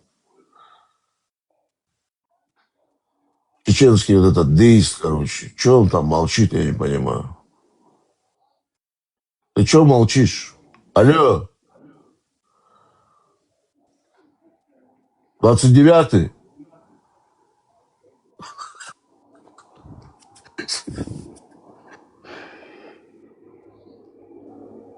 Ты меня слышишь? Он дал обет молчания. Я просто только под музыку. Что там сегодня было? Что за музыкальная программа? Ялла, короче, была.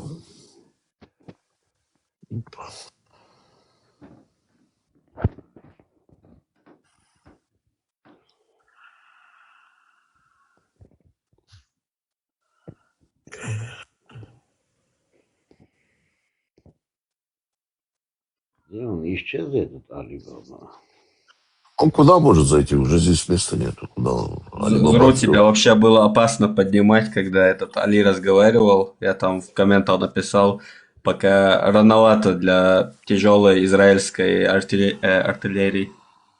Поэтому, да, тут как бы опасно. Но он успел что-то успел сказать здесь. Говорит, мама еврейка, говорит, вообще говорит. Ибрагим, давай, поднимай его, Ибрагим. А кто-нибудь знает вот этого барона, кто-нибудь знает? Если у вас он в друзьях, если знаете, позовите, он все-таки главный джамшутолог. Он на стриме сейчас. Барон на стриме сейчас. Там с Джамшутом. Просто было бы неплохо показать вот этого Алибабу ему, может он как бы диагноз там. Он у себя удочки закинул, да, в общем. И ловит. Вот кто-то пришел к нам.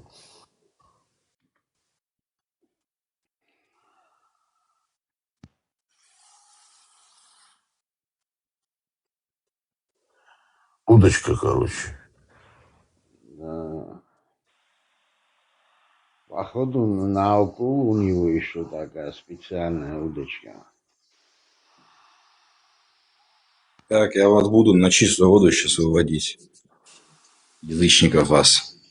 Вот этого тоже якобы чеченца. Кто тут язычники? Я не понимаю. Вот сидит сверху якобы чеченец. Вот якобы чеченец сидит. Якоб, на самом деле, это якобы, это его отчество, якобы чеченец. Якубович, что ли? Маленькие шуточки оставь свои. С такой усатый тоже Якубов, действительно похож. Да, вот. Усы, как у таракана, еще чеченцем себя называют. Кто это здесь, я не понимаю. Кроме меня усов здесь никого нету. Это откуда А вот вообще сверху голос сидит этот идет? Хармат Прометей. А что ты его Якубовичем называешь, я не понимаю. Да, усатый, потому что тоже чеченцем себя называет. Ну, где-то там сидит за границей в своей каморке, записывает видео. Ты решил, короче, с ним на дебаты выйти? Так, в каморке это... В каморке Я с любым это... из вас тут. С любым из вас. На вокзале в Вильнюсе это Коморки, что есть. под актовым залом. Что на вокзале живет еще, да. Его спрашивают, ты где? Его спрашивают, ты где? Он говорит, он говорит, Вильнюс вокзал. На вокзале живет. Ну, он уже там палатку поставил и какое-то время даже находился, потому что все его фанаты, болельщики хотели у него этот автограмм взять, автограф. И вот ему приходилось на вокзале Вильнюсовском. Да, ну, неважно, с любым из вас Куфаров готов. С любым из вас. Я русский мусульманин. Ты кого Куфаров? Я русский мусульманин. Подожди, Да? русский мусульманин? Я русский мусульманин, да. Маша Аллах, брат, Маша Аллах. Амдулилля. Двойной Ван Дам. Стопудово. Два в одном. Как А бы что ты гордишься? Ты гордишься этим? Это как дважды генерал советского... Да, как дважды генерал Советского Союза бывает, вот так вот. Если ты гордишься этим, ты знаешь, что делать. Я горжусь тем, что принял истинную веру. Нет, ты сказал, ты русский мусульманин, ты гордишься этим. Там, ну, ты знаешь, что делать. Сразу по сунне пророка, что делать надо. Не, вы же тут рассказываете про то, что Кавказ там навязывали. Вот я русский, мне никто не навязал, я сам это принял. Вот ты сам, бывают такие люди, которые сами принимают. Ничего себе! Русскую, да, верблюжью мочу выпил. Я стесняюсь спросить, это принял когда? Вчера, позавчера? Потому что буквально неделю назад ты был еще адекватным парнем. Троллишь нас, а? Да нахуй ты это сказала, блядь? Вот такая вот, не могу молчать. Это Дюма, это, короче. Дюма, я его сразу узнал. Он, наверное, под допингом от верблюда это... Не, он наоборот, не верблюда мочу пьет. Что-то это русских мусульманов развелось, как после войны с кормушкой, как говорится. Он свеженадоенное сразу. Парное молоко, короче. Видно было, он истинный был, истинный. Это Дюма его зовут.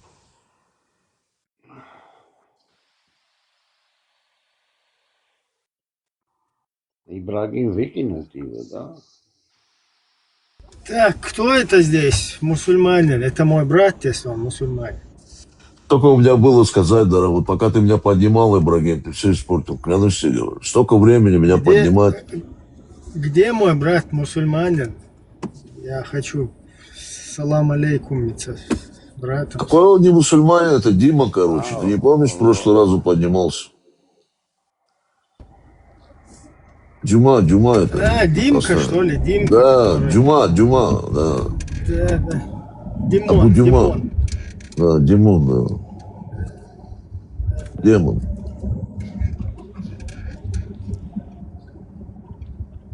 Так. Кто у нас еще там поднимается? Так, пир. Какой-то этот качок.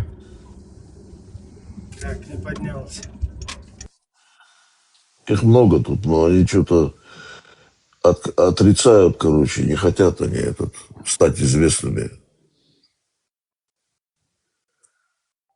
А вот. Так, вот у нас Цонтру поднялся. Ну, центровой, короче. Да, ну, как говорится, центровой из центровой. Машал Цонтру. Маршал, думаю, Маршал.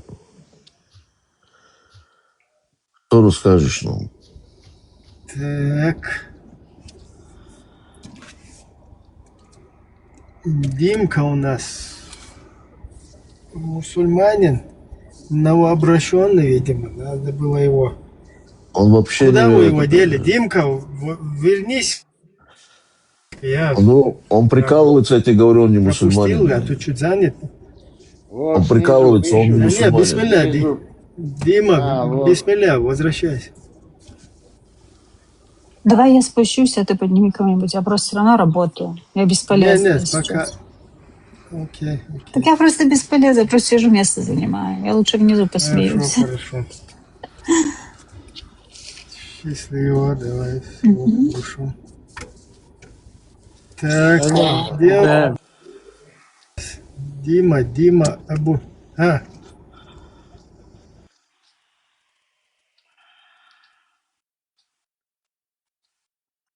Аккаунт нокчиканта була приготовша, ланкою заблокувати, відблокувати, хребаря. Нокчиканта ворон була бігом язин датори за скороче, короче, заблокувати все.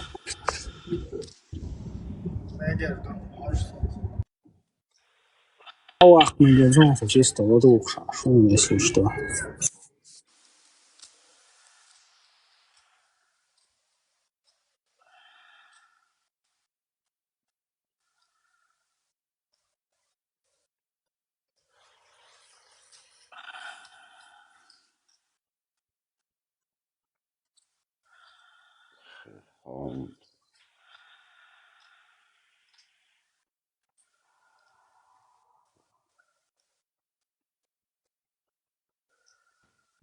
Я русский мусульманин, я горжусь своей религией. Альхамдулилля.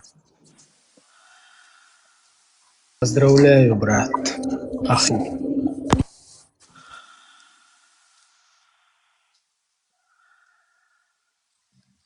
Ну, все. Религию изучил, да? Знаешь, да? Расскажи. Конечно, я изучил свою религию, конечно.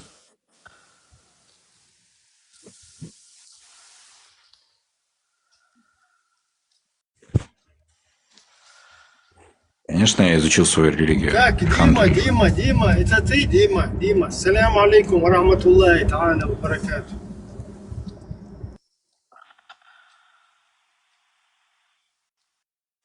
Дима. Это Так, Дима вопрос. или нет? 424, что скажешь, Дим? Ты, Дима, какое имя ты взял? Дима, это больше можно... Джундулла можно тебя переименовать. Нет никакой проблемы в именах. В исламе можно любое имя носить. Не, ты как ислам принимаешь, ты начнушку. У тебя какое имя? Меня Александр зовут. Я сказал Александр Дюба. Александр Дюба. Александр я, Александр. Мне можно быть Александром в исламе. Как это так в исламе можно быть? Искандер, короче. Ну. Не, подожди. Ты реально мусульманин или ты врешь? А ну-ка шахаду произнеси. Шахаду произнеси. Перед тобой, что ли, мне шахаду читать? Перед тобой мне, что ли, шахаду читать? Нет, я хочу своего брата поздравить, короче, с прощением. Зулкарнай его зовут, короче, этот Александр, короче, Македонский. Зулкарнай. Двурогий. Зуля, это, короче.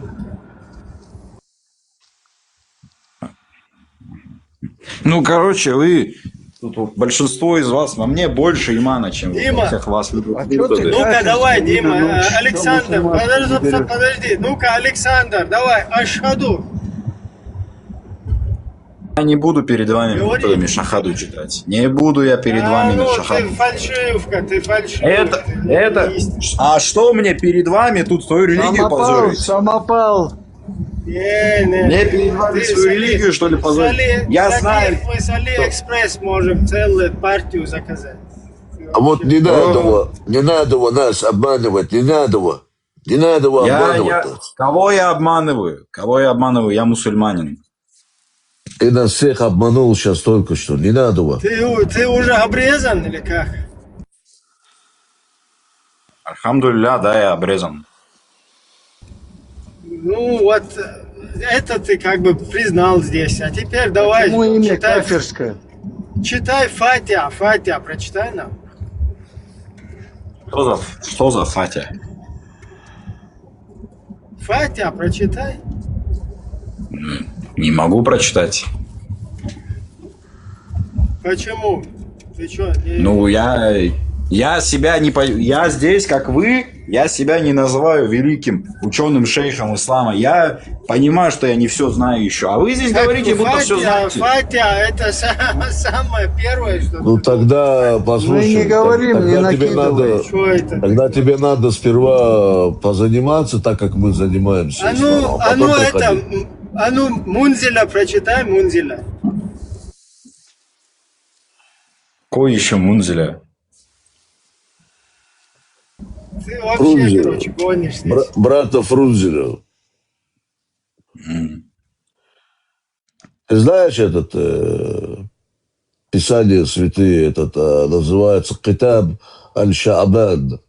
Знаешь ты Писание Зайца? Нет, не знаю. Ну, все задаются вопросом, что сказал Заяц, говорят. Когда увидел кого? Ну, продолжи. Если ты не продолжишь, то ты не мусульманин никакой. А кто будет определять? Ты, что ли, будешь определять мусульманин? Подожди, у тебя титул какой? Ну, звание в смысле. Он Какое еще звание? младшего кочегара, Ибрагим. Какое еще звание? Китаб аль-Шаабан ты читал или нет? Ты не говоришь. Ефрейтор там, я не знаю. Хорошо, ладно, не читал. И что дальше? И что дальше? Не читал. Подожди, не читал. тогда ты должен, если ты начинал, вот с самого начала, если ты говоришь, я принял ислам, с самого начала ты должен был начинать с Китаб аль-Дурбан. Писание от ежика. Ты его читал? Ты выдумываешь какую-то фигню здесь. Я тебе говорю на полном серьезе, здесь тебе любой мусульманин сейчас подтвердит. Ну, где любой мусульманин? Где любой мусульманин? Китаб аль-Дурбан. Китаб аль-Дурбан называется. Ну, Писание хорошо. от ежика. Потом идет Китаб аль-Хантариш. Называется Китаб Писание. Китаб аль-Хантариш. Читал ты его? Ну, нет, я еще пока не читал. Не потом прочитаю, иншаллах. Он неинтересный, Молодец. скучный. Он А сколько раз в день ты молишься? Сколько раз? 5 раз в день молюсь. Молодец. Ты не шиит, значит, да? Не 7 раз молишься, 5. Не, шииты тоже молятся 5 молитв совершают просто в 3 подхода. Это ничего страшного, это так можно. Вопрос такой, не знаю, Фатиху, как ты молишься? Он Мунзиля читает, когда молится. Я сейчас серьезно говорю. Знаю, Фатиху. Как научили, так и молюсь. Для начинающих можно Мунзиля, потом уже как бы русском. Это все нормально. Не все мусульмане некоторые иногда могут. Не все обязаны наизусть Коран знать, не все обязаны не пропускать молитв. Иногда можно пропустить, потом помолиться. Так даже пророк делал. Если ты как ты молишься без фатиха? Как в намазе 1 ракаат с фатихой надо, 2 тоже фатиху. Как ты молишься? На русском фатиху читаешь? Нет, я знаю, как читать, но я говорю же, не знаю перевода. Не надо нам перевод. Ты просто сейчас произнеси, скажи, как вот ты читаешь. Возьми там Коран хотя бы сюда. Мою молитву произнести перед вами. Понял? Хорошо, понятно. Там можно, в принципе, отче наш тоже 2 раката. Отче наш, это все. Нет, это... Короче, христианство это многобожие. Христианство это многобожие. Китаб аль-Шаабан ты не знаешь, Китаб аль-Дурбан ты не знаешь, Китаб аль-Хантариш ты не знаешь. Что ты вообще знаешь? Ракаат не знаешь, что такое. Понимаешь? Это Аль-Фатиха не знаешь, что такое. Понимаешь? Ну, я не все должен знать. Я не с рождения мусульманин. Я вообще могу еще чего-то. Я могу чего-то не знать еще. Все начинается с аль-фатиха. Понимаешь, а ты говоришь, ты мусульманин. Ташахуд, знаешь, что такое ташахуд? Ну, что это?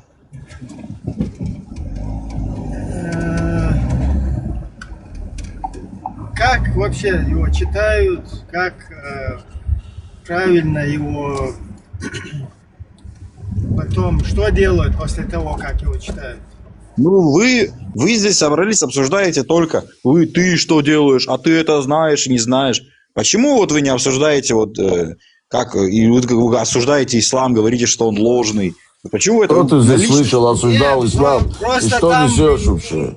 Уже нам, когда начинают сувать всяких этих ефрейторов, сержантов, я не знаю, этих... Кто ты здесь вообще говорил? Кто вообще? Не надо его обманывать. обманывать. Эти уже закончились, что ли, там, я не знаю, шмаликовы всякие. Не надо его обманывать здесь. Здесь никто ислам не трогал вообще. Ты что-то наговариваешь на нас тут. Пришел тоже откуда-то, неизвестно откуда. Не надо его.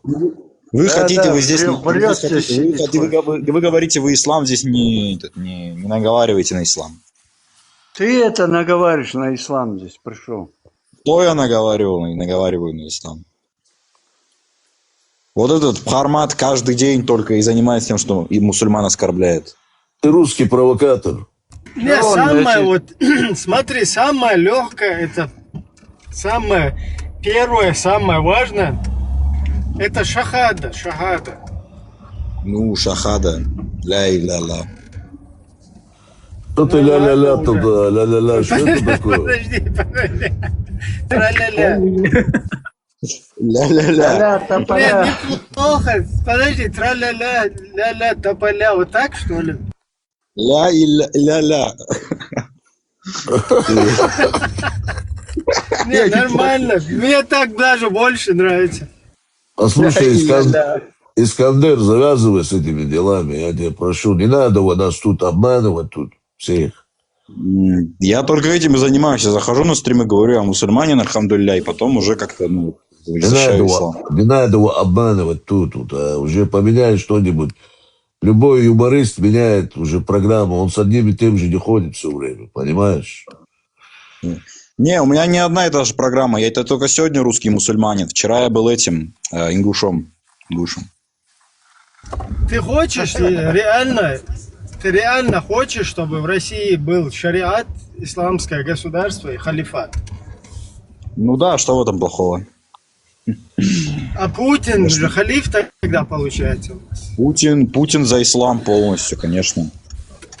Ну, халиф же он получается, раз он за ислам. Ну, получается так. И российский халифат. А кровь курайшитская ему уже подлили там?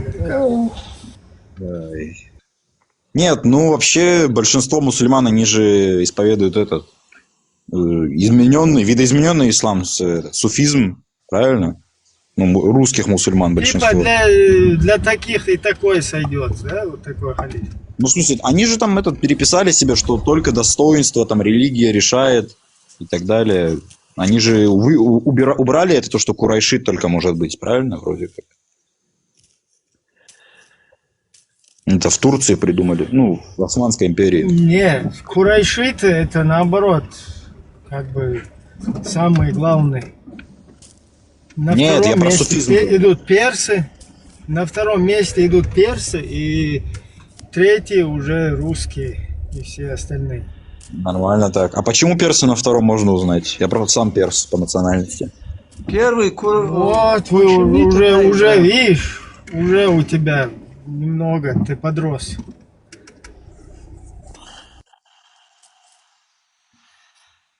Не, это так, если без прикола говорить, да, я перс по национальности. Это хорошо или плохо? Потомок Александра или как? Этого. Не, конечно, не Александрович, естественно. Это хорошо или плохо, что ты перс? Не, Александр Македонский, он тоже персом стал. Ну, перс имеется в виду Это Нет, вот ну эти... как он Ну ты так сказал, персом стал. Как он персом стал? Он просто стал этот... Не, раньше, Ну вот. раньше вот Ибраев, этих называли он персом. полюбил эту культуру просто. Подожди, когда- подожди. всё. Раньше людей с особыми, короче, этими взглядами, их называли перс. Ты кайфуешь от того, что ты перс? Ты доволен своей шкурой? Ну, это вот как у Бхармата спросить, ты доволен тем, что ты чеченец? Ну, как я могу быть доволен? Это моя национальность, и все. Доволен, недоволен, это уже другое. А Нет, ну-ка, просто заряди что-нибудь по-персидски. Ну, во-первых, не по-персидски, а на фарси. Это так, если сказать. Ну, давай на Правильно, фарсидски. правильно. Ну, я сразу скажу, я язык не знаю. На разговорном уровне тем А более. что ты знаешь, Искандер, уже в конце концов? Скажи уже что-нибудь, просвети нас. Так, Не надо. ну, во-первых, вот вы вот хорошо просвещу. Вот вы вот тут сказали, что Александр Македонский, он принял персидскую культуру. Но это не так. Он принял ислам, он стал пророком ислама. Он видел, как солнце Он не заходит в мутный принял, источник. никто не говорил здесь, не надо Нет. накидывать. В смысле, Какой вы только ислам что это? здесь сказали, что Какой Александр ислам? Когда Македонский... Александр Сказали бы, Македонский... не надо здесь Когда накидывать. Александр Македонский был, ислама еще не Александр это существовало. воин, грек. Он Мы ничего увидел, против не что имеем. солнце заходит в мутный источник. Вы что? Он стал пророком И ислама. он увидел, он не говорил про это. Это ислам говорит твой. Ну, в смысле мой? Я прикалывался, я не мусульманин. Алло, хватит, все. Ты уже не можешь Алло, от этого отказаться. 29 Тебе Тихо. по закону, Подожди, ты уже муртад. по нашему закону муртад. тебе отрубить голову уже надо, короче. Голову. Я не муртад, я 32, просто... это шутка, это была шутка, добавь. Бамбарбия Добавь Киркуду. Да, Мне да. 30 Барбия, дней, то есть мне не 3, нет. шутка. Барбия Киркуду. Шутка. Да, 3 так. дня мне, 3 дня. 3 дня надо дать на принятие ислама обратно. Так, 3 дня, это какие? Земные, лунные или марсианские? Ну, очевидно, не знаю, какие. Нет, ну вообще, наверное... Лучше выбираем меркуровские. Вот, не-не-не, как над Аравией 3 раза солнце сядет, вот тогда да, тогда все. А так нет. Ты понимаешь, ты нам всю малину, вот эту есть малину, короче, здесь клубника, Загадил. там вот все. Загадил, стопудово. Запорол. Ну, вы сразу такие вопросы, вот я там, шахада, молиться. Наводящий, да? Да. А вы не могли просто спросить там по исламу что-то, вот это? Блин, сразу про то, как ты молишься, вот это. Вообще, в большинство мусульман, они же даже намазы редко делают. Конечно, как, Сколько ты? Я тебе спросил здесь про ислам, столько вещей, ты ничего не сказал там. Ну, был бы я мусульманин. Это нечистые мусульмане, которые намаз не делают, это фальшивые. Это 80% мусульман, ты чё, брат? Этнические. Да. Такая тема. Так что... Нет, ну... А вот читал принять, Коран. ты серьезно принять не думал ислам? Я в смысле не думал. Я рассказывал, тут меня просто некоторые знают, вот эта Вика меня спалила первый раз. Я сказал, за $100 приму ислам. Все. У меня вот цена есть, все, принимаю ислам. Я себе, короче, сделаю бусти. Там одна опция за $100 принять, за $100 я выйду из ислама. И вот так мне будут, короче, один кидать, за что я принял, другой, чтобы я отказался. Все. И нормально вот так буду. На перетягивание каната получается. Я приму ислам 100%. А ты христианин?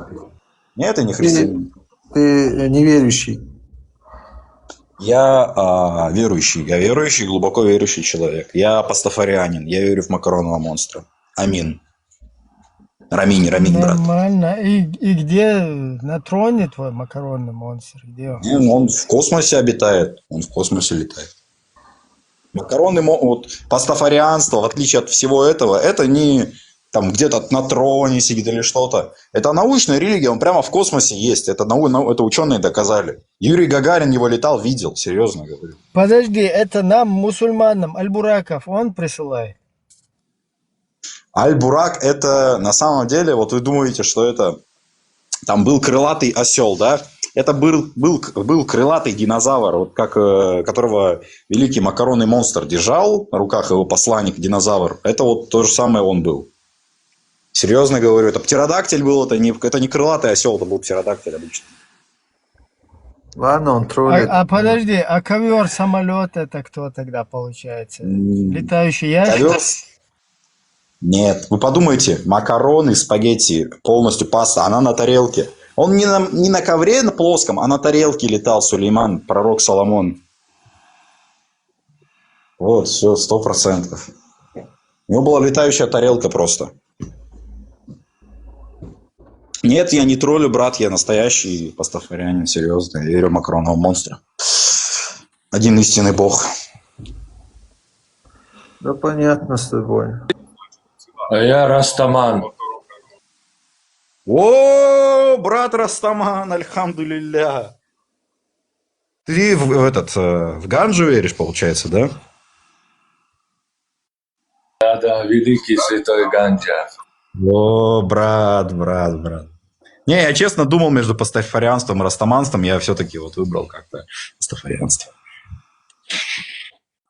А не хочешь быть иудеем? Евреем? Слушай, если гражданство Израиля дадут, я 3 раза буду иудеем. Конечно.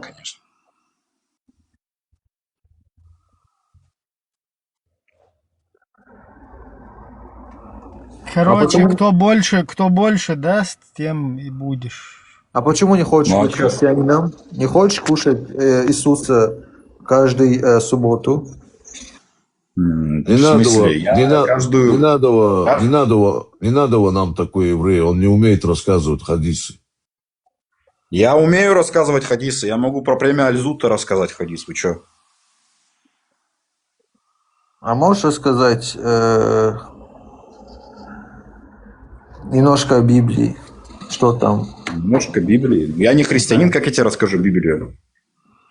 Я тоже не христианин. Может, что-то что я тебе могу рассказать? Вот был Иисус, у него было 12 учеников, там его Иуда Искариот предал, все, что я тебе могу рассказать еще? Короче, или как твой Иисус, не как твой, а вообще Иисус одобряет, что надо, что можно жениться на 6 лет или на девочек. Это ты где придумал такое? Это ты где увидел? Нет, там в Библии написано. А ну покажи нам, где в Библии написано на 6-летней женитесь. Давай скажи, покажи нам. 6-летняя, на девочке. Ну скажи, где это, откуда? А почему ты не веришь?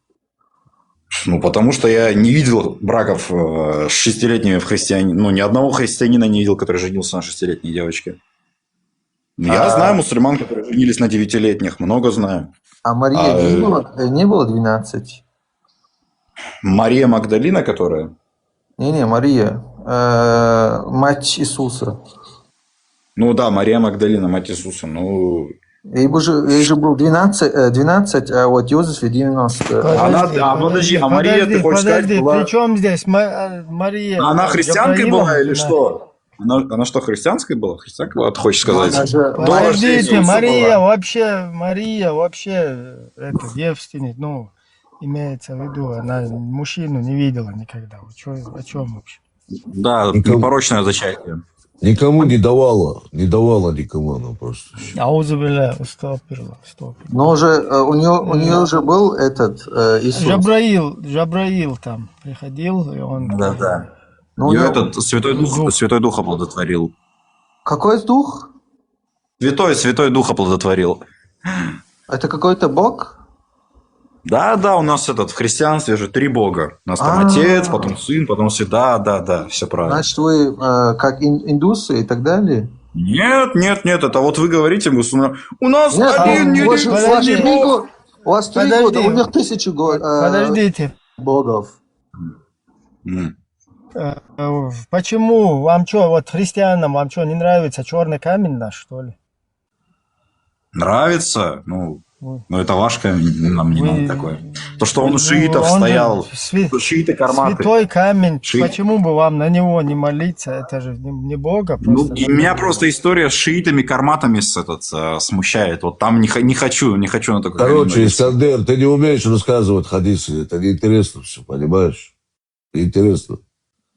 Смотри, а вот смысле? этот твой макаронный бог, его можно тоже, например, Да он из троллит. черного камня, выточить макаронного бога, короче, и ему молиться Ну, 3,5 вообще, раза в день. нет, есть другой обряд. У нас каждую пятницу святое поедание пасты происходит. Ну, макарон с фрикадельками По и томатным субботам? соусом.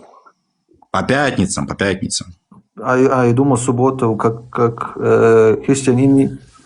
А который- Нет, у Хэнку, нас пятница. извиняюсь, жопу целовать не надо там? У нас как рузман. Вот как рузман, также только поедание, короче. Ну, это вот обряда хватает каждое, съедение. Это святое А ну-ка, объединение.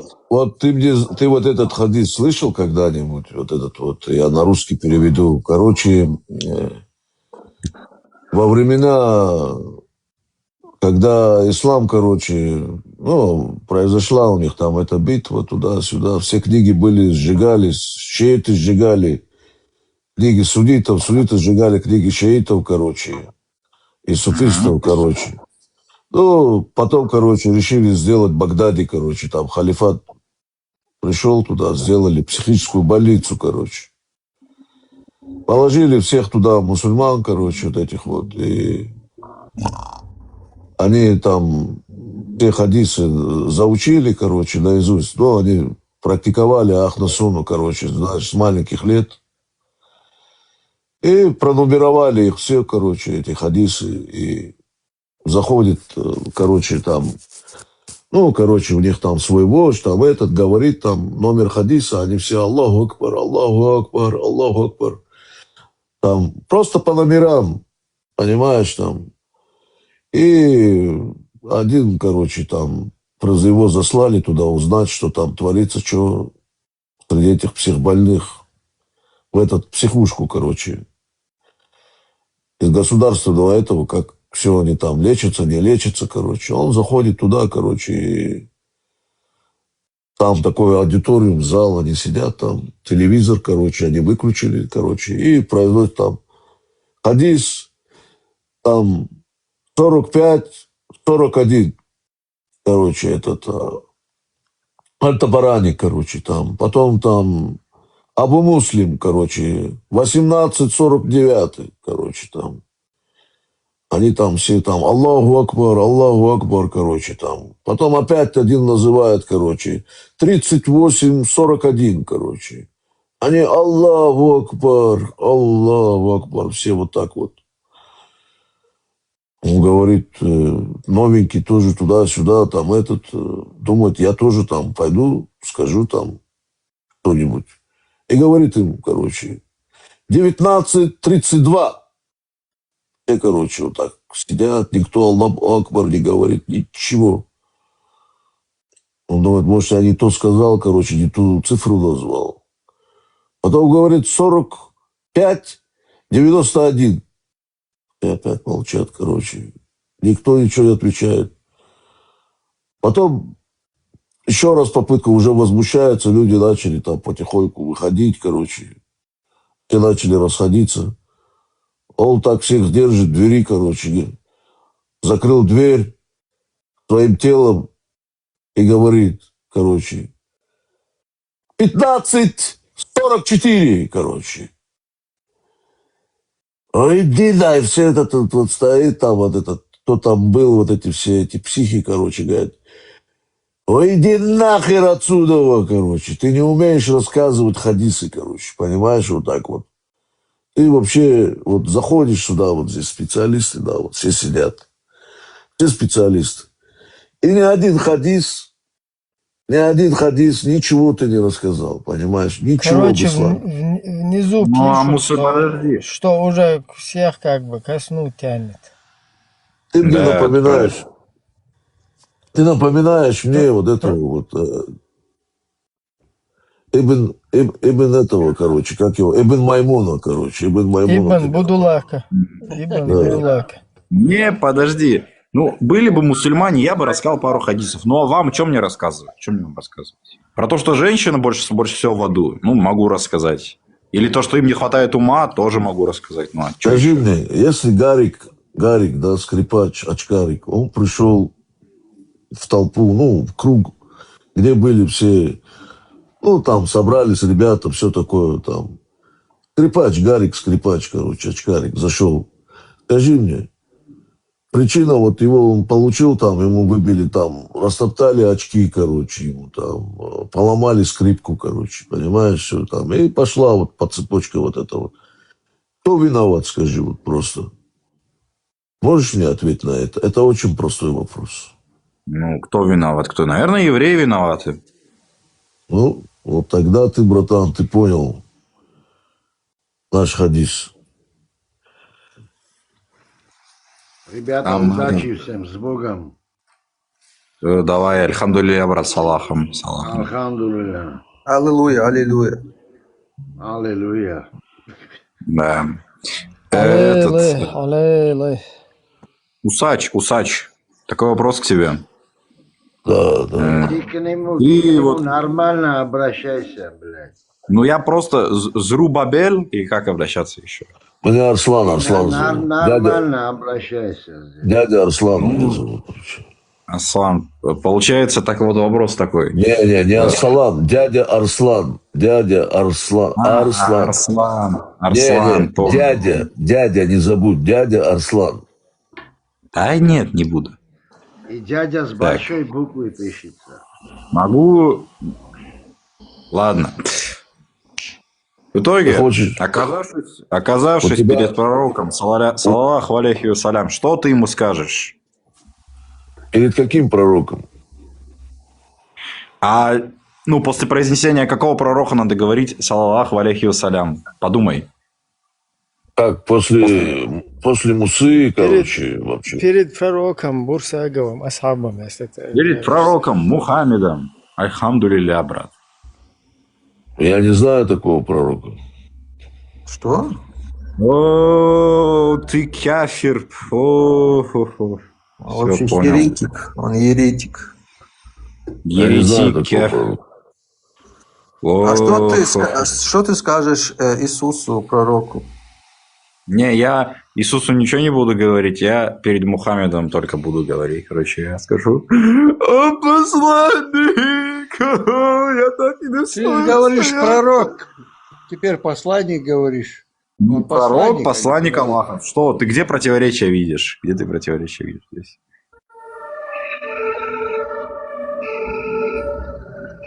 Да. Посланник — это разные вещи. Засранник Аллаха? А он себя, ты хочешь сказать, так не называл? Ты хочешь сказать, Мухаммед не говорил, что я посланник Аллаха? Да, все правильно, посланник. Посланник говорил, не пророк же. В смысле? Как? Ты хочешь сказать, Мухаммед не назвал себя пророком? Нет, он четко говорил, что его послали. Понял, услышал.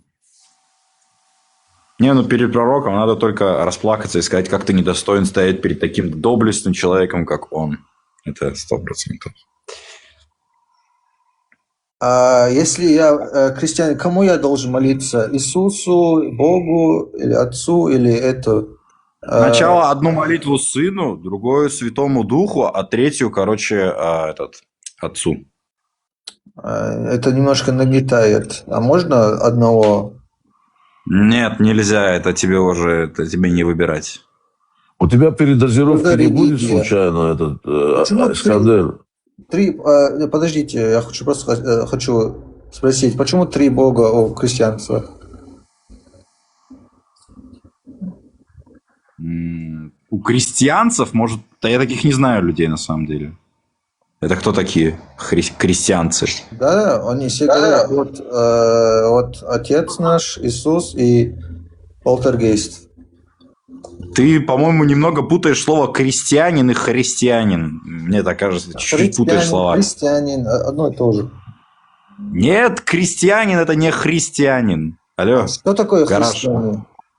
Христианин это тот, кто исповедует религию креста, а крестьянин это тот, кто живет при феодальном строе и является, крестьянином обычным. Типа работником. Обычный рабочий, который челядь, простолюдин, считай, крестьянин. А ты говоришь крестьяне, ты, совсем дурак. Христиане, которые опровергают Иисуса и Отца. Да. Да, их папа, Отец, Сын, Святой Дух и Папа Римский. Все правильно, все Папа правильно. Римский. Ага. Не надо у нас тут У вас 4 теперь Бога? Не Да, надо, ну, не надо нас тут обманывать, потому что знаешь, что я тебе скажу? В конце, когда вот эта религия, то, что называется христианством, она создалась, там именно крестьяне и христиане вместе объединились и сделали вот этот крест и стали крестьянами, короче. Он правильно крестьянами, короче. Он правильно сказал, они поля, понимаешь, там работали в кузнице. И даже революция вот эта вот русская тоже, вот эта православная, она тоже из них рабоче-крестьянская, понимаешь, рабоче-христианская. Слушай, дело в том, что это слово только русское, нету нигде, в никаком другом языке обозначение крестьян, как вот именно слово крест. Это только в русском языке так. Да, это потому что, знаешь почему? Потому что русские они любили делать вот эти вот коктейли, знаешь, вот эти вот, которые там, они любили, допустим, сделать что-то такое, вот взять одного с этим, смешать, и получался гибрид, короче, вот. Поэтому они то, что вот это все это вот придумали в книгах. Вот сейчас бы вот этот вот мой брат Нохчи, сейчас Кенчи мог нарваться на книгу, например, которую революционную книгу, то есть как рабоче-крестьянская партия, они победили, короче, царский строй, и потом пришли, короче, революция свершилась, и Ленин, короче, пророк. И вот это он мог перепутать случайно, потому что там написано рабоче-крестьянское, он запросто это мог воспринять как вот рабоче-христианская партия, понимаешь, там? Потому что сейчас такие в Европе тоже есть уже. Рабоче-христианские партии, не только крестьянские. Ну, это... Так что не надо на моего брата Нохчи, не надо, пожалуйста. Он все правильно говорит и правильно рассуждает, а ты его вот путаешь. Не надо вот здесь нас сводить с пути правильного, в смысле. Потому что он знает, христиане – это рабочие, а слово «рабочие» – это рабы. Раб. Понимаешь? Точно так же. Они рабы Божьи. Понимаешь? Они их правильно говорят. Христиане – это одно и то же. Нет, христианин и христианин – это две разные вещи. Это не так. Я тебе еще раз говорю, рабоче-христианская партия есть уже в Германии. Вот спроси у Ибрагима. Рабоче-христианская. При чем здесь крестьяне и христиане? При чем тут? Потому что крестьяне стали христианами, и они стали рабочими. На английском это peasant. И оставались навсегда рабочими. Они не прекращали работать просто, понимаешь? Работа шла, как говорится, как караван идет, понимаешь? Нет. Караван идет. Вот это вот просто. Крестьянин это peasant в английском языке. Это не происходит. Ты только что сказал хренстианин. Ты почему ругаешься? Ты почему так неуважительно относишься? Нет, ты сказал хренстианин. Случайно. Я хотел сказать христианин. Да случайно. Крестьянин. Случайно бьют отчаянно. Да случайно. Да. Случайно. Ну, то, что в русском языке это слово «крест» происходит, это же не значит, что во всем мире так. Вот ты над моим братом вот, чеченским смеялся, сказал, что он крестьянство с христианством спутал, а сам говоришь хренстианство. Вообще ни стыда, ни совести. Христа на тебя нет, ты знаешь, Искандер. Христа на тебя нет. Нет на меня Христа, да, к сожалению, нет, не хватает. Ну все, тогда ты яутский, тогда все понятно. В смысле, я не. Ты вообще, какой ты чеченец? Ты же азербайджанец, ты Аслану и как его? Агент азербайджанский. А я ничего против азербайджанцев не имею. Я с удовольствием был бы, и я говорю на азербайджанском, между прочим. У меня много друзей. И что в этом плохого? Не, просто я чеченец. На правительство работаешь азербайджанское. Ты на турецкое, вернее, на турецкое, да. Какое турецкое? Ты что тут несешь? Вам платят, я худы платят. Все, я знаю, я же про вас все знаю. Мне Закир Адидас рассказал, Закир Адидас. Яхуды платят, на азербайджанцев работаем, да? Да. Да. Да. Вот такая вот цепочка, короче, Да, понимаешь? более достоверная цепочка. Цепочка более достоверная, чем Сахих хадисов. Ты гой? Передатчиков, короче. Ты гой? Нет, я не гой. Нет, я не гой. Нет. Ты Уверен? О букву правильно высказал? Я же сказал. Гой. Я не сказал, это Яхуд, я же говорил вам. Нет, это по-еврейски, значит, не еврей, гоем. Это народ по-еврейски переводится. Гой. Нет, это там народ. вот некоторым вместо ОЕ надо тоже ставить. Гойда только могу сказать. Но он гой и с буквой Е тоже. Гой с буквой. Поэтому он тут начал. Гой с буквами, да. Гойда. Поэтому Искандер начал тут вести вот эти вот разговоры, специально заводит, все так хитро, все, а сам сидит такой еврей, да, сейчас ему задали, сказали, ты гой, он говорит, нет, я еврей, все. В турбине самолета сижу просто, понимаете, прячусь.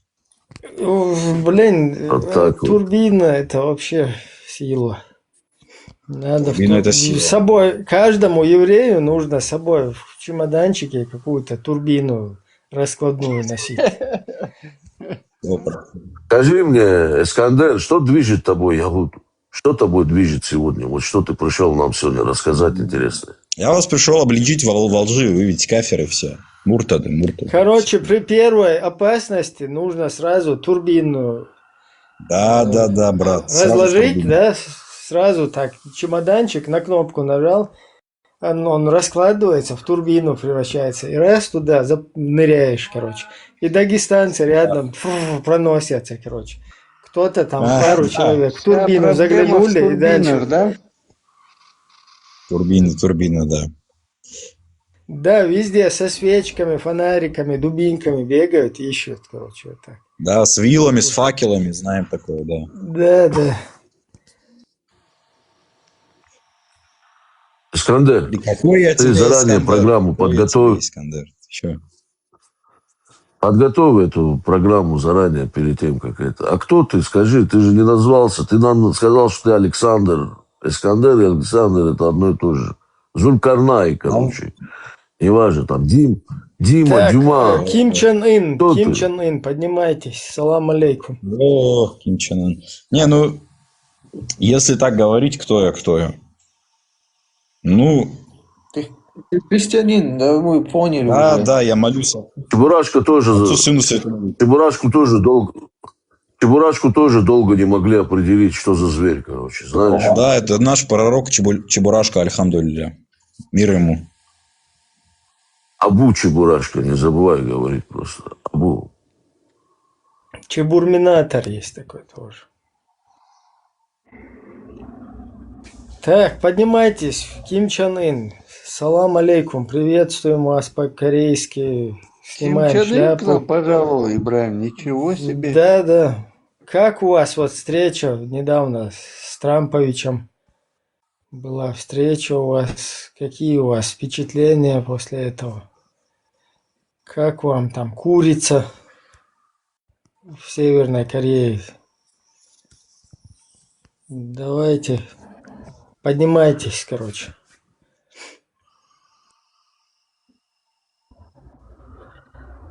Кто ваш правопреемник там будущий? Уже есть там маленький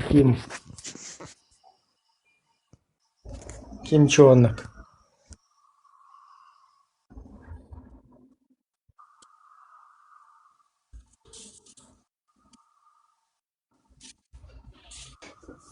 Так, кто у нас тут уснул с открытым микрофоном? Я тут. Так, Сара к нам пришла. Сара, салям алейкум. Поднимайтесь. Малейкум и салам.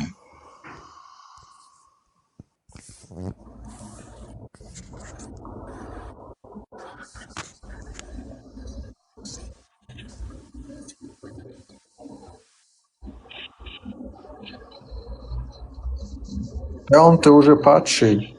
Я не падший, нет, я не падший, я настоящий. мусульманин. Аль-Фати не знаешь, нет? Не, он только Мунзиля пока начинающий. Да, я в Коране же написано первое слово какое, знаешь? Читай. Читай. Это, вот призыв к чтению. Первое слово? Да, первое слово же в Коране читай. А ты знаешь, как это произносится на арабском? Читай. Это не важно, читай главное. Самое главное, читай. Читай? Знаешь, а не бисмил? Бисмилля. Ты знаешь, когда джин взял Мухаммеда, за... В хронологическом порядке первый неспосланная сура в пещере — это Икра, читай. Просто в Коране Икра. Коран написали неправильно. Видишь, вот евреев учат этому в специальных институтах, и там каждый еврей должен сам напечатать Коран и его подсунуть мусульманам. Вот этот Зрубабел, например, иудейский террорист. Нападайте на него. Мусульмане, вот тут сидит еврейский террорист, поймали одного, поднимайтесь. А ты докажи, что я еврейский террорист. Докажи. Сейчас будем ловить на живца, на Ягуда будем ловить. О, на Яхуда, на жирного Яхуда сразу много мусульман придет. Да, то-то и оно. Таки да. Короче, у каждого еврея вот с детства предписано учить Коран. С удовольствием, обожаю евреев. Учить Коран и написать свою версию и подсунуть ее мусульманам. Как бы вот такое получается. Много таких версий подсунули, уже. Они Да, так с вообще крестьянами тоже оригинального делали. ни одного. Оригинально у вас лежит там в Тель-Авиве где-то, в подвале на Лубянке. Институты работают по всей земле, Вот этот оригинальный. В каждом подвале. Я у вас выпрошу все-таки, чтобы почитать его. Мы чеченцы тоже должны с них брать пример, потому что если бы мы уже так делали бы, как евреи, то мы бы сегодня уже управляли бы всем миром, понимаешь? Уже весь мир был бы сейчас на чеченском говорил. Да, рычаги были бы вот так вот в руках уже. Раз, один рычаг оттолкнул, Там целое государство. Там нажал, тут столкнул, тут толкнул. И, понеслась это, как говорят казахи, амджик дым дым дым дым дым дым дым дым. Вот это музон плохой был. Тык-дым, тык-дым. Здравствуйте. Добро пожаловать.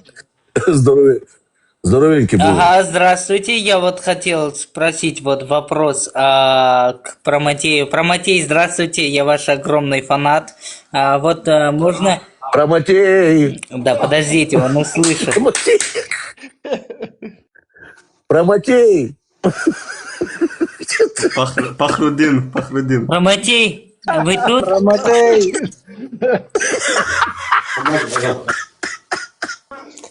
Промотай, вы здесь? Вы промотали. Промотай. Промотали пока тут. Промотай. Он свалил, Он упал того, я тебе отвечаю, А он ушел. Задавайте вопрос, что вы хотели. Да он что-то слился. Вы что-то там... У него что-то, наверное, походу с интернетом. Ну ладно. Вы что-то знали, вопрос, поэтому задайте. сказали промотай. И он сразу соскочил. Да. Что хотели вы спросить? Я хотел спросить, а какая это сура, где написано «убивайте тех, кто не верует ни в Аллаха, ни в последний день»? 9.29. 9.29. 9.29, там написано «сражайтесь с теми, кто не верует в Аллаха». Правильно, это 9.29 с половиной. Да. 9.29 с половиной это. Не, там такая тоже есть. Подожди, это про многобожников. Да, Типа, да, там гасите есть их, такой, я просто где не вы их могу, настигнете. Ну, это я не одно мог и ее то же. найти. А ты ищешь, потому что ты интересован, или просто ты хочешь, чтобы это как аргумент Нет, использовать? я сразу Внизу скажу, я... напишите, где этот аят. Гасите многобожников там, где вы их находите. Короче, вот в таком вот ручье, короче. Да, да, там типа преследуйте их везде, где бы они не были, вот это. 9,5. А ты контекст знаешь этого сура, контекст? Что, простите? Контекст. Что такое контекст вообще? Не, я просто не русский. Ну, он как раз и спрашивает, хочет. Во-первых, есть такое название такого, чтобы он не перепутал случайно, да, брат, извини, там, просто контекст это есть название презерватива вот такое. про Матей Презерватива поднимается, про Матей. Вот, Прометей, здравствуйте. Да что? Здравствуйте. Чего ты смеешься, блин? Как у вас дела? Как здоровье? Я вас вот хотел спросить, а на каком суре там написано про убивайте тех, кто не верует в Аллаха, там преследуйте их везде, где бы они ни были, перекройте им... 9 сура, 29 аят. Но там все написано краники. совсем другое. Там написано сражайтесь с теми, кто не верует в Аллаха. Вот. Вот именно вам внизу, вот момент, вам где написали, было же вот это внизу убивайте. написали вам 8, сура 8, 12 аят вам написали. Анимекс, можно спросить, а ты контекст знаешь эту суру? Контекст? Вы знаете, я могу так сказать, что я не знаю, что это такое контекст, я только-только изучаю. Контекст. О чем эта сура? Это значит, о чем эта сура? Это типа толкование, я так понял? Нет, контекст. Это же о чем эта сура? Смысл суры. Что у меня? Да, смысл этой суры. Смысл. Вы не знаете? А вы сами знаете? Да, я знаю. А вы кто, атеист или кто, мусульманин? Нет, я мусульманин, алхамдулилля. А вы? Я в рот ебал мусульманин. Стоп, аузубилля. Без мата. Извините. Так, смотрите, я у себя на канале, на вот этой площадке осуждаю весь мат в адрес какой-то религиозной принадлежности, национальной и так далее. Если там будулаков каких-то обозначают, да, там, стеклянных глазах фанатиков, это понятно. Но когда на людей, которые вот у меня... Все мои близкие именно этой темой страдают. Я сейчас не защитник здесь, там, Корана, Сунны, Ислама, но люди, которые этому следуют, да, там, они многие не осознают, и мы пытаемся там донести людям, вот, что нормально, что ненормально. А так материть полностью христиан или там иудеев, мусульман, буддистов, вот так вот одним этим, за такое я буду как бы гасить на своей этой площадке. Да, все, я понял. Он просто подражал любовь к ближнему, как Библия. Вот это настоящая христианская любовь к ближнему. Вот так Иисус учил его. Смотрите, вы знаете, вам внизу писал этот 1:8:12. Я вот сейчас открыл и хочу прочитать. 8 сура, 12 аят. Вот твой Господь внушил ангелам: я с вами, укрепите тех, которые уверовали, я же вселю ужас в сердца тех, которые не веруют. Рубите им, осуждаю вот эти вот головки, да, там, которые на плечах, и рубите им все, вот эти вот пальчики, которые там. Конечно. Осуждаю, да. То есть вот этот один из аятов. Еще раз, рубите головки и пальчики. Вот так здесь сказано. Сура 8, 12 аят.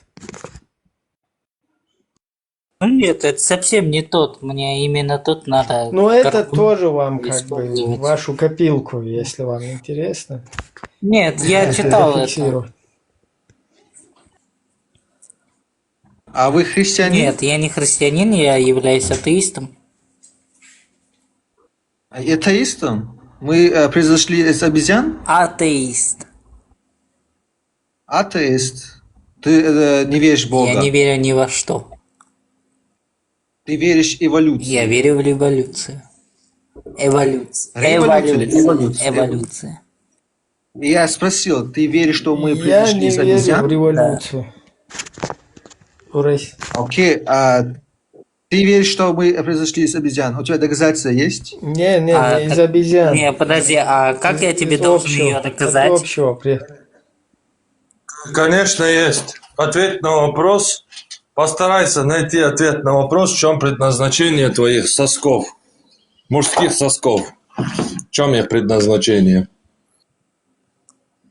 Чтобы во времена Индицит. пророка, когда пророк, у него мама, умерла, и его надо было кормить грудью, вот у дяди заполнились они грудью молоком. Не. Или копчик, или аппендицит, или зубы мудрости, или соски твои. В чем их предназначение? Вот посмотри, поинтересуйся.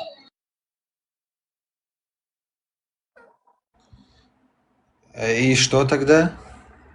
Это значит, что... Что? Ну, поизучи, узнаешь.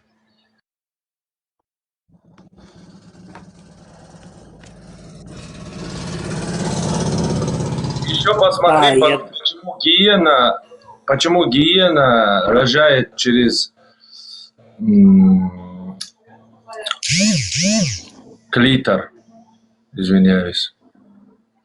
Почему рожает гиена? Посмотри, что это за издевательство над живым существом. Может такое Бог создать? Да нет, ладно, там не то, чтобы эти так рожают, там лягушки, не лягушки, а вот жабы на спине прям рожают.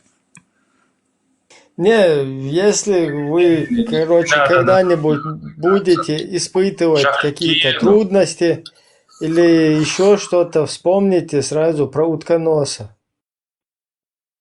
О, вот, точно.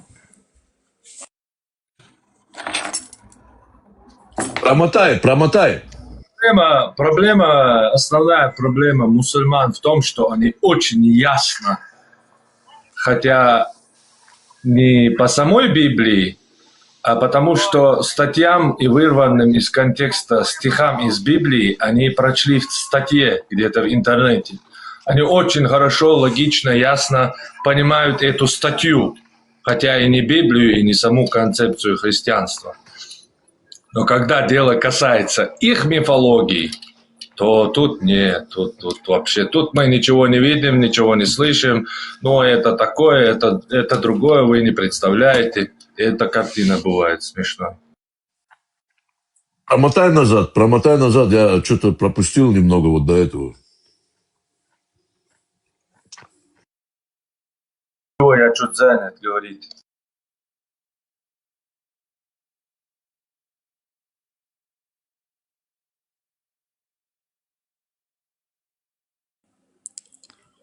Так, вот это у вас вот Кен... Как вас там? Кенши, да? Без очков не вижу. Ким Чен Ын, Кенши, может? у меня еще к вам вопрос. Давайте. Скажите, пожалуйста, если вы мусульманин, да, почему ваш пророк женился на 11? 9. То есть 6. 11 тоже. 11 было. 11 жен. Почему? Он на 11 женах. И еще наложницы там у него были. Почему? Ибрахим, ты не мусульманин? Я мусульманин, я просто его вопрос тебе корректировал. Я 71%.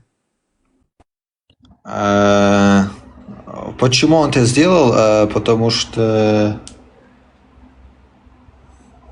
О чем причина? Почему он не мог это сделать? Можно спросить, почему он не мог это сделать? Ну, да, в принципе, Не-не, если есть возможность, почему бы и нет. Да. Кстати, у тебя есть... Да, хорошо, давайте. Если Аллах в аяте 33:50 предписал, что тебе дозволена любая женщина, верующая женщина, которая подарит тебя себе, почему вы не воспользуетесь этим? Да, объясни ты, почему ты против этой женитьбы? Причем, вы понимаете контекст этого аята? Тебе дозволена любая верующая женщина, которая подарит себя тебе. То есть ей там не нужен ни папа, чтобы спросить, ни мама, ни муж, ни сын, никто. Вот ты просто вот можешь быть чужой какой-то женой, ты можешь быть там дочерью чьей-то, вот без разницы. Подходишь, говоришь, я твоя. И все, если пророк захочет этого, он тебе говорит, салам алейкум. Алейкум. И, кстати, что ты хотел сказать? Да. Кем-то полиция уже едет. Да, вот еще хотел спросить, Да, вот уже если у приехали. него 11 жен, то из 11 жен была одна жена, точнее ребенок, которому было 6 лет. Ну, видите ли, тогда, в те времена, можно сказать 2 что-то? года девочка становилась женщиной. Можно ли что-то сказать? Можно было, Пожалуйста, это подождите. другое время было. Тогда можно. Нет, подождите. Да, тогда можно было, и, короче, даже у дяди пророка, когда пророк без матери, молока, короче, уже голодал, у него взбухла грудь, и он кормил вот так вот. Но это, хотя шиитский там, хадис какой-то, все равно. Подождите, они Я говорят, не верим в Короли чудо женились, Аллаха. так что нормально все.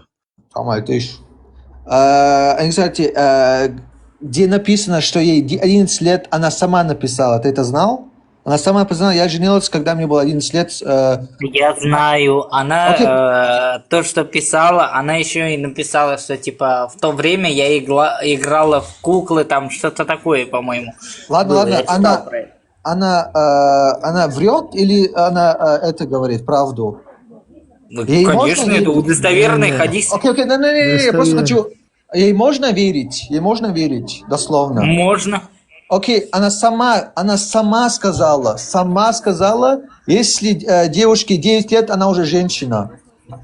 То есть вы не отрицаете в том, что как его Аиша, маленькая девочка, вот материться нельзя. Я человек, который на мате, и все. Вот я не знаю, как сформулировать это. Да, я понял. Девочка сказала 9 лет, значит все так и будет. Но она сама сказала, когда девочке 9 лет, она автоматически женщина. Кому она сказала? Кому она сказала? Кто именно может это подтвердить? Она сама сказала. Подожди, кто? Кому сказал? Кому сказала? Зовут? Кому она сказала? Как зовут человека, кому она сказала? И как это доказать? Почитаем хадис. Хадисы, посмотри. Хадис не верим. Подожди, хадису не верим. А верим,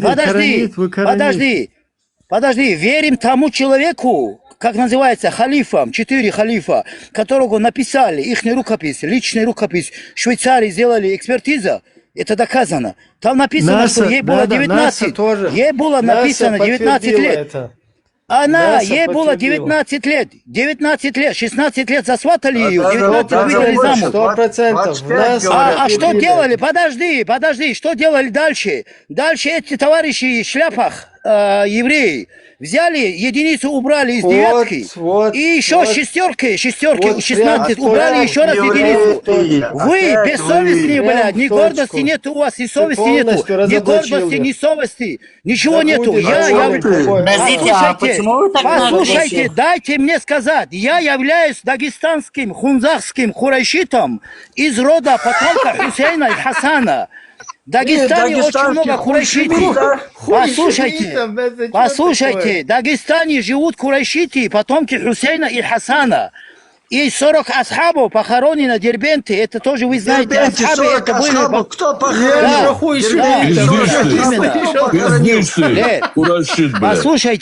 Послушайте, если человек вам говорит, что все халифы написали, что этой девочке было 19 лет и 16 засватали, и это была правда. А то, что хадисы написали, засуньте в жопу себе хадисы, пидорасы, блядь. Вы что, блядь, нас курайшиту оскорбляете, блядь, слышите вы? Амин, обратно, Бухари, муслиму. Это что за оскорбление? Хуй шемит, я потомок хуй шемитов. Это что такое вообще? Что за выпады? Аузу билля. Никархо. Не убирай его, нам нужны курашиты здесь. Курашитов у нас еще не было. Вот это он завелся, конечно. Никархо. Хайз. Машу дорого. Машу. Нормально. Цагат предалмегаш. Выстрел, давай немного разряди обстановку. Ты еврей, я вот говоришь, просто один простой вопрос хотел задать. Ты мусульманин сам? Ты у меня спрашиваешь? Да. Да, 71%. Это как? Ну как это вот тебе так. что, непонятно это как? Это 20, это значит, что... Я без агрессии, без негатива, без ничего. Это значит, что 29-й из него вышел просто. Да, 29-й недавно вышел. Алло, 29-й. Я понял. Просто задавай вопрос. Ничего непонятного нету. Просто все вот эти... Вот то, что сейчас вот этот Хуй Шемит говорил про Айшу, всякие... инцестные дела, всякие, короче,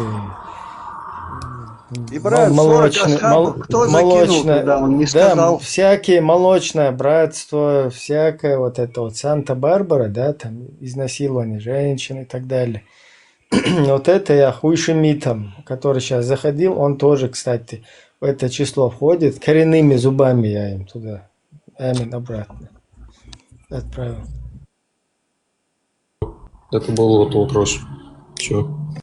А вот в суре 33, аят 50, там написано, типа, можно брата, что можно? Либра, на сестру, типа, там. Подожди, пожалуйста, секунду, Нохчу Мулун. 70% Ибраим говорит, любому понятно, Нохчу должно быть. И поехал Тица-Ицха, Аса Тица-Ицха, и поехал, и Щичой, и, блядь, вещи Зуди, и Береш, и, бля, насилование. Что тут непонятного? Козе понятно, блядь, коню ясно. Вот этот козел, который еще аят сел, я тоже полностью коренными зубами. Позови этого, я тебя прошу, позови этого курайшита сюда. Хуй Шемит, куда делся? Я таких еще не видел. Мы тут прикалывались, это вендетта. Бедуины выше всех народов. Вот это этот все, объявился это, реально Хуй Шемит какой-то. Евреи, говорит, убрали единицу, говорит, оттуда.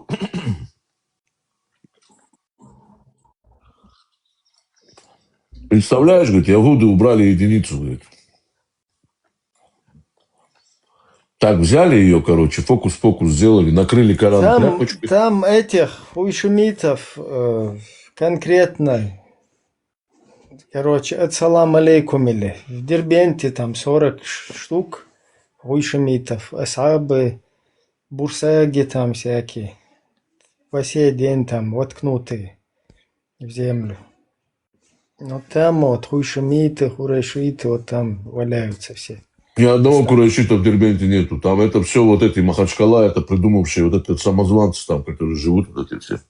Это среди аварцев есть такая. Типа дети лейтенанта Шмидта, что ли? Да, да, у них там это распространенная херня там. Этого они тоже, Воробья же тоже к нему причисляют. Вот он из этого родственник Воробья, поэтому он на Сунну все обругал здесь. Не, Воробей, короче, нормально держится там. Уже его видел, руку целуют все, короче, там подбегают, короче, по очереди. Уже такой авторитет он конкретно. Как он сказал, лучше воробей в своей кастрюле, чем бык в кастрюле соседа. Ну, сами поймете, короче. Короче, он из этой группы, вот он из этих воробьиная стая вот этого.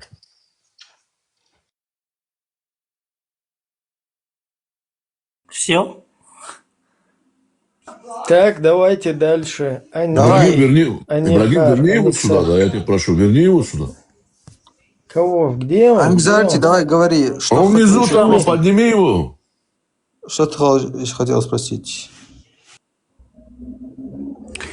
Так, Хушимит, возвращайся, я тебя попросись. Я не помню, кто ты. Просто спрашивай. Да, выставил. Давай, Анкзарти. А? Жду вопроса. Ну, я жду, когда это поговорят. Ты имеешь... Я не могу найти этого Хушимита. Они закончили уже. Кстати, что ты сказал, можно это сделать, на брате жениться или на сестре? Нет, не на брате, на сестре. Там на есть дочке, какой-то аят. На дочке можно жениться, если ты последователь шафиитского, шафиитского и маликитского. Если ты разлива, то тебе можно на собственной дочке жениться. Да, только если дочь вне брака рождена. В браке рожденная дочка, она твоя, вне брака рожденная. Ничего себе. Она уже не твоя. Нет, там про двоюродную сестру, типа. Окей. Ты знаешь, чем разница без кузины и с кузиной? Я даже не знаю, что такое кузин, я вообще-то только изучаю. Мне даже слова не дали сказать. Не, хорошо, что там есть 4.23. Запретны вам ваши матери, сестры, там, тети, потом племянницы, потом дочеря, там, и так хорошо, что вот это предписали. Я тут представляю, вернее, боюсь даже представить, если бы это 4.23 там не было, то реально, короче, тут сейчас вообще что-то происходило бы. Происходило бы что-то вообще. Кенши, у меня к вам вопрос. А вы вот топите за мусульман или как? Нет, ну, просто извиняюсь за вопрос. За ислам. Вы топите сейчас за ислам? Я не топчу ислам, я за ислам. Топит, он говорит, не топчет, а топит. Топит, да, я топлю за ислам, да. Даже мусульмане. Не, я просто мог неправильно понять, я думал, что вы типа атеист, и за атеистов топите. Нет. Ага. Ну как атеист ты не должен иметь поддержку, я знаю. Нет. Хотел что другое сказать. Подождите. Хорошо, а как насчет по поводу месячных? Типа там детей можно делать и так далее.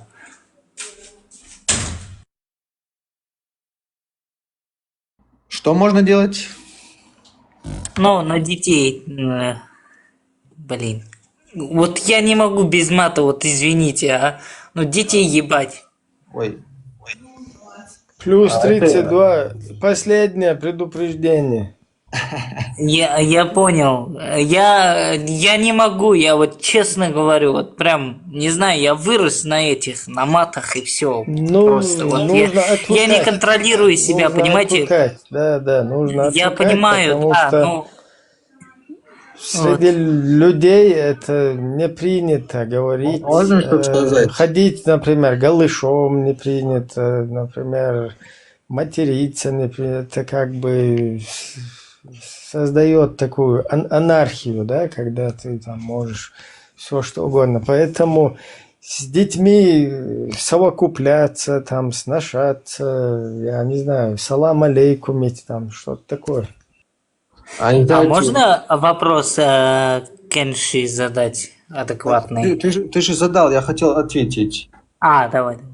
Ты как атеист, у тебя есть мораль?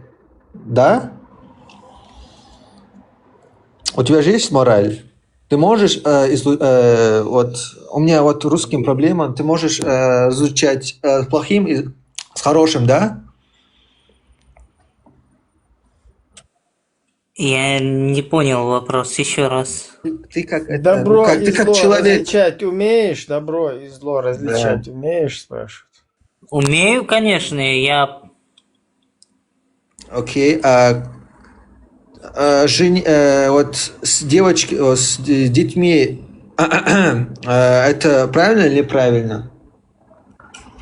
С детьми это неправильно. Это уже ПДФ. Окей. А если это говорит государство, можно с детьми это делать, ты будешь поддерживать или против государства будешь? Я бы скорее повесился, чем вот так вот сделать. Окей. А что, если другие тоже говорят, что государство говорит, это правильно? Что тогда ты скажешь? Он атеист. Я бы застрелился сразу. Плюс 32. Аргентине... Это образное. Уже видишь, тебя приходится. Тут, смотрите, правила ТикТок, призывы к каким-то этим увечьям или к собственным, это все как бы ТикТок на это реагирует.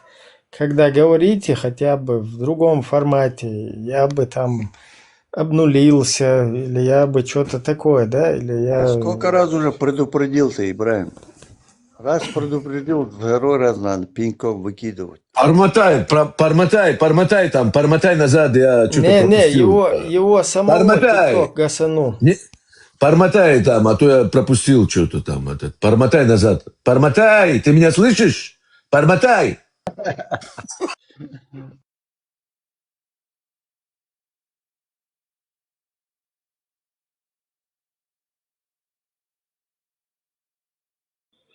Так. Кенши. Давай с тобой поговорим. Да. Что такое для тебя мораль? У меня свои морали тоже есть, но я, что Коран мне говорит и хадисы говорят, я, конечно, буду, как сказать... У тебя, Коран и хадисы в приоритете. Да, правильно. Да. На первой позиции. Можешь сказать? Чеченец. Смотри, тогда спросим тебя. Смотри, вот. Двоюродная сестра, что скажешь, женитьба?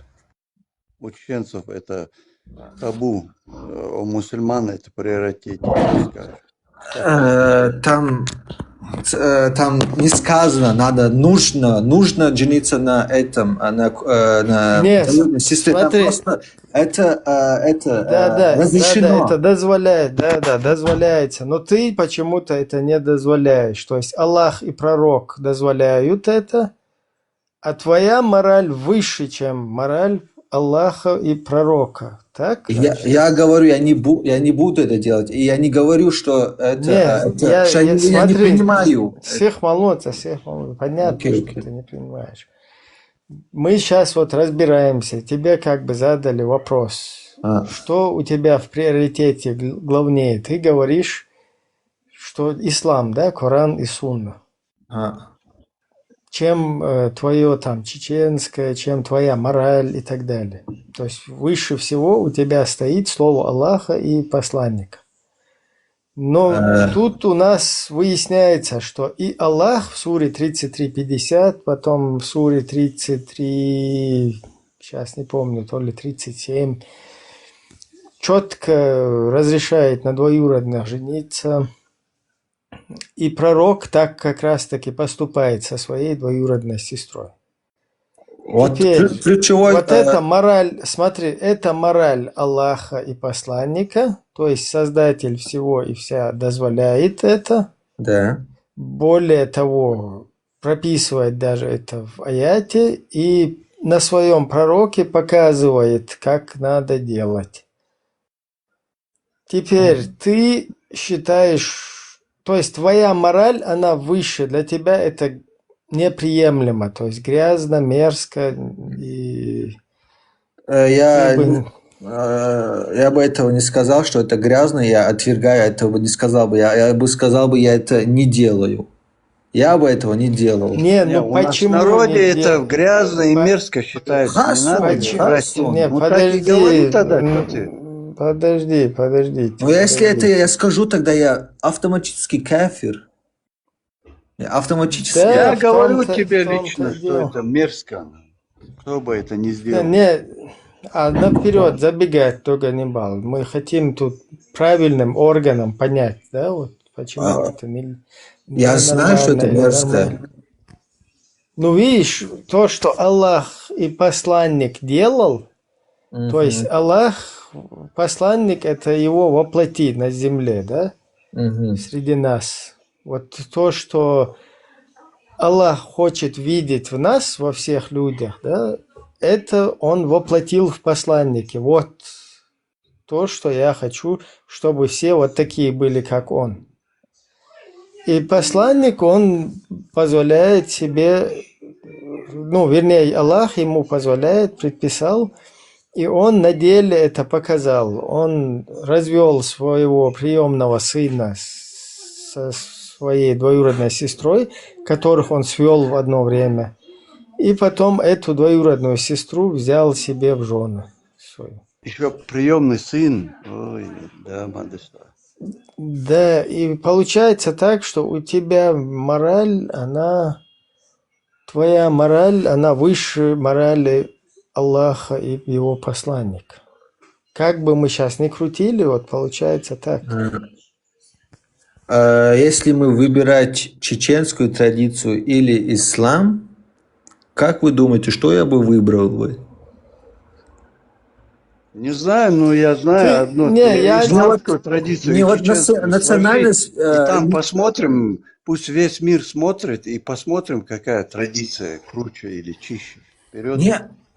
Я не говорю, что чеченская традиция это фу, я не хочу этим быть. Я говорю просто, что жениться на двоюродной это разрешено, но не знаю, что это надо делать. Это если я это скажу, не делайте. Не об этом мы говорим. Вот смотри, просто сам подумай. İbrahim, assalamu alaikum. Dedik ka dol süt, dalita жвахту, далита, фактора. Нет, там не совсем хаттер, сейчас просто не спеши. Просто смотри, мораль Всевышнего, его стандарт. То, что он посылает человечеству, то есть вот этого посланника в качестве примера и в качестве назидания. То есть вот это идеал для Аллаха в Мухаммаде. Если все его действия это идеальны. Да. Да, и вот этот Аллах, создатель всего людей, там, планет, вообще всей физики, химии, матрицы вот это, и все, что за ней, там, хрен поймешь, что там дальше. Вот это все он создал, и его мораль такова, вот, воплоти, Аллах воплоти, это вот посланники. И теперь этот посланник идет, женится на двоюродной, и это как бы воля Аллаха, которую он нам показывает, как пример, видите, вот так вот. Теперь ты какое-то его создание, ты говоришь, что нет. Хадежу от Аллаха в Коране есть даже аят вот этой ее двоюродной сестры, которая была замужем за его приемным сыном. Да, Типа, 33, 37, стеснение да? верующих, да, чтобы убрать. 33-50, это там четко про двоюродных сказано, чтобы вы не испытывали никакого стеснения. И что пророку дозволена любая женщина, верующая, которая подарит себя ему. Но это только пророку, поэтому мы об этом не говорим. А вот про двоюродных, потом про то, что он сына развел своего приемного и свою потом двоюродную себе, вот это уже как бы для нас идеал. Выстрел скромный. Что ты?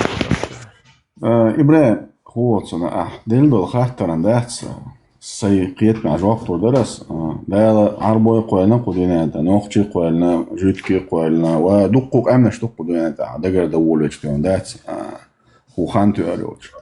Да хор амнаши, шиши диона, адач дуйлықшту, сундера, и арбошан, и поэмар дейлсан кулсон вач, хайна цешат адач махали, это вас губо.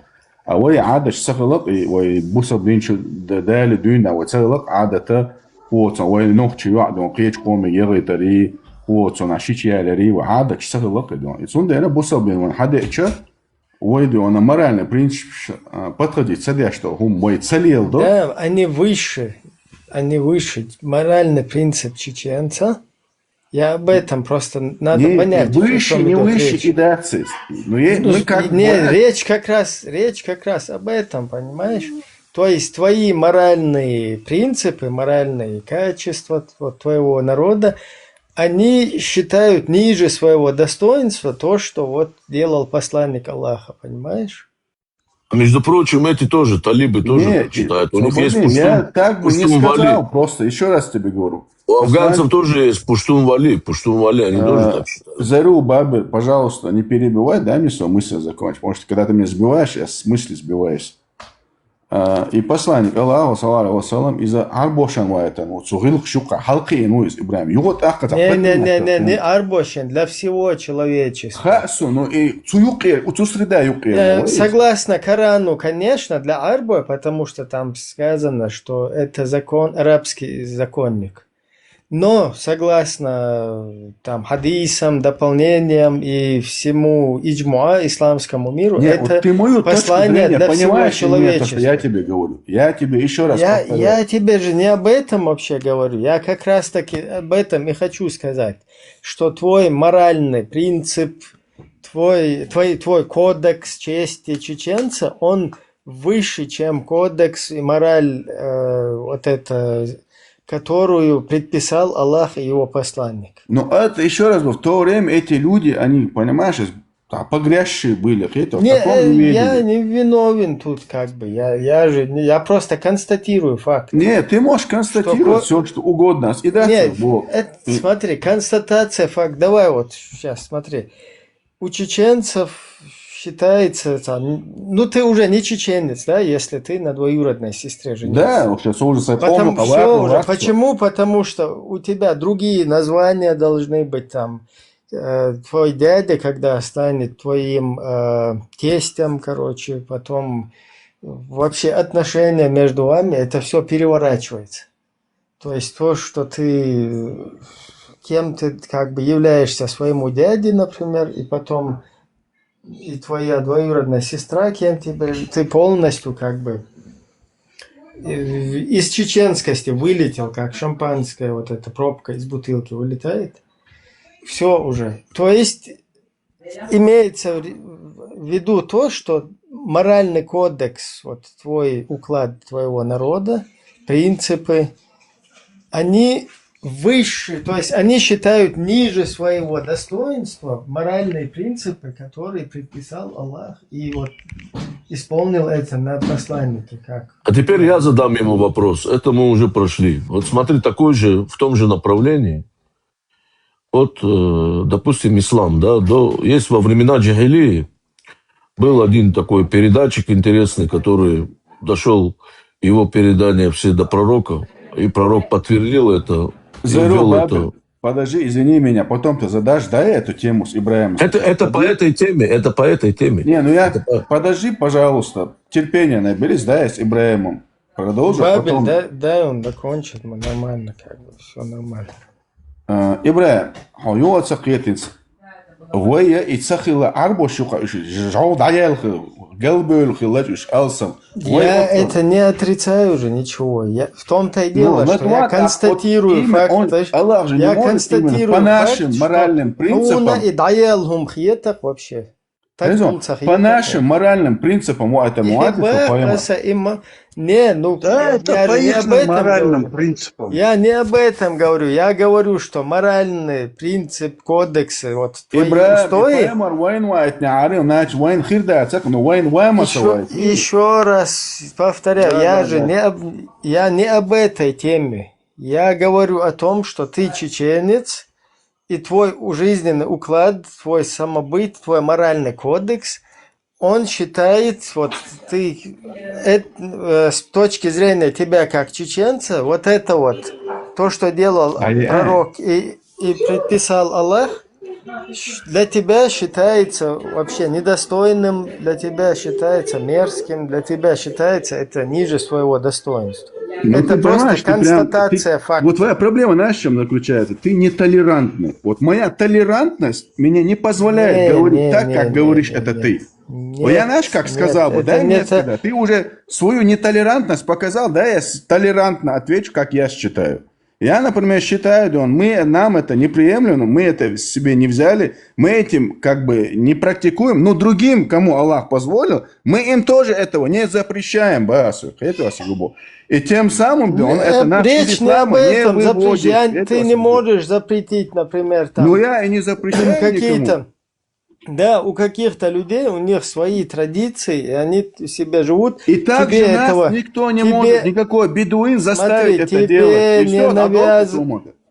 Скромные, они же практикуют. Слишком перебивать. Мы-то не практикуем. Ну и не практикуй, кто тебя просит или заставляет практиковать. Я сейчас вас выключать буду. Смотри, если у кого-то какой-то традиционный уклад, там туда-сюда, своя вера, свои какие-то устои и так далее, я понимаю, что ты не можешь туда лезть вообще. Но вот у нас сложилось так, что вот у нас в народе, в нашем, вот это взаимоотношение, вот это кодекс, вот это наша чеченскость, да, нравственность, там, мораль, которая в нашей среде существует, согласно ей, вот если ты себе дозволил бы, да, там, человек в нашем обществе дозволил бы себе жениться на двоюродной сестре, ты считаешь это ниже своего достоинства, ты считаешь это аморальным и мерзким.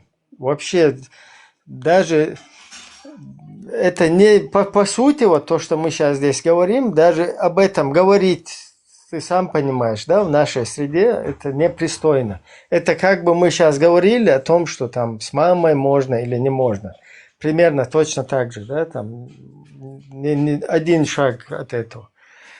Поэтому у тебя вот с такими твоими укладом, да, для тебя аллахское и пророкское, вот этот идеал, он считается ниже своего достоинства и аморальным. Поэтому ты себе это не позволяешь. Как даже несмотря на то, что Аллах и посланник Аллах это предписал и на посланнике показал, как надо. Ибраим, я твою точку зрения выслушал, но еще раз я говорю, моя толерантность и мое вероубеждение не разрешают вот так, как ты это озвучивать, говорить на пророка, саллаллаху алейхи, и на Аллаха. Она говорит, ты очень смелый человек, и в судный день ты сам ответишь за свои слова. И поэтому я не причастен тому, что ты говоришь. Я знаю, что это разрешено в исламе, но меня никто это не заставляет делать. И в моем народе это никогда не практиковалось. И когда мы входили в ислам, мы этого не практиковали. Хотелось и губо. И поэтому Нет, как ты считаешь, это аморально как ты или считаешь неаморально для других, своего для нас это неприемлемо. Просто соотечественника? я это хочу именно... Кем ты посчитаешь своего, если твой двоюродный, каковым ты его посчитаешь, если твой двоюродный брат вдруг захочет жениться на твоей сестре? Но в любом случае это очень негативно для него кончится, как бы, хотелось губо. Ну, видишь, ты представь, даже ты как бы до того агрессивно ты против этого настроил. А Аллах и посланник это потому что в нашем одобрили обществе и показали. это не было принято. Аллах Еще раз и я тебе посланник это одобрили и сделали так, Ну, Аллах как примером одобрил для это для подражания. низких людей, потому что в то время это практиковалось у них. Что ты еще заново поднимаешь? А теперь скажи ему, что он по исламу, если он не соблюдает эти вещи, скажи ему, Ибрагим, что с ним сделают мусульмане? Много чего Не, по практикуют исламу у них, есть, да, есть сура навязывается нам. Трапеза. Есть сура Трапеза, 5-я сура. Хармат, какой по счету аят, где Аллах говорит о тех, кто запрещают то, что дозволено Я Аллах. не запрещаю, я просто не практикую, босс. Еще раз. Не, ты сейчас про своего двоюродного брата сказал, что если он даже подумал бы такое, Но еще у раз. него говорю, это кончилось бы плачевно. Ну, потому что это в нашем народе не принято, бахас. Ну, а ты не спеши, я тебе же объясняю.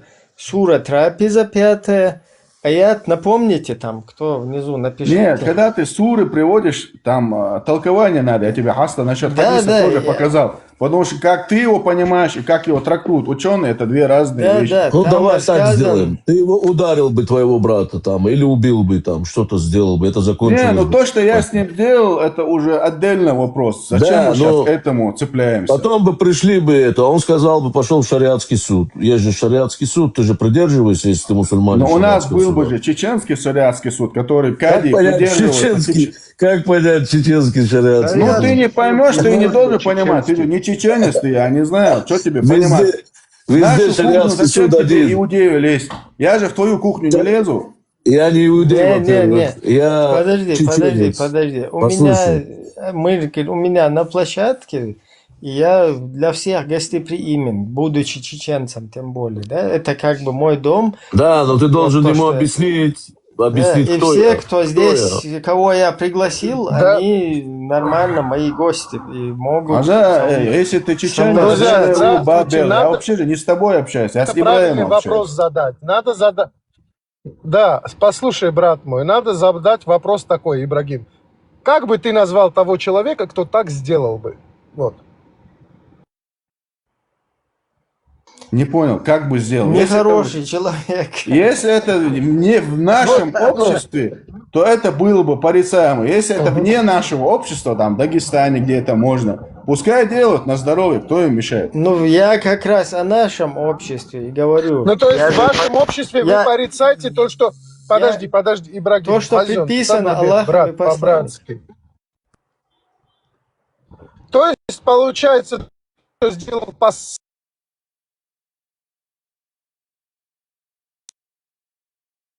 это порицайте. Не понял тебя, у тебя срываешься. Совершенно верно. Еще раз повтори, ты прервался. То, что сделал посланник, порицайте. Это наш внутренний закон, и мы внутри можем порицаем это то, что у других происходит. То есть у нас у То чеченцев есть можно между вами порицать вы пророка. порицаете пророка. Не, мы не пророка порицаем, а Получается именно так, акт, да, который тоже. совершает между нами этот человек. Аллаха тоже порицаем. За то, Не что порицаем, он это Ибраим позволил. порицает его. Ибраим, ответь сам за свои Я действия. хочу задать такой вопрос. Сам Я не достаточно... принимаешь это и Ибраима порицаешь за это. Послушай, мы достаточно здесь, это идет как колесо, знаешь, это по кругу идет и не заканчивается. Он так говорит, это опять так говорит. Послушай,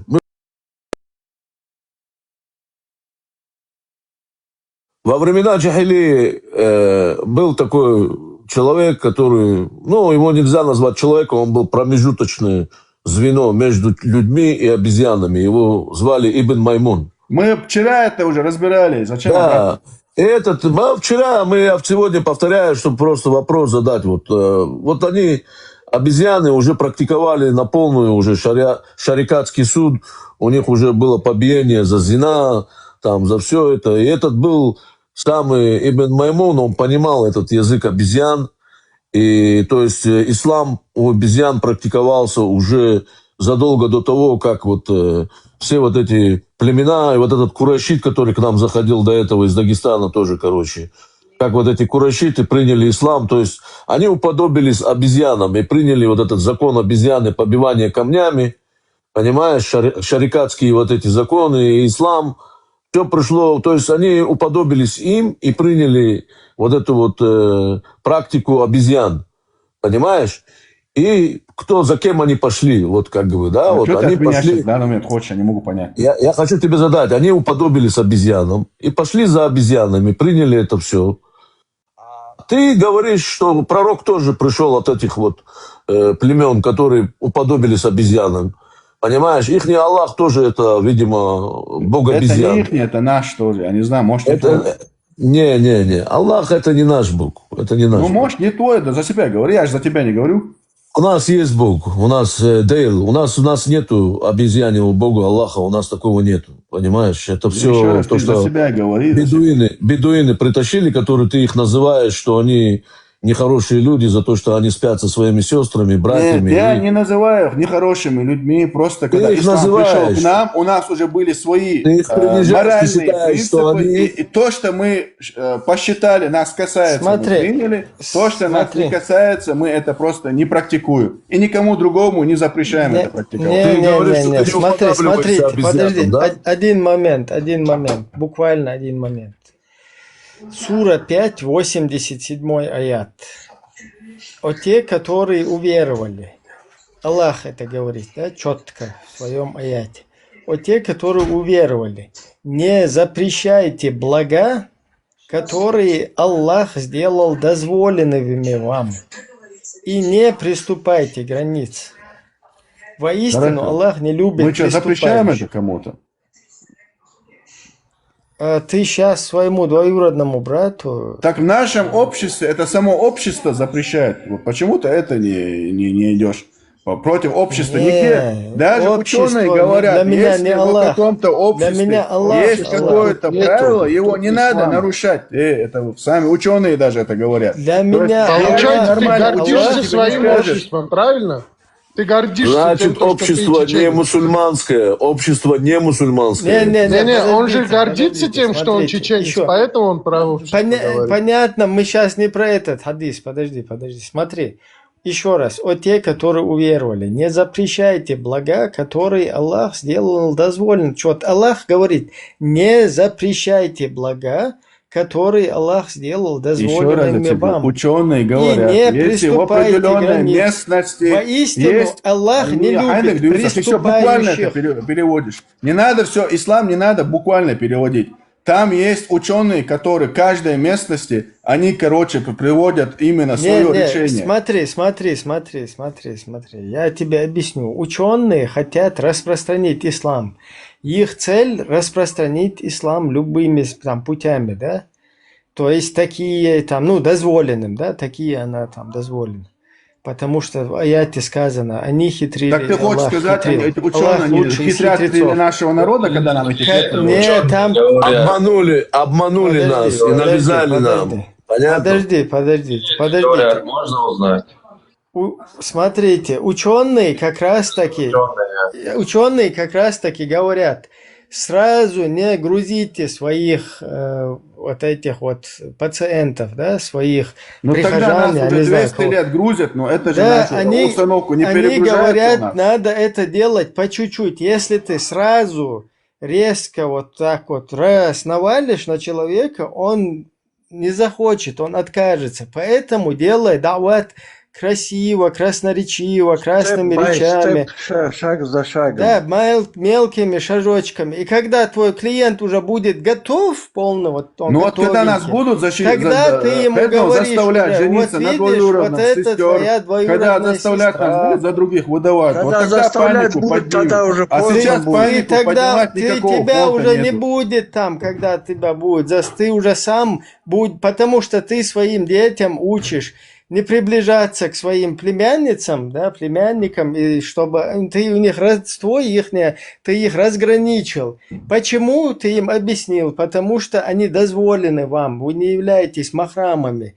И они это впитали. Они уже не такие чеченцы, как ты, да? И они уже на следующем этапе, ты им объяснил, что они дозволены друг другу, и они не махрамы. Поэтому они в таком ключе и думают друг о друге. И там им, они уже, им не интересно, им твоя чеченскость уже нафиг не упала. Они уже натуральные Это мусульмане. чеченскость уже после принятия ислама сколько веков у нас приходит? Что ты сейчас Не. Тогда было вообще суфизм, это вообще мелкими шажами. А сейчас это с 90-х годов. С 90-х годов это все даже пришло до того, что чеченцы в ночнушках ходят, как арабы. Ну не все же так. Салам алейкум, матери говорят своим. У нас, уже, например, уже и атеисты чеченцы есть. Ну что поделаешь, такой толерантный у нас народ. Есть и атеисты, есть и религиозные фанатики, есть и нормальные. У нас сейчас уже грозятся там. Атеисты при этом были, при Совке были там чеченцы, атеисты, которые даже с Урус-Мартана там диктор был какой-то в телевидении, который там Бога, не Аллаха, а вообще Бога там как бы критиковал. Такое тоже было. И никто ему там головку открутить и так далее, вот об этом речь не шла. А сейчас люди, которые вообще не позиционируются атеистами, а заявляют, дебил, короче. Я просто не согласен с вот этой вот всей Я понимаю, маленькими шажочками вы уже согласились и пришли к тому, что там грозитесь друг другу там вот этими летальными какими-то методами, что не было вообще. Ты кто такой вообще чужому человеку из чужого общества ему пытаться угрозить чем-то? Если это не твоя какая-то личная тема, да, если он не посягает на тебя, на твою, это общие какие-то идеологии, когда об этом идет речь, ты уже до того дебилизирован, ну ты образно, дебилизирован, что ты уже вот слетел с катушек и переступил через вот эту грань, да, когда там чеченец может только свое личное с кем-то выяснить, а вот идеологическое начинает грозиться там заголовку и неголовку. То есть ты уже вылетел из вот этого. Скромный, Даудов. Да, как Даудов, вот этот русский депутат. Да, русский депутат Даудов сидит и Тузику провозглашает месть кровную за то, что тот против Ахмата Хаджи. То есть уже все там слетели все с катушек, русскую вот эту арабскую культуру, короче, там переняли, где грозятся за то, что ты против какого-то говнюка, да, который предал народ там и так далее, тебе уже какой-то другой говнюк вообще, не относящийся ни по роду, ни по племени, ни по крови, к этому он тебе провозглашает мести какие-то. То есть уже все полностью. Салам алейкум, приехали.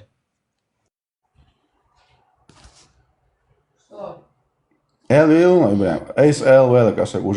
так, по кругу. Зеру Усмаила, по кругу Лиларду, просто с этой точки зрения, да, я Акида, горами, шиши, китам, буши, китмац, магардиона, точка зрения расходится с точкой зрения Аллаха и посланника. А солнце это что она расходит? Я просто не понимаю. уподобляйтесь обезьянам, не уподобляйтесь обезьянам, не надо за обезьянами идти. Так никто за ним, ни за какими обезьянами не идет, у нас свой путь есть, у них свой путь есть. Скромный, а вот у нас матери, салам алейкум, мама говорить, это как для тебя? Для меня это вообще, вообще мой мозг не понимает. Ну ты не понимаешь, для тебя муда неприемлемо, я бьёхьетон, салам дала. Ну не знаю.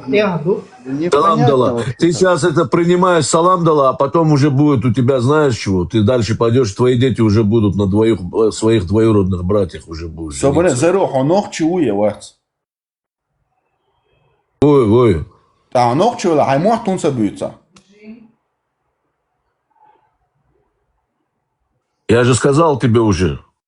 Не, вуй, ты говоришь так с акцентом. Я, например, под сомнением, что ты человек моей национальности. Многие чеченцы говорят с акцентом. Есть чеченцы, которые вообще на чеченском не говорят. И у каждого человека судьба по-своему сложилась. Брат. Ну вот я тебе одну вещь скажу. Человек, семью, который не соблюдает адаты, и который не владеет своим языком, он не может себя причислять. Как раз таки я адаты чеченцев соблюдаю. Тогда ты должен выучить свой родной язык, на котором... Когда должен, я знаю, что я должен. Когда у меня будет возможность такая, я не только выучу, я приеду на свою родину и буду жить там со своим народом тоже. Ну все тогда.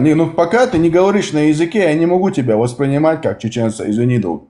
Не, на языке-то много кто говорит. Тебя за это осуждают все чеченцы, ты знаешь? Все чеченцы тебя осуждают. Я не виноват, что моя судьба сложилась так. У меня всю семью уничтожили во время войны, и я вырос не в пределах Чечни и не в пределах чеченского народа. Еще раз, у каждого свой случай, я поэтому... Ты меня осудил только, что ты сказал, я тебя не считаю. Понимаешь? Я тебя считаю, завтра, если что-то будет с моим народом или с тобой, я приду на помощь. А ты меня выставляешь, типа, я не чеченец. Нет, то давай есть, я, где... исправлю то, что я сказал. Я под сомнение ставлю то, что ты чеченец. Под сомнением. Это другое. Ты можешь сказать, под сомнением. Ответ тебя устраивает, я ставлю под сомнение твою Поэтому идентичность. разъясняется все, что идет под сомнением, оно разъясняется. Я тебе сейчас здесь разъяснил и ответил. Но еще раз я тебе говорю, если ты при личной встрече, я удостоверюсь действительно, что так оно и есть. В интернете, например, я знаю Ибраима, Ибраим знает меня, но тебя я не знаю. И поэтому всему, что говорится в интернете, без определенного доказательства... Я тебя не знаю, скромный. Я тебя не знаю. Ну, может быть, ты не знаешь, если я тебе сказал, ты бы вспомнил бы. Да, и в этом-то и дело, что я тебя не Очень знаю. много есть и не чеченцев, которые говорят на чеченском. Они строят себя Я не о под том, чеченцев. что мы с тобой виделись, не виделись. Но вот кто ты сейчас, личность, может, мы с тобой и виделись, и слышались. Но я не знаю в данный момент, кто ты. Я тоже, знаешь, если честно сказать, думал, знал тебя. Я тоже тебя не знал, оказывается. Может, в таком контексте. Я тебя не в таком контексте говорю. Я просто сейчас... Ты говоришь, что меня видел, знаешь. Я просто не знаю, не видел тебя. Я не буду сейчас при всех людях говорить именно, где мы виделись. Просто не проблема. Я с тобой.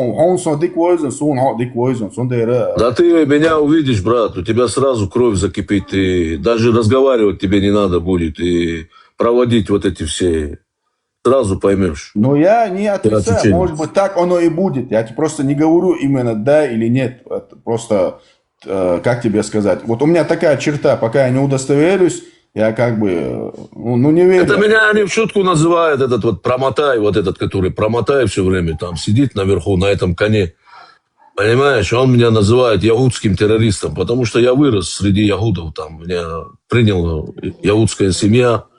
Когда мои все погибли, я вырос среди... Поэтому я, понимаешь, то, что я не знаю, я не могу утверждать. Но я просто то, что я не знаю. Примерно то, что вы тут говорили, я тебя воспринял так, как о тебе тут говорили. Вот и все. Ты знаешь, говорят, что кур дает тоже, знаешь, много. Нет, ты не про говорят, это говорю. Я говорю, именно как ты сказал, тебя называли тут среди, Смотрите, вы сейчас уже полчаса ушли на персонализацию там туда. Ничего, он понял для себя. Все. Да, тема такая.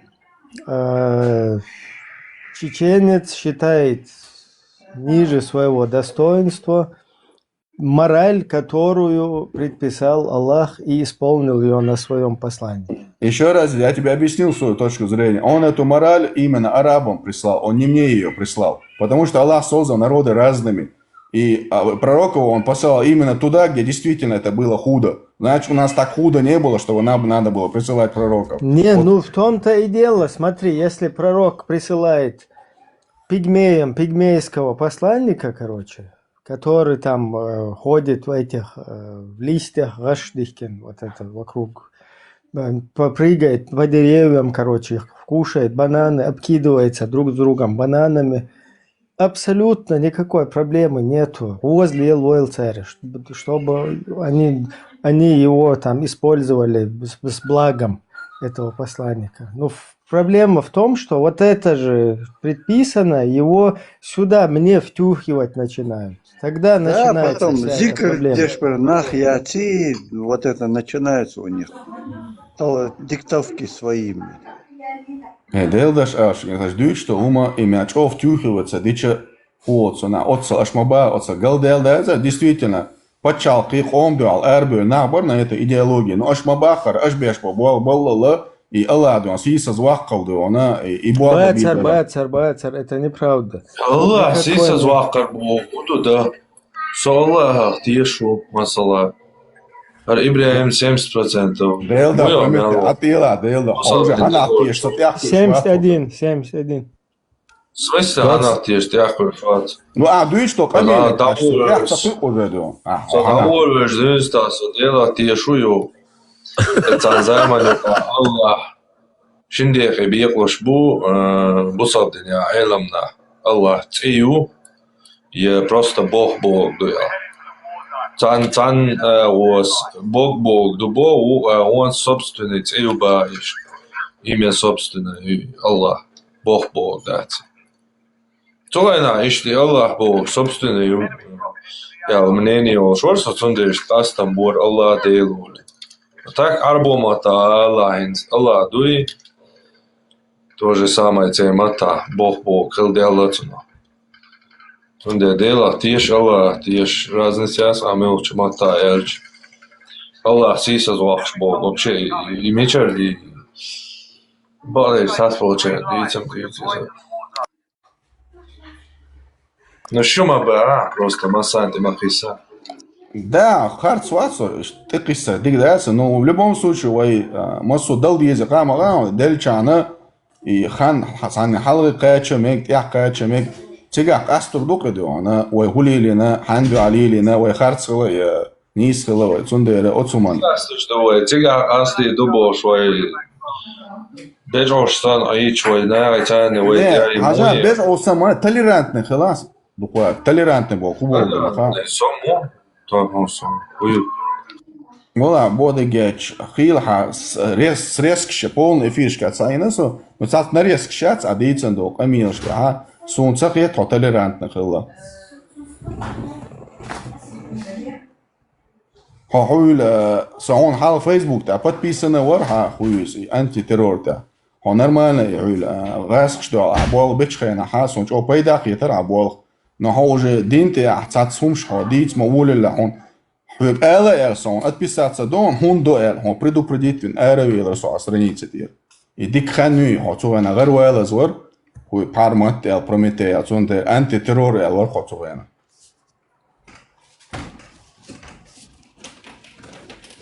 Мегер до ишт бяк мобил шу хани саламос да звар со саламос да шта эр вол шу адекел масера почу. Адикте все, проблема. Юго машуры. Дело машло. Что? Так, кто еще хочет поговорить о морали, о чеченской морали в частности? Так, давайте-ка суру 4.24. Сейчас обсудим про мораль Аллаха, про мораль посланника. И в данном контексте посмотрим на мораль арабов тех времен. Кто из них более морален или вот как это все происходило. Сейчас, один момент. Пока говорите, я сейчас пошел за этим, за аятом и хадисом.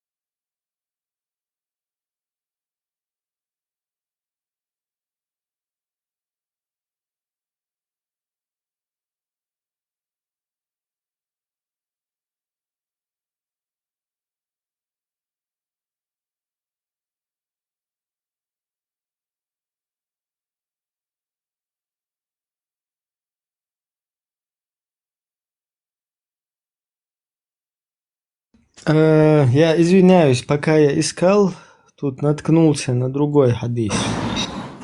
И посчитал важным ознакомить с этим хадисом вас, так как я уже имам здесь на своей площадке, я вот хочу передать вам вот этот хадис. Шейх Албани сказал, что хадис достоверный, глава купания и хадис сахих 245. Так, а вот кто это, Муслим или Бухари, я сейчас должен это найти. Ну, 245 по счету. Передают со слов Курайба, сообщил нам Ибн Аббас о том, что его тетя Маймуна сказала: «Я поставила воды для омовения для пророка, которой он мылся от осквернения, он налил...» Так, ладно, блин, это я даже не... Ух ты, еще. Да, Ой, слишком. ветеран маршрута.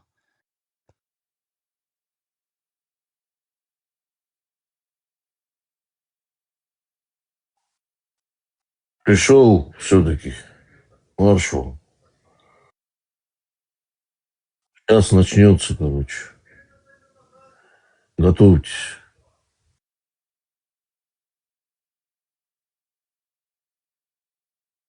Ребят, печерюшка есть по 2 рубля. Надо?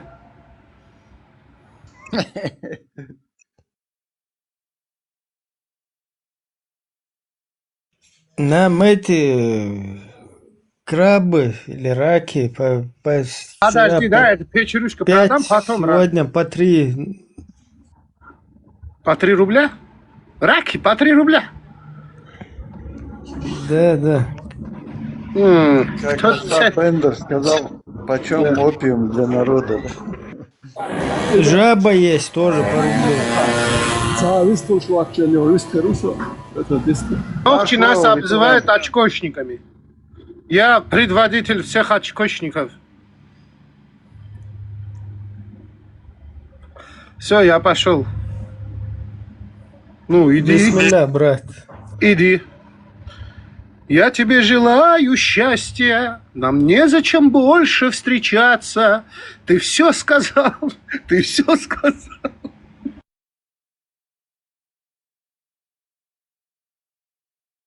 Маршал, ветеран, выстрел. Маршал, привет. Ладух, что сам, халки, кусаули, захелиса. Ладух, سسترن ده الله ما يحتاج يخوف تجن الدوي ما يحيات كون قال سوكسيات در توش داتر نقطة شو كوقع خلشتين بوله ده دات سونم سوكسيات در جور تو وصل كميال جور أك تانك شين ها نقطة تخيتي إيش تخيتي هر تخيتي وصل كميال شدي كم تخيتي ده لا بيخ مرة ماجي دولم شدات نقط شون تليل دوال سنة نقط شو صبر ديال شون تليل دول تلاتي ملاتي حين لا تانداي تندري ها دين ما سانداي تندر ما ساندو نقط شو مدر إير صبر ديال هر بيخم تو سون تمج سون هر سيقوم يخلال الأوردات هرم قابل ديال ليلو أشوك هر قابل ديال أشوك وات نقط دوی اتوبه نه تقوی تناخن بعدك وشوك تكيت شو بعدك ادو ولا شتاتومت يعني نيسوان يحكي له شوك بعدك يجون قات اكسيات وشوك تخات هروك شو خلك سنت اكسيات وشوك وري هر سنت شو كم ما خاطر ذات اك هو راسك يا نقشي واتي ريبا شو هيستخل شو صبر ديال ها شو انا سلام دل ميجدو بوك شوك حتى كل نقشي يبيوك يرجوش نقشي لما Zum Rasgebiet Tambo, Schianug Beat Tambo. Harukwe noch Chimilu Watts Castos. Soon had noch Chizariet. Noch Chiwat, no, du so, ich Camille, der Deutscher noch Chibu Bosch. Och Chwa, Shake Dwash, der das jetzt was Wupen, but Ulush, how is Duati? о, моя ходасати бог шокчу, ойта, тагвата, камяда, юх, талирантнес, юч, бусул бинахта, талирантнес, да, яц. Нахизабяш бойш. Мет я талирантнес, юч. Гил клуб дача, бай, какой толерантность? Ветеран, тут Бубахар, Хуан, Ибраим, нехтихал швар, короче. Он не признает это все. А Ибраима обвиняет. Ятсун, гушует, ятсун. Та нохчум диза шватси. Аксе вопрос возникает, мы нохчу вати кодите, хар нохчу вати ятсу, ну да та нохчум лабдяш так вати. Мадар тахом признаться, доцу хар бюх ду хар эндуса олцу. Это тихо ползучится, нохчук я и бюхал яржует, что он всю жизнь так прожил. Да, он уже на пути находится, он сдерживает. Он всю жизнь так прожил, из него уже человек с моралью не уверен. Морали нету в религии, морали нету. Какая мораль в религии? Да не, он наоборот, он больше чеченец, чем мусульманин. Это не чеченец, такие чеченцы нашему народу не нужны. Да не, он выйдет из этого. Не нужны такие, не выйдет никогда, уже поздно ему. Выйдет, еще как выйдет. Какой толк, что он выйдет, откуда он выйдет, может, за дверь зайдет, выйдет, это не то. Чеченцам быть тяжело сегодня, тем более. Потому что, если он выйдет, ему же надо будет говорить это все, не молчать. Тихо вышел и молчит, это же надо будет говорить. Как мы сейчас он еще на такой стадии находится, он уже понимает. У него стадии нету, уже нет, это уже не то. Такие не нужны нам такие чеченцы. Ты говорит, там не чеченцы, там туда-сюда. Я его не считаю чеченцем. У меня есть основания считать его не чеченцем. Потому что он навязывает арабский обычай. Это говорит, когда ему говорят, что он арабом был прислан. Тогда, если арабом был прислан, этим арабам этого пророка надо оставить. Не нужен нам такой пророк. У нас необходимости, значит, пророка не было, потому что нам его не послал Всевышний. У нас не было необходимости. Арабам нужен был, вот он им послал его. Тем более такой пророк. Не нужен нам пророк никто. Не нужен. Мы самодостаточный народ, потому что традиции, обычаи, все есть у нас.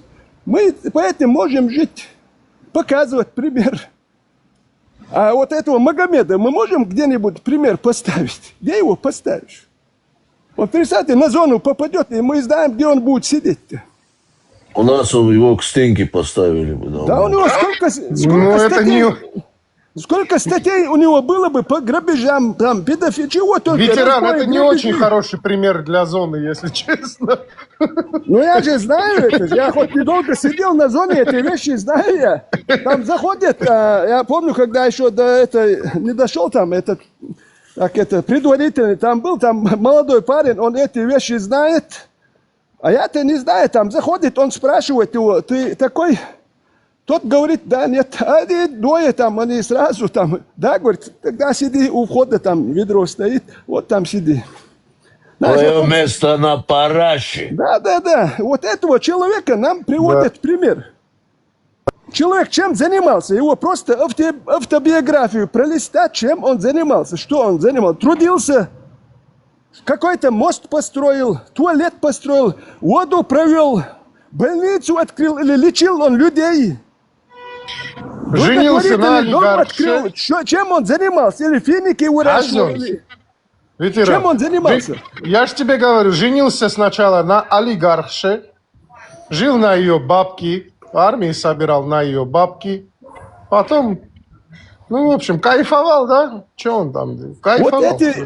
Вот эти, они не могут на себя принять вот этих мелочах, даже единичный пример, там, жениться, не жениться на малолетке. А мы же знаем, как они всему народу вот это навязывали не джихад, когда война кончилась, насильно и так обманывая все, там уже судьба народа решается. Как они старались, что из этого? Этот не может даже единичный пример на себя взять. А так они на народе будут отрываться. Тысячи народу погибло из-за этих тварей-то. Как они, сколько денег вливалось. Вот ему перестроиться тяжело будет. У него вся жизнь поганая была же. Поганая жизнь была у человека. Что он перестроится? Не получится уже, все. Ветеран, ты все правильно говоришь, очень с уважением к твоим словам отношусь. Единственная просьба, не нервничай просто. Все, кто новые, зашли, Машдол, приветствую. Я коротко просто искал. Шалом, шалом, всем шалом. Я заранее осуждаю, что бы я ни сказал. Дал маршал. Все, ТикТок, все, что будет говорить пастух, мы осуждаем полностью. Я сам осуждаю, я сходу сразу говорю, что я осуждаю. Да, и мы даже шахаду и там будем произносить в ТикТок. Этот пастух нехороший человек. Смотрите, вот сейчас у нас была речь о чеченской морали, да, вот с этим гостем, который здесь был. Ну, я бы все-таки грубо его не гасил, да, потому что он хоть и увиливал, короче, от этого, понятно, что у него какой-то круг общения, они знают, что он заходит, и он не хочет, чтобы его затакфирили, да, вот как нас там такфирят, потому что это не безопасно, нелегко и так далее.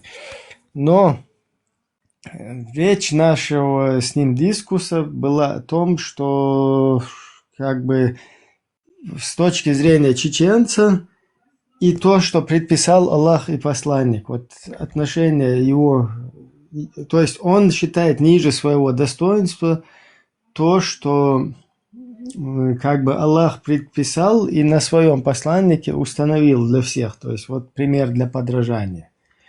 Но теперь я хочу привести здесь пример, где и арабы тех времен, многобожники, там, грязные, там, язык, как их называют, только не называют, да, там, осуждают. Просто вот так их, типа, якобы называли, там, якобы они были такими плохими, там, все такое, да. И потом с приходом ислама они стали людьми, там, сразу в ночнушках начали ходить и так далее. Теперь вот насчет этого Сахих Муслим, достоверный хадис. Это можно найти в Иснад Линк, например, на русской версии, ну и где угодно, я потому что номера сейчас назову.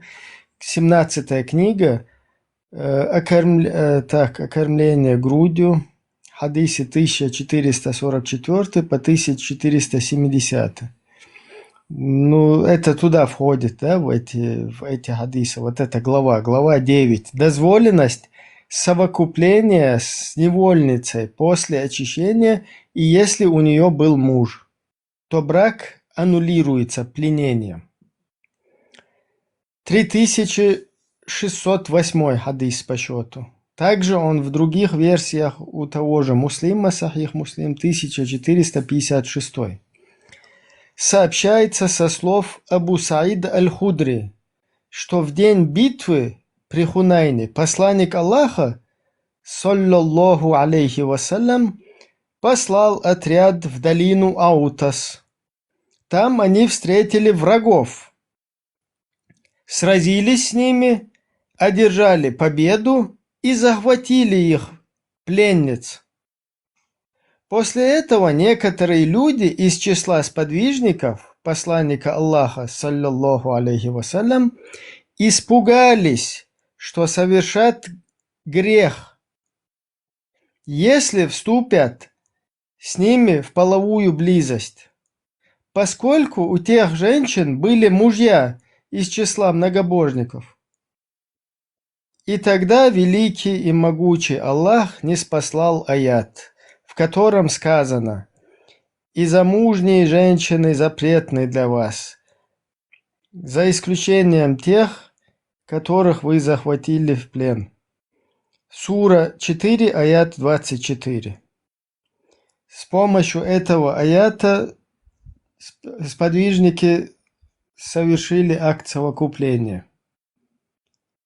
То есть тут нам что говорится, что мораль этих людей на тот период, вот этих многобожников, там туда-сюда, она оказалась несколько отличной, иной от морали, которую предписал Аллах вот этим аятом, который сразу был ниспослан, и морали посланника, который передал этот аят, и вот таким образом дозволил это от Аллаха передав от Аллаха своим вот сподвижникам.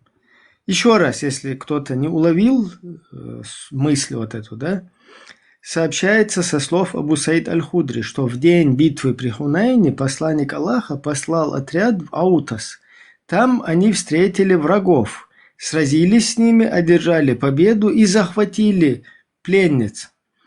После этого некоторые люди из числа сподвижников посланника Аллаха, саллаллаху алейхи вассалям, испугались, что совершат грех, если вступят с ними в половую близость, поскольку у тех были мужья, то есть живые мужья, из числа многобожников. И великий всемогущий Аллах ниспослал аят, суре 4, 24. И замужние женщин запретны для вас, за исключением тех, которых вы захватили, ну или которых овладела ваша десница. То есть не только вот который сюда заходил, скромно вот сейчас со мной дискутировал, не только его мораль оказывается выше, его там чеченская мораль, выше морали Аллаха и посланника. Оказывается, грязные многобожники тех времен арабские, их мораль на тот период оказалась тоже выше морали, то есть они побоялись салам алейкумить замужних женщин. Почему-то их вот грязная многобожная мораль оказалась неправильной. И тут Аллах и посланник ниспослали аят, в котором дозволили салам алейкумить вот этих вот замужних женщин, так как их брак расторгается, они как бы пленницы, и они могут их салам алейкум, и без какого-либо стеснения, там, без опаски, что попадут в ад там, или совершат грех. Ибрагим, я извиняюсь, есть очень много ребят, которые говорят, это было в то время. Надо не забывать, что все это написано до конца времен, до судного дня, окей? Это так, просто подытожить. Да, но я хотел как раз-таки передать вот этот посыл того, что как раз-таки в то время вот этим так называемым грязным многобожникам, там, арабам, им было, они побоялись, тут так и сказано, то есть они испугались, что совершат грех, если замужних будут салам алейкумить. И тогда они вот передали это посланнику, а тот, соответственно, там Аллах ему сразу ниспослал аят и сказал: можете совокупляться с ними. То есть вам разрешено, если вы их захватили, все, они ваши. А этот культурный парень, который зашел, у него, получается, намаз, который не написан в Коране, он это соблюдает и делает, а все остальное, что делал пророк, он это в своем народе не принимает. Ну, то есть, как по кайфу, так и делает. Вот это мне неудобно, это я не принимаю, это принимает. Ну, так не пойдет. Это демократия, демократия, я извиняюсь. Да, если ты что-то принимаешь, да, типа это 21 век, как бы мы пользуемся демократией. Мы не можем по-другому. Тем более мы должны же как бы как-то с людьми жить, да, с нормальными людьми. Так, мы должны чуть-чуть как бы играть в демократию. Какое место ебет, бля, как он делает, что он делает. О, брат мой, как ты, брат?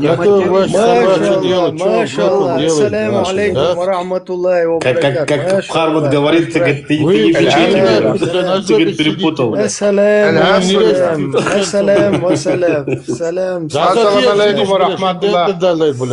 Ты зашел не в ту дверь. Кстати, не надо кроссовки снимать. Перемать, ты закрыли, суки, нахуй. Перемать. Я чеченец говорит, блядь, салам алейкум, перемать. Будь самим собой, говори. Будь самим собой разговаривать. Если чеченец говорит, то он должен защищать чеченское, а не пропагандировать арабское. Нет, не надо ему прикидываться каким-то другим ветераном. Пускай будет самим собой. Кем он является на самом деле? Разговаривай. Говори. Нет, тут ситуация, знаете какая? Вот когда заходит какой-то там брат Кондрат и говорит салам алейкум, сразу надо уши закрывать дальше уже. Никогда мы насчет религии, блядь, никому... Бля, Вот такая, свои будешь. вот такая у нас ситуация. Сразу Нормально разговаривай, а то сейчас в эту атаку тебя отправят. уже сказал, чем он круче, чем длиннее. Разбирайтесь, блядь, Чем длиннее салам говорит, да, салам алейкум ва рахматуллахи, тем ты уже больше насторожен должен быть, что тебе полностью после этого Салам, такой же, примерно такой же длины будет салам. Вот эта связь, блядь, салам алейкум, как бы это вообще К ним туда не лезут, они к нам лезут сюда, блядь. Мать-перемать на салам. Смотри, видишь, у пастуха Атара мать-перемать. стоит. Это заблокированные аккаунты, и они там все собираются. Ты, блядь, чертила нахер, блядь, ты свой род не знаешь, откуда ты родился, черт, блядь. Мать-перемать, Кто салам, твой отец, блядь? салам. Пастух, можешь его к себе забрать? Сука, блядь. Салам, салам, труболет. Слышишь? Забери его к Салам, себе. твою мать-перемать. Я Салам. жидовка нахер, блядь. Ты не... Мать-перемать. Салам алейкум, мать-перемать. Салам алейкум, как до запах свидания. прогулялся, да? Да, совсем, мои рейты уж, блядь. Нормально, А я истер, так, бьё, богаталиеш. Шунах? Салам, куанах чун, глуш, саги глуштат, Пошла. салам, не дал. Пошла гей-пропаганда, пошла. У меня 2 чарушки есть, 2 рубля. Тебе надо? Сестре, Сутенерство. матери, жене, всем нужно салам давать. Куанах и вообще там нету. Рэбы это не истинного куанах. чеченца признаем Шунах по чудой, сейчас сдох чудой, мои тебе дюк-ты, жизнь нахер, я тут, блядь. Jükti havu itirar, havu verdi jükti. Салам, عن سوق أميال ديزا هانس ديزا شيء وشلات تعرف شال غير حالته عيش أديحر يقميل حوالات دا حوالات بيش بالكندل السوق يقميل ده ويتبت أنت شغلات طول يوم ما يتدرس هو تي شو قتلوا ونشوه هو يوش ديني أتكلم ديلر شور خشوب ده لا تثبت أنت وغات طول تشيلش كجوريات أبوي كياتشي Vendetta san boja, vendetta san. Гырка гырка. Vendetta, Nog tjubo, что творишь? Та nog тюма яцер. Расплодиться ди nog чуа. Твори. Так, смотри, давайте по теме, да, не отходя от темы. То есть у нас получается, что не только чеченская мораль там, или там ныне существующих там других каких-то народов или там обществ, не только она, скажем так, считает ниже достоинства какие-то вещи, которые вот там предписаны до судного дня, оказывается, сами арабы, там грязные арабы, язычники, 5-е, 10-е, они испугались, что совершат грех, если ассалам алейкумят вот этих вот замужних женщин. То есть незамужних, понятно, они все там, во всех направо и налево, то есть это все уже добыча ихняя. А вот замужние, они все-таки семейные, то есть они через себя каким-то образом тоже, может, пропустили это, да, там, дети, муж, семья, как их, салам алейкум, так, что же с ними делать, короче, вот, куда их, как, и потом у пророка спрашивают, и тут не спосылается аят. То есть их все страхи, их все боязни, их все вот это вот, то, что они боялись, что совершат великий грех, да, от салам алейкумов вот этих вот. Тут аятом это все им полностью становится дозволенным. И замужние дозволено вам, если вы их захватили. То есть теперь это ваше. Можете с ними салам алейкумиться сколько хотите. Главное, чтобы соблюдать там, они беременные, не беременные, вот такое.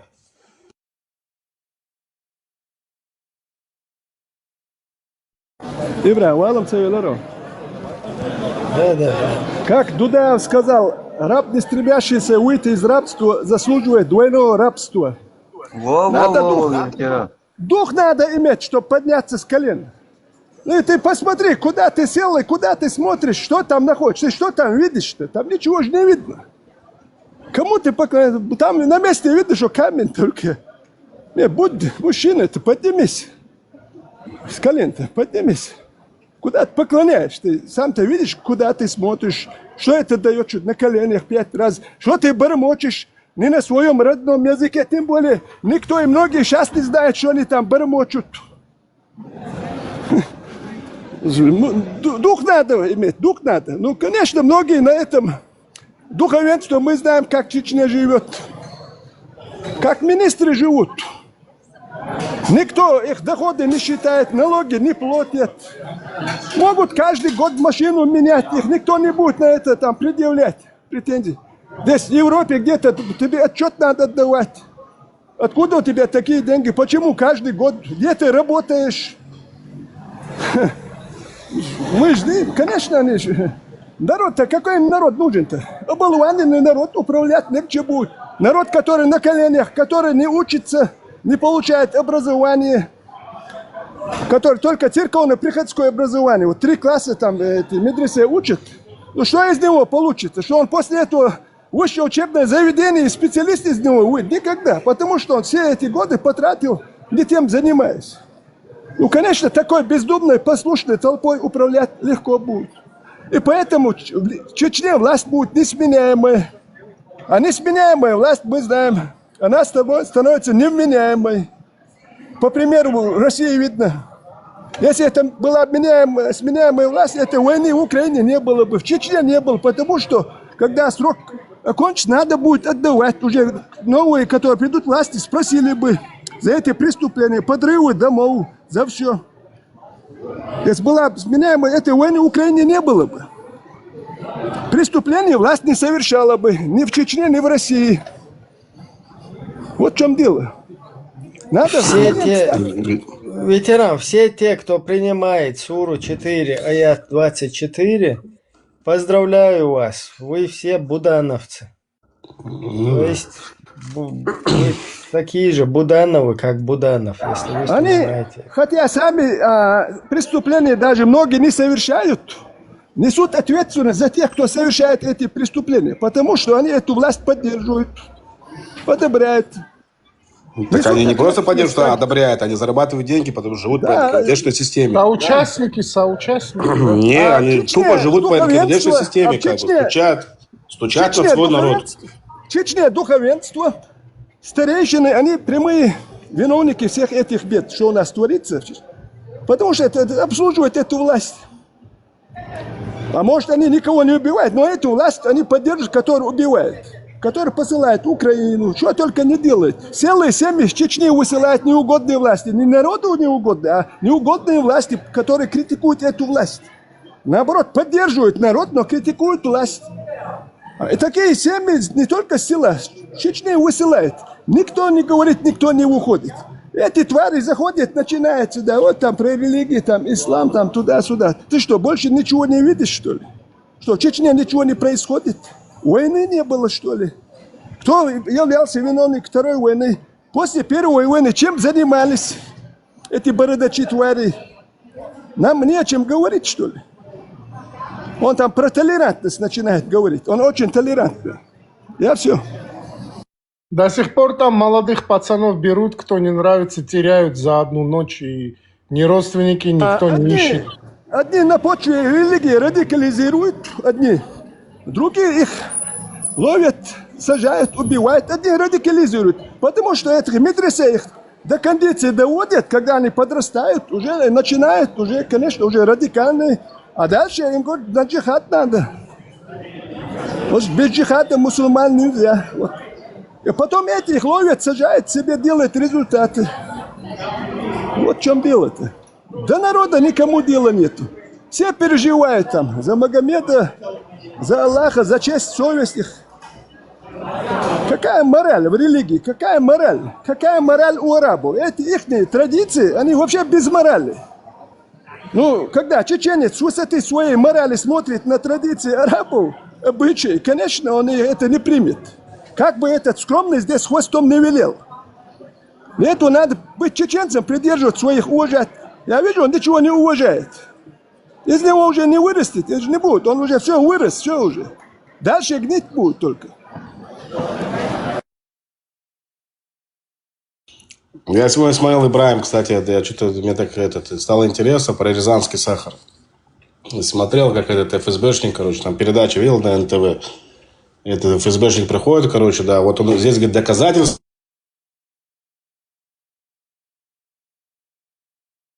Телефон зазвонил. Да, телефон зазвонил. Здесь, говорит, вот у меня доказательства, видел вот эту бумажку, то, что рыбу заматывают, как бы, знаешь, когда рыбу перевозят куда-то, туда, какие-то продукты.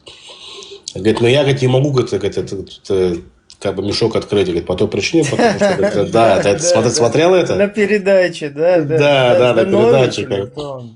Их там много ФСБшников, как бы там они там отмазывали, как бы, с другой Пакет стороны. здесь, все эти, как бы, улики, доказательства. Здесь но я, говорит, открыть не могу, говорит, показать. Потом технично на 75 лет. А прикинь, сахар вот этот вот, увезли, короче, на военный полигон, и его там подорвали. Понял, да? Сахар берут на военном полигоне и его ликвидируют. Я так где-то пару часов, ну не пару часов, часа 3, наверное, сидел, смотрел там, ну разные передачи смотрел. И там и опровержение, и доказательства, как все такое. Но это они сами себя спалили, когда они там сидели на этой передаче НТВ. Там еще Дэвид Саттер есть, американец вот этот, тоже нормальный мужик. У него книга даже есть. ФСБ там, так, чтобы здесь не грохло, не это самое. Короче,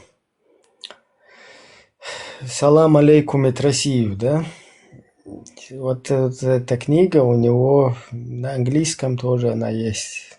Там он тоже подробно все. Он сам журналистом был в России, короче, как бы изучал там культуру, не мультуру, короче. И вот он четко вот это вот все там у него подробно, короче, с фактами, там, с доводами, как это все происходило.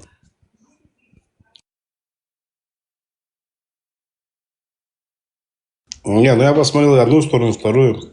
Я для себя выстроил свое мнение. Я никогда не смотрю одну сторону. Как бы. Если мне что-то интересно, я смотрю. Ну, этот, короче, с этим чемоданчиком своим, этим бумажным, он поставил на этом точку.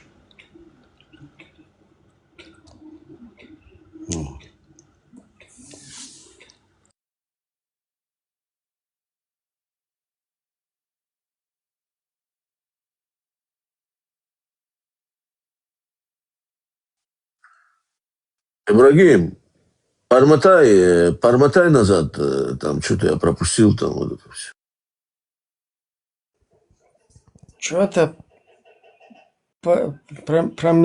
как?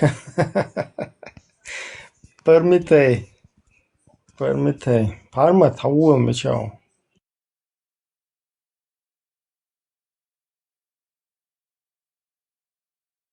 Ладно, он тоже там, походу, нас слушать тоже хочет иногда.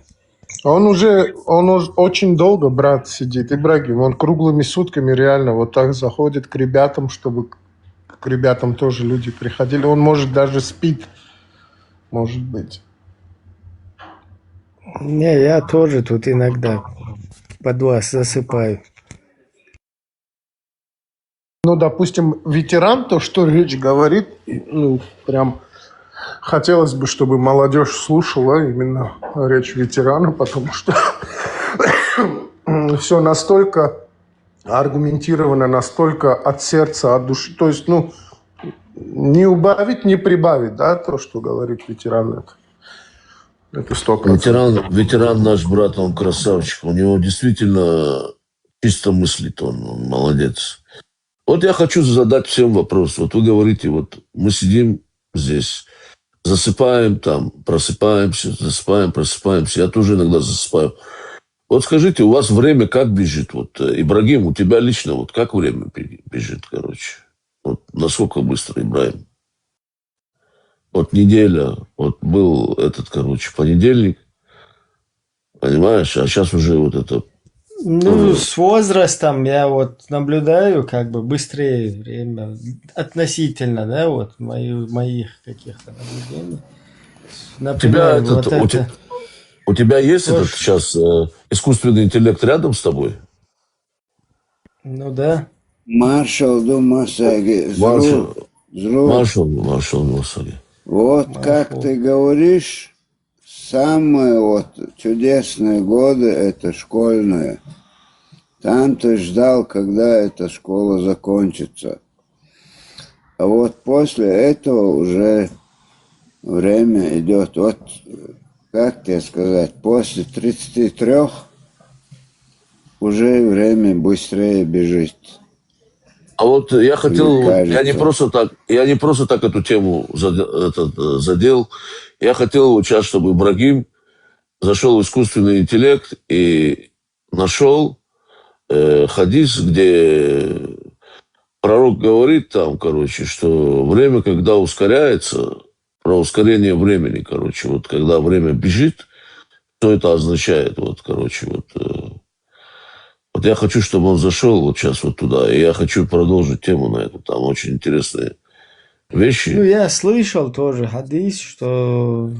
Не говори, я слышал, зайди и прочитай просто один раз, давай разберем это дело. Это очень интересные вещи, там тоже очень много можно привлечь сейчас вот этих вот прихожан к нам. Вот этот вот, там есть интересные вещи. Как, ну, типа как с этим, с Абу Маймоном, там очень интересные есть вещи.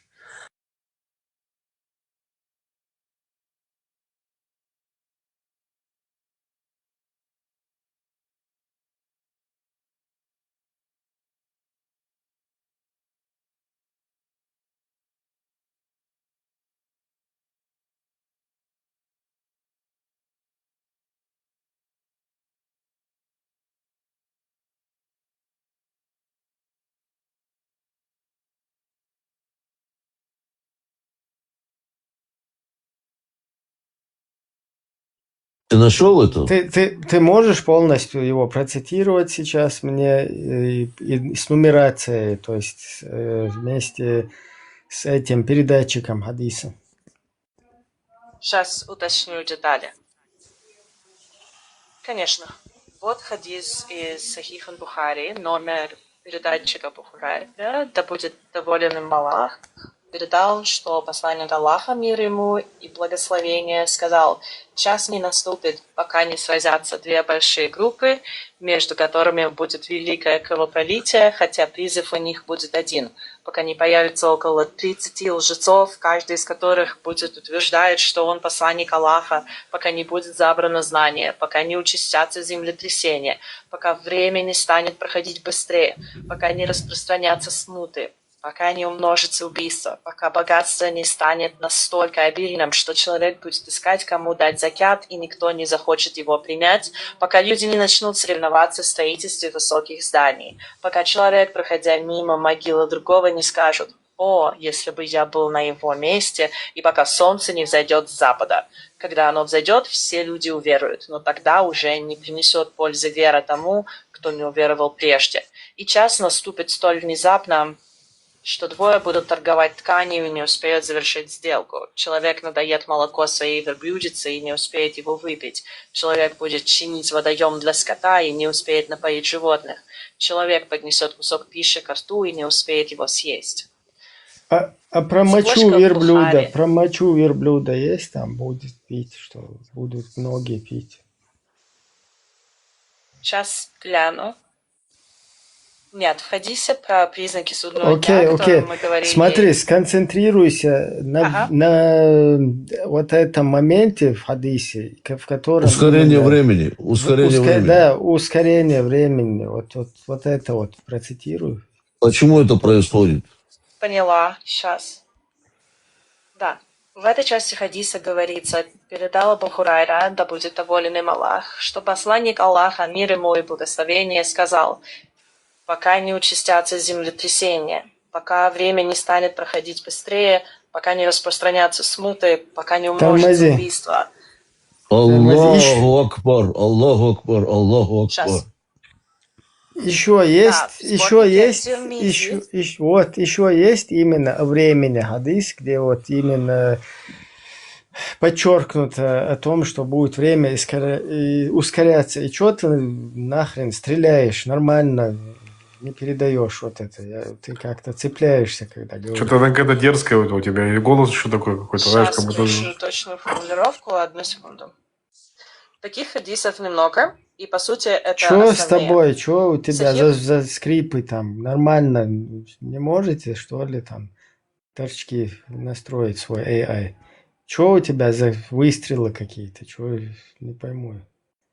Я с тобой, все нормально. Эти Давай дни, просто походу, да. соберу в одном месте коротко и четко, чтобы не терялось. Тормози, я Первое, тебя сейчас Бухари отключу и 71, включу, и 20. ты сразу придешь в себя. Считаю до 3. Раз, Давай. 2, 3. Даю установку. Тупица. Давай, повтори сейчас, только не стреляй. Сейчас, секунду.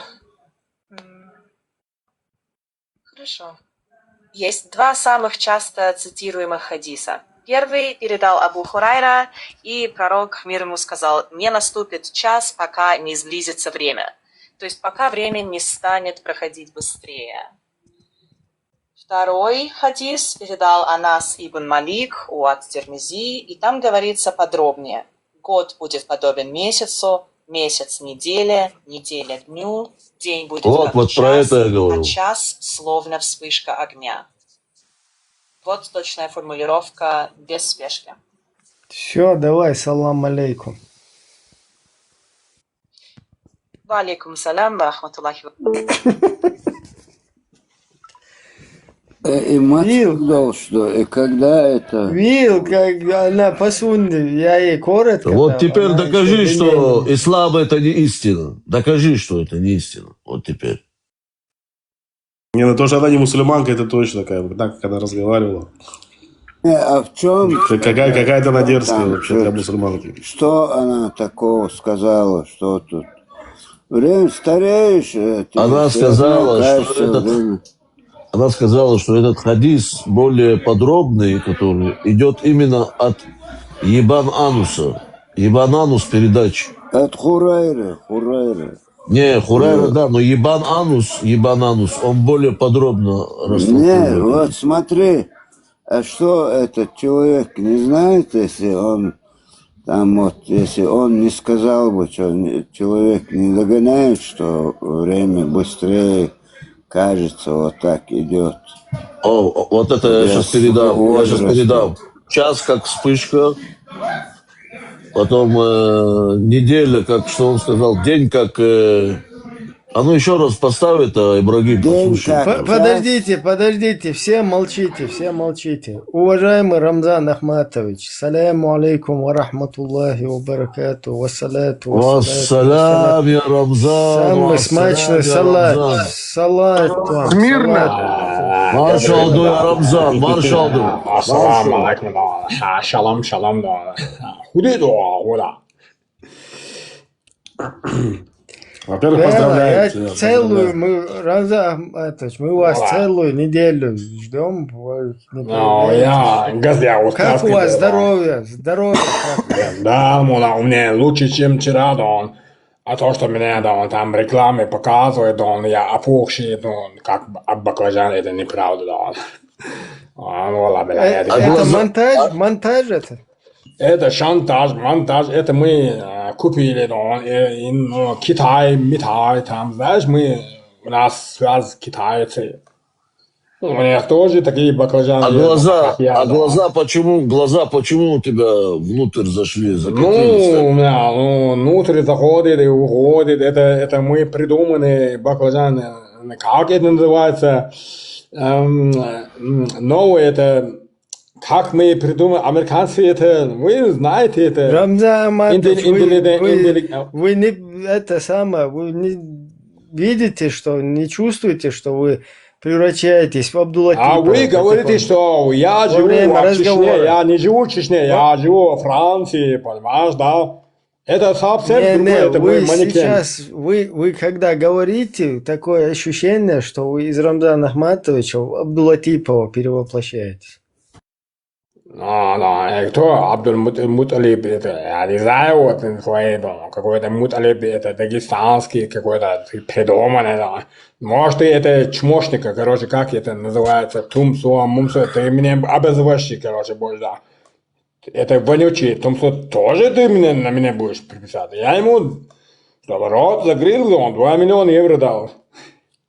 У тебя время бежит, Рамзан, время бежит у тебя? Ну, мы, агорские евреи, мы такие живучие народы. Ассаламу алейкум. Ах, вот ты кто такой, да? Тормозит еще. Посмотрите на его сына, на Адама, как там времени бежит. Он 18 лет уже майором. Ну, он чемпион мира. Сидит с погонами. Он чемпион мира. Он вообще трижды герой Советского Союза уже. Ну, он 400 тысяч героев Советского Союза отвечает. Я помню, в 53-м мы с ним под мостом, под Сталинградом были. Ну, Вы молодые, не помните. Иван Царевич, Король Королевич. Государстве. Мы с ним у сказки были. Мы с ним, у Царевич. Мы там Иванушка Дурачок ваш агент, да, я насколько Ну, помню? это наш Иванушка, Дурачок, Торчок. Мы им медалим, кормим, а что нам еще, металлисты? Кормить мы будем, да. Везде хватает, долбоебы, Рамзан Ахматович, а вы можете с армянским акцентом говорить хоть раз?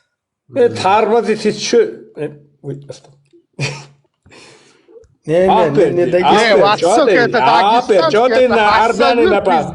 Подожди, что ты хочешь против Вот армяне вам шашлык делал, вот вам лично чеченцы барашки зарезал. Мы такие, как чеченцы, гостеприимные. Что ты хочешь против меня, армяне, сказать? Вот посмотри. Братан, это больше на узбекский похож, чем на армянский. Нет, тормози, братишки. Мы, армяне, вас так уважаем, грузины, вот не знаю, грузины, тормозите, да, братишка. Почему вы чеченцы, нас, армяне, не... Вот ты знаешь, что такое Нахчеван? Там жил Нахчеван, это чеченец, мы из одного происхождения. Вы приняли исламизм, а мы какие, так, христиане, какие были армяне, мы так остался. Вы свой исламизм нам не привязываете, короче. Вы до Иисуса Христа еще христианами были. Да, про Адама еще, знаешь, когда мы приземлились, оказывается, на земле еще жили ногти такие популярные, они гостеприимные. Рамзан Ахматович, а вот по-дагестански вы не можете вообще говорить, что ли? Там землетрясение было, почему это он, Хабиб не приезжал, вот, не знаю, почему он себя, все чеченцы там были, мы помогали, когда у него наводнение было, мы нам помогали, Хабиб там, Дубай, Будай там живет. Рамзан, свободе, тормози, Рамзан. Ассаламу алейкум, разрешен. Ва алейкум, за столом. Никархо, Ибраим. Подожди, Рамзан, ты угомонись пока, подожди. Рамзан Ахматович, подожди сейчас. Вы, Ибраим, Куза, ногчину. Сэр, я свой хотел микрофон выключить, а микрофон халатил. Ибраим такой уважаемый братишки, короче, да. А микрофон халатил, Шерхан, я сайник даю мяч, хайниге нас. Ибраим, отцаби уйохчу ногчи. Вот и тодек папуаш дока. Здесь все папуасы, а Ибраим. Вы, хукату версой, Ибраим, это йохчу, хадиш диш. И Тингладу штука чирсахуз и ислам дин против вок амелдяши худюшдаш вообще хатар дарсой. Не, просто доузить штук мы ознакомливаем с религией ислам и противопоставляем вот какие-то моменты, чеченские грязные адаты, казалось бы, да, там, и то, что предписал Аллах и посланник, вот это святое, вот это истина, да, оказывается, вот чеченцы считают ниже своего достоинства то, что предписал Аллах и его посланник. Это как получается здесь против ислама и против пророка здесь это у вас тема идет или как было вообще? Не, здесь просто Мы наоборот только что зачитали. Не, пророки это ваши. Просто можно один пусть скажет, пожалуйста, братья. Абу-Хурейру сейчас зачитали. Констатация факта, то есть констатация факта. Вот чеченец считает ниже своего достоинства то, что Аллах сделал идеалом, да, для всего человечества. Чеченец считает это ниже своего достоинства. Почему он считает ниже? Ну, например, Аллах в суре 33:50 предписывает, что женитьбу на двоюродных сестрах. Точно так же в 33:37, по-моему, аят. И пророк, которого Аллах послал как назидание, как пример для подражания, как стандарт, который вот он больше всего приемлет, да, вот Аллах, который все сотворил, он присылает своего посланника, и этот посланник является идеалом для всего человечества. И тут этот посланник показывает своими действиями, то есть в своей жизни, что является приемлемым Аллаху, вот какой человек, образ человеческий, вот такой, что вот остальные люди как должны делать. Ну, за исключением моментов, вот как в 33 суре 50 аяте, где сказано, что тебе дозволена любая верующая женщина, которая подарит себя тебе. Это разрешено только тебе одному, но не всем остальным. Но другие действия, да, там, женитьба на двоюродной, женитьба на 9-летней, потом, имение рабов, потом иметь всяких наложниц, короче, ну и так далее, да. Вот это все, там, будет там, одежда, которую ты носишь, борода, там, твое поведение. Вот это вот все является идеалом, к которому должен равняться каждый человек. И получается так, что Аллах и посланник, вот то, что они послали человечеству, чеченец считает это мерзким и ниже своего достоинства. То есть вообще не приемлет. Вот я не могу сказать конкретно на этот вопрос и там ваши ответы дать вам. Ну, так как я не ученый, да, я просто, у меня есть братья ученые, но я знаю одно, что у Аллаха нету ни другой, там ни американец, ни русский, никакой национальности нету у Аллаха. Есть у Аллаха мусульманин и не мусульманин.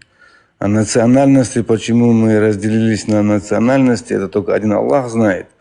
Но у нас есть, например, да, у чеченцев адаты есть, у нас положено, то не положено. Но в исламе двоюродная сестра, она вообще дозволена. В те времена, так как не было много девушек, примерно нам это было дозволено. Но сейчас, на сегодняшний день, много есть национальностей, много есть девушек разного вида примерно. Можно же не жениться же, не обязательно же на двоюродной сейчас жениться, если есть это. Нет, там а так в исламе дозволено это. В исламе дело это в Коране, хадисов. Дело в том, что если мы говорим о том, что в то время было мало, это не соответствует, потому что у пророка до того, как он женился на своей двоюродной сестре, у него несколько жен уже есть. То есть он, будучи несколько раз женатым, он берет жену, свою двоюродную сестру, которую разводит со своим приемным сыном. В аяте так и сказано.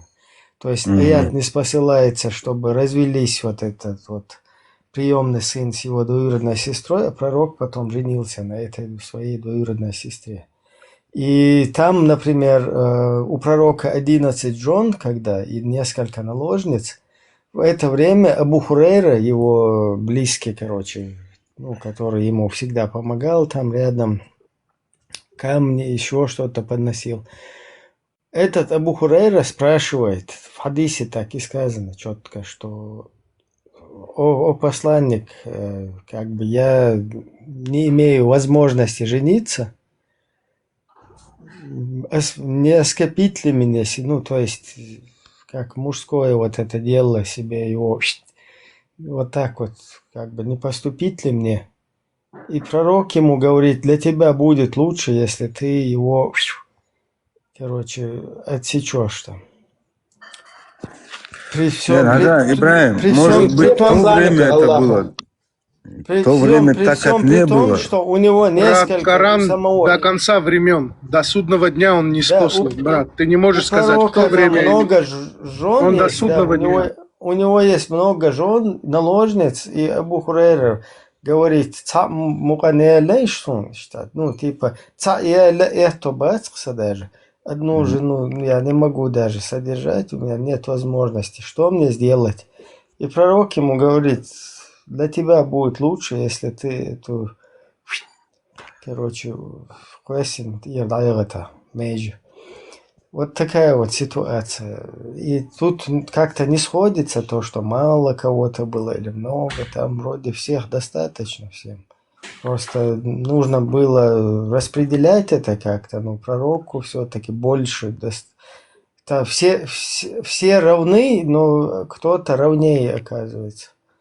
И Нет, просто хажа. просто вот эта вся тема, да, вот такая тема, там, чтобы рабов, чтобы 11 жен, например, хадис, в котором сказано, что 11 жен за одну сутку, короче, за день, ночь, когда пророк проходил через 11 жен, там, салам алейкум, только купался один раз. А вот такое, там, я сейчас о всех не говорю, да, там, может, где-то в Африке, даже... Блин, 15 минут, Хавон, Сабрдет. Не, можно вопрос задать такой, да, с вашего позволения? Один вопрос задам. А сегодня, просто когда я констатировал факт, что чеченцу это как бы неприемлемо это. Ну, понятно, как бы, да. А вот сегодня, когда вот мусульмане так проживают, как бы, да, они женятся на двоих, на племянница своих женятся. Как бы у тебя очень много таких примеров. У тебя Пакистан, Бангладеш, ну, очень там Афганистан, неважно. Наш Ближний Восток, арабы так тоже могут жениться, как бы женятся, в принципе. Это что, это нормально? Сегодня это происходит, я говорю о сегодня. Ну-ка, повтори-ка еще раз. Сегодня происходит такая же ситуация. Да, у мусульман происходит такая же ситуация, это по сути пророка получается. Как бы, вот по-твоему это нормально? Что именно нормально? Раньше было мало женщин, хорошо, допустим, да, я с тобой согласен. Было мало женщин, но он взял себе 5-ю жену, не знаю, 4-ю, взял себе еще... потому что было, оказывается, мало женщин у него, да, ему не хватало 3-4 там. Так он взял еще себе там родственницу. Но сегодня, вот сегодня, у тебя больше женщин, да, получается, как бы. А сегодня мусульмане продолжают так жить. Они берут себе в жены, ну, больше даже вот и Бангладеш, если берешь Пакистан. Они берут себе племянниц, берут себе там сестер, двоюродных, я даже не знаю, там, по-моему, даже и родных тоже такое бывает, как бы. Ну, неважно. По-твоему, это нормально? Родных это только по шафиитскому мазхабу и по маликитскому. Ну, я видел, кстати, пару передач, как бы, может, обманы, может, не обманы, но такие ситуации присутствуют тоже. Это вот именно совсем в таких третьих странах, где там прям живут по сунне пророка, да, скажем так. Но это происходит сегодня. Оно происходит, это доказуемо, да, ты можешь зайти посмотреть это. Это, по-твоему, нормально? Я боюсь сказать, что нормально это или ненормально, так Почему? как я не знаю, и так как я не ученый. Но я то, что знаю примерно, что в те времена, так как не было, например, не было в то время столько, например, женщин или что-то еще. Так тебе же объяснили до этого, что у него 3 жены, они не родственницы. Он берет себе еще родственницу. Да, вот. Что ему не Берет хватало? двоюродный взял. Если он это сделал, значит, это так и должно быть, так это и правильно. Смотрите, смотрите, сейчас вот перед вами спрашиваю. Ты здесь? Да, я здесь. Объясни мне, когда пророк Мухаммад, саллаллаху алейхи вассалям, женился на своей двоюродной сестре Зайнаб, сколько жен у него было уже в его владении? Сейчас точно проверю. Секунда. Да, смотри, брак Зайнаб бин Джахш был заключен примерно в 5 году хиджры, после ее развода с Зайдом ибн Харисой. До этого у пророка уже были жены, Хадиджа, которая в том времени уже умерла, Сауда. Нет, тормози. Действующие жены. Жены, которые были у него в браке. Жены, если наложницы там есть. Перечисли. Сколько их было? Сейчас проверю.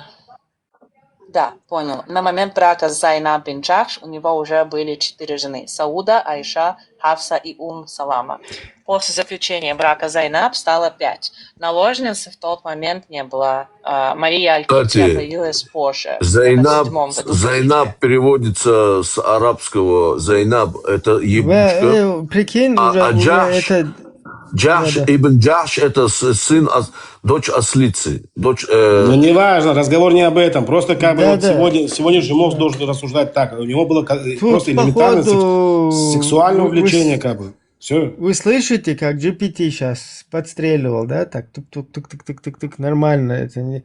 Уже пеленгаторы, короче, здесь включили даже, чтобы вот это до того не хотят. Джинны, шайтаны, короче, всякие. Чтобы это дело информировалось. Короче, были у него недостатков в женщинах у него не было. Он взял двоюродную сестру. Самое главное, кто она была?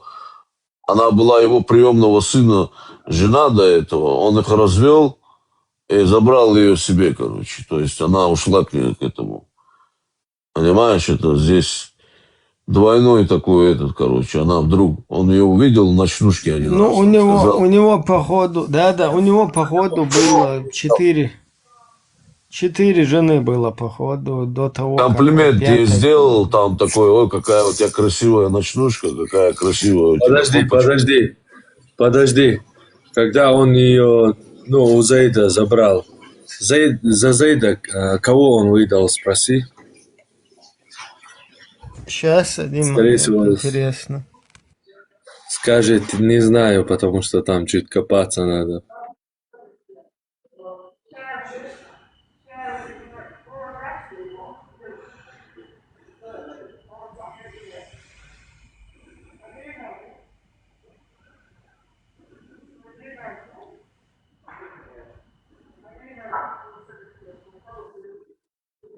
Заид любил пососать молоко у Айши, короче. Так, у меня что, не включено было, что ли? Спрашиваю. Алло, 29-й, ты здесь?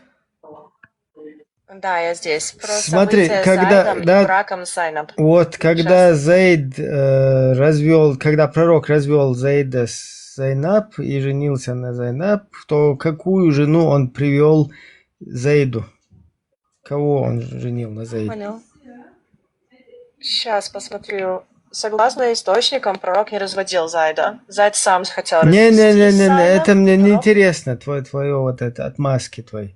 Я сейчас, мне важно, вот за кого потом, кого потом привел Заиду. Сейчас проверю. Если ты про брак Зайда после развода с Зайнаб, то позже пророк женил его на Кульсум бинт Укба. Если ты имел в виду другого человека или... Подожди, это что за Кульсум? 3 колодца. Культум. Да, понимаю, откуда путаница. Это китаянка, походу, какая-то была. Именно по ней. Это Кульсум Абу Муайт. Она была сподвижницей, дочерью Укбы, известного противника пророка. Она приняла ислам, переселилась в Медину и позже вышла замуж за Зайда ибн Хариса. А она не была родственницей Уммы Турман? Сейчас проверю этот момент. Да, она была родственницей Усмана ибн Аффана по матери. Если ты имел в виду другую... Ладно, короче, проехали. Кульсум, короче, А что, мы интернет врага. слушаем, что ли? У интернета интересуетесь? На арабском ее называют Ум-Культум. Спроси, Ибраим, сколько лет ей было? Спроси. Ум-Культум. Ум-Культум, где Ум-Кульсум? Кулсум имел шадер хата машохила. Представить, нет, а стрелять, да, что палки его, шухар, ублюдки. Она была ярой противницей ислама, которая потом... Сколько лет было это Кульсум, которая женилась на этом Заиде, да? Сейчас вернее, замуж вышла. Да? Точных данных о ее возрасте нет. Известно, что она вышла замуж за Зайда уже после хиджи. Подожди, А был женат Умар ибн аль-Хаттаб. Аллах в рот ебал. Пророка. Был ли Аллах он... пидорас. Выкиньте его, этого говнюка. Аллах пидорас, Аллах в рот ебал. Пошел вон отсюда, осуждаю полностью. Подожди, Да. ты тормози. Ты сам, блядь. Ты тормози, смотри. Поняла.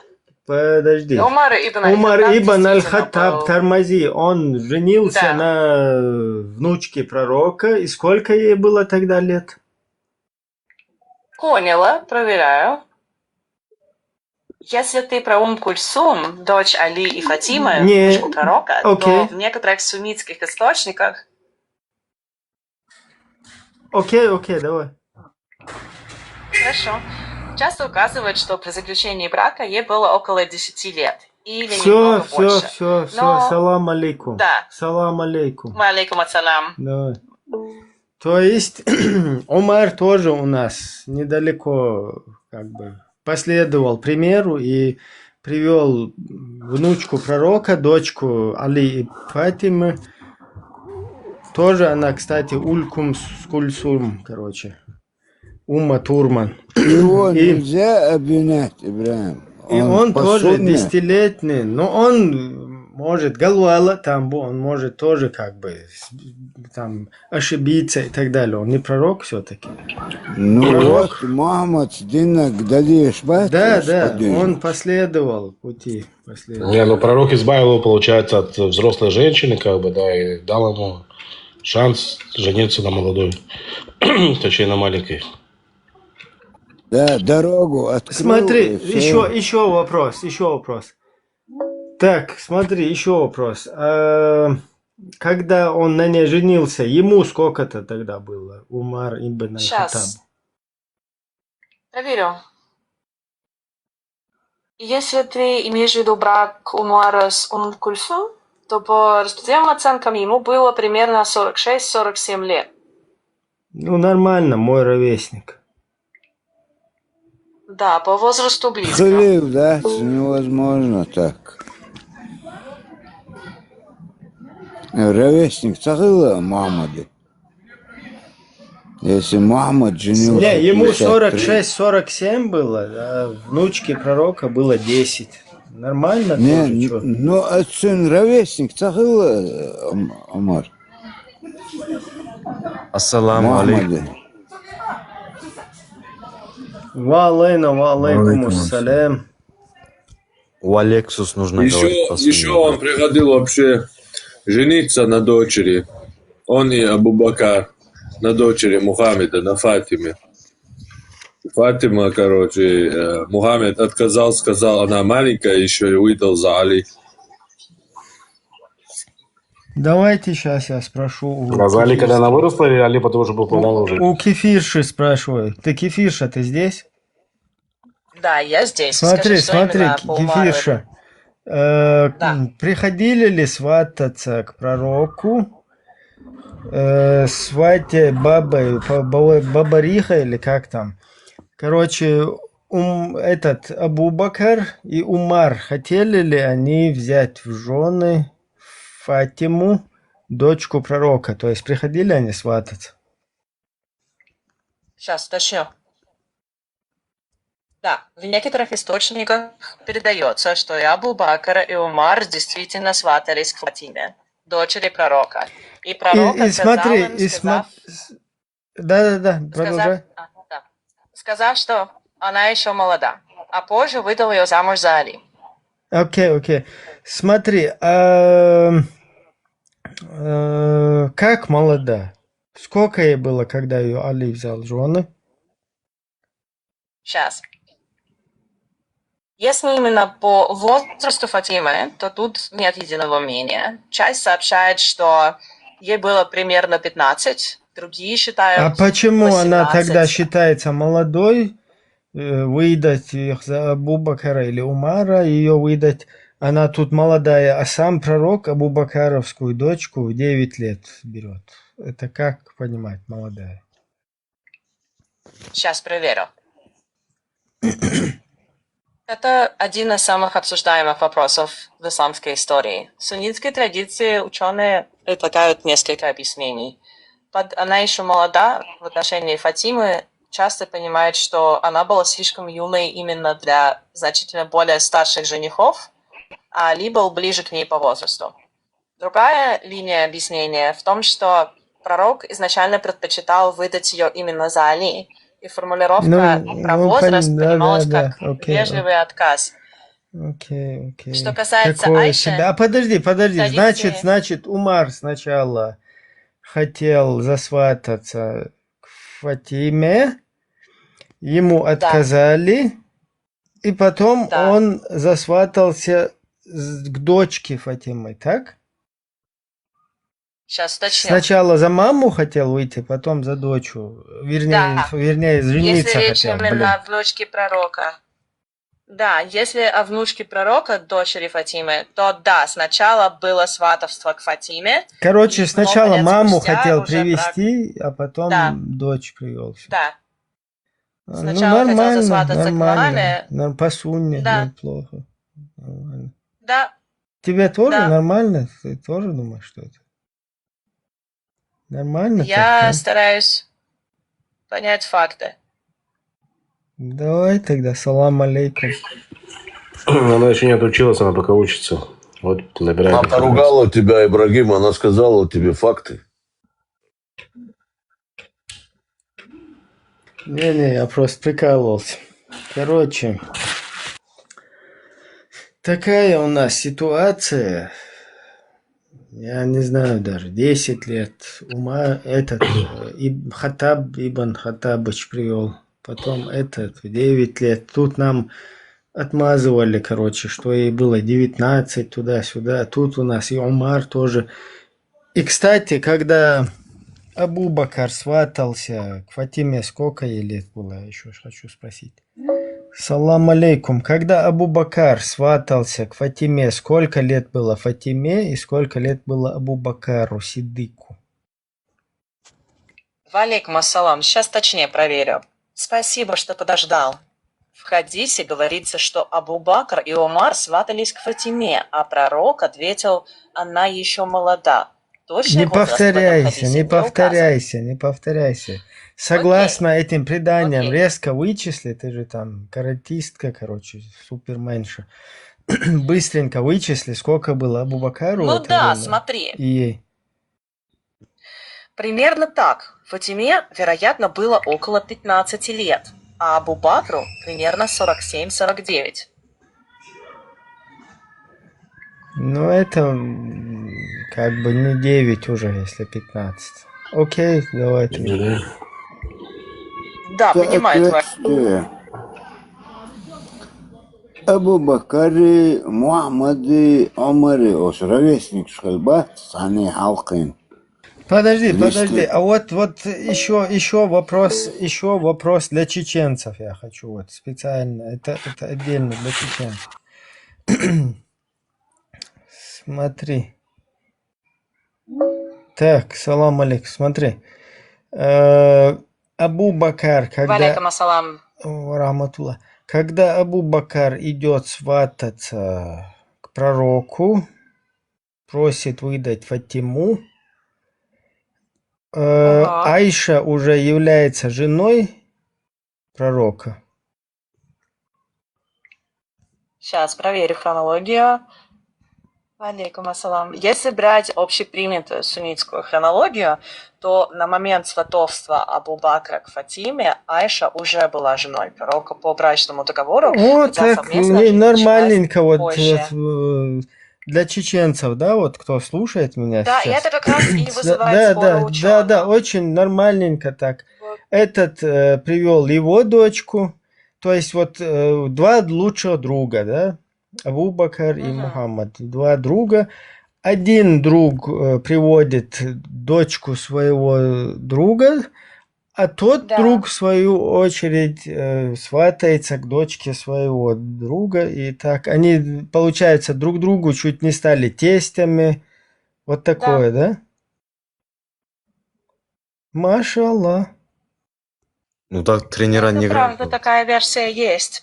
Да, в плане родственных связей действительно потом получилось так, что семьи Ну, это переплелись круто, через вообще братья. сильно, мощное родство получается, да? Вот один, Да. один когда чувак является тестем другого, а этот его тесть. То есть два тестя в обе стороны. Сейчас, да, давай я уточню. Но это же Абу лучше, Бакр стал так же тестем. лучше, это же как бы более укрепление Родственные родственных. связи действительно были. Да, машаллах. Да, родственные Давай, связи, да, пока, были до действительно крепкие. свидос, до свидос. Можно я свой вопрос Пока. задам? Никто Можно, не против? можно, пожалуйста. Так, бисмилля. Так, в суре 75-м, воскресенье, Аль-Кияма вроде. Так, аят 8. Тут говорится, и затмится луна, и объединятся солнце и луна. Ну, тут как бы косвенный признак того, что луна имеет свой свет, да?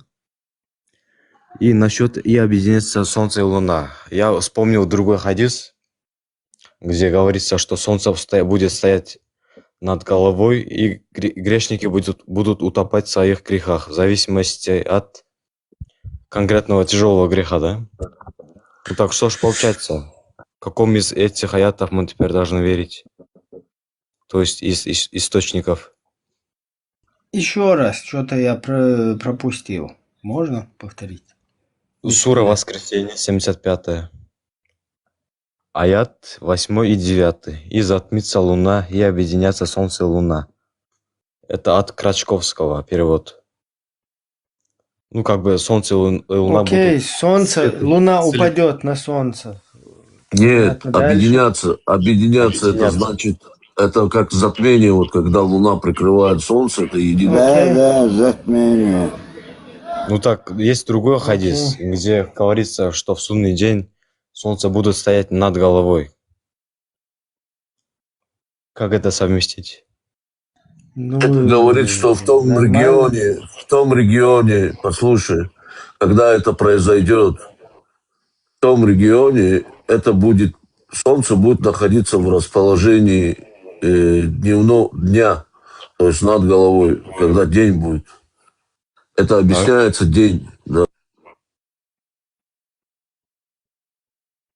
Дальше читаешь. Читать что? Дальше. Вот то, что раньше я у AI спросил, да, что два человека, два лучших друга хотели стать друг другу тестями. Вот это вот как раз я почему чеченцев упомянул, когда нам говорят, что ислам в точности соответствует чеченским устоям, традициям, там, адатам, то да, у нас получается, значит, что полностью соответствие. Два лучших друга друг у друга просят руки дочерей, и у нас получается, как вот эти вот имамы говорят, да, типа почти, чеченские адаты точности соответствуют исламу, только чуть-чуть есть какие-то моменты, вот их нужно как бы подкорректировать, и все. А так в целом...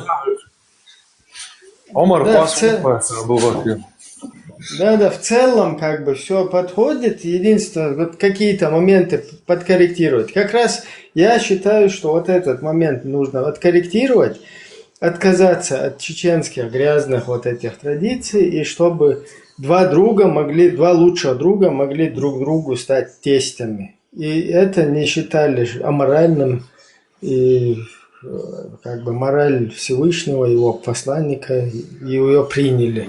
Аморально. Хили шоушдат, сподвижник Иггур Ульячара уже суннет авохантига.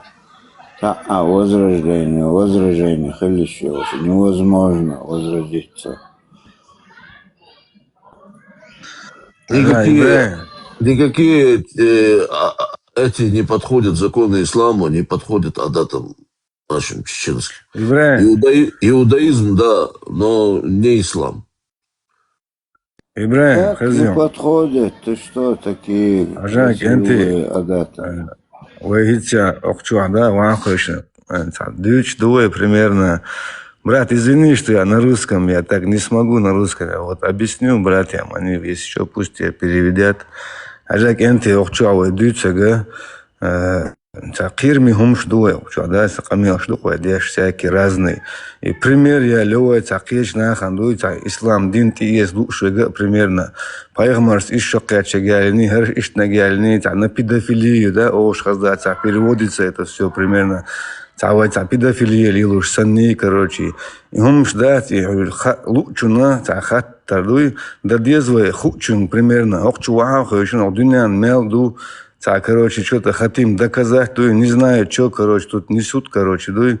Поэтому, кто хочет знать, да, религию узнать, пусть он лучше узнает у ученых, я так думаю. Смотри. Ну, ты пока сейчас тему не сменил. Ну, зачем ты так говоришь? Подожди. Как раз таки наоборот, да, мы хотим вот показать, что здесь все думают, что чеченцы полностью соответствуют вот этому, как вот эти муллы всякие говорят, да, что полностью чеченские адаты, там, устои соответствуют полностью исламу. Как раз таки мы здесь четко показываем, что абсолютное противоречие, и что люди, которые даже говорят, что у нас все соответствует исламским предписаниям, да, оказывается, что они даже не знают, о чем говорят.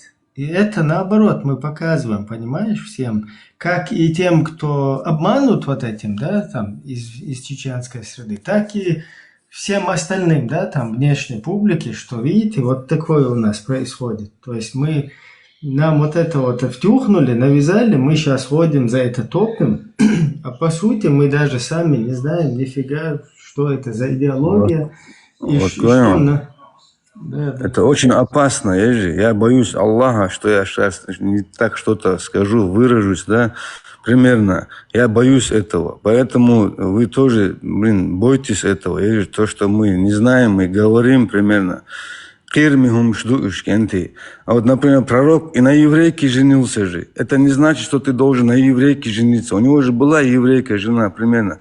У него была жена старше него. Это почему это все? Это примером, что это можно. Сегодня не запрещается жениться на еврейке? Не запрещается? Не запрещается, нет, ни на ком примерно. Ну, потому что пророк, опять же, потому что пророк женился на еврейке. Не запрещается жениться на еврейке, потому что пророк женился на 9-летней девочке. Сегодня не запрещается жениться на 9-летней девочке. Это просто был примером, что если нет, но этим пользуются, понимаешь, в чем дело? Если он каким образом женился на еврейке? Ну, это не обязательно же сейчас жениться на еврейке. Нет, не обязательно, другой разговор, обязательно, не обязательно. Он взял ее как трофей и убил всю ее семью, что значит, он женился на еврейке. Евреям запрещено жениться. Евреям запрещено, вот вы сейчас разговариваете, вот тогда, может, другие сейчас хотят ислам, религию принять, и примерно вы показываете так, как-то, знаете, что ислам... Да, я, во-первых, я тебе говорю, смотри. Мы просто как есть здесь, мы же не врем, не придумываем, не из пальца не высасываем. Мы ссылаемся на аяты и достоверную сунну и просто проводим параллель. Например, для внутричеченского общества, там, пытаясь чеченские адаты по там, территории Непала пронеслась... или противопоставить.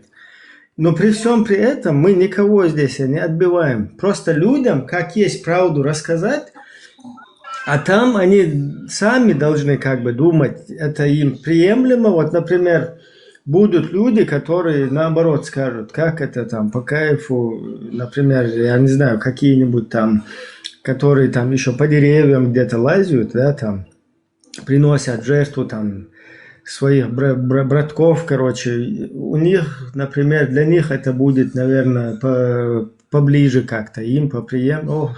Реально здесь что-то, короче, есть более человеческое. А что ты взял, тот, кто приносит своих братков в жертву, они по деревьям лазят? Это те же самые арабы своих шахидов отправляют взрываться. Это они в жертву их приносят.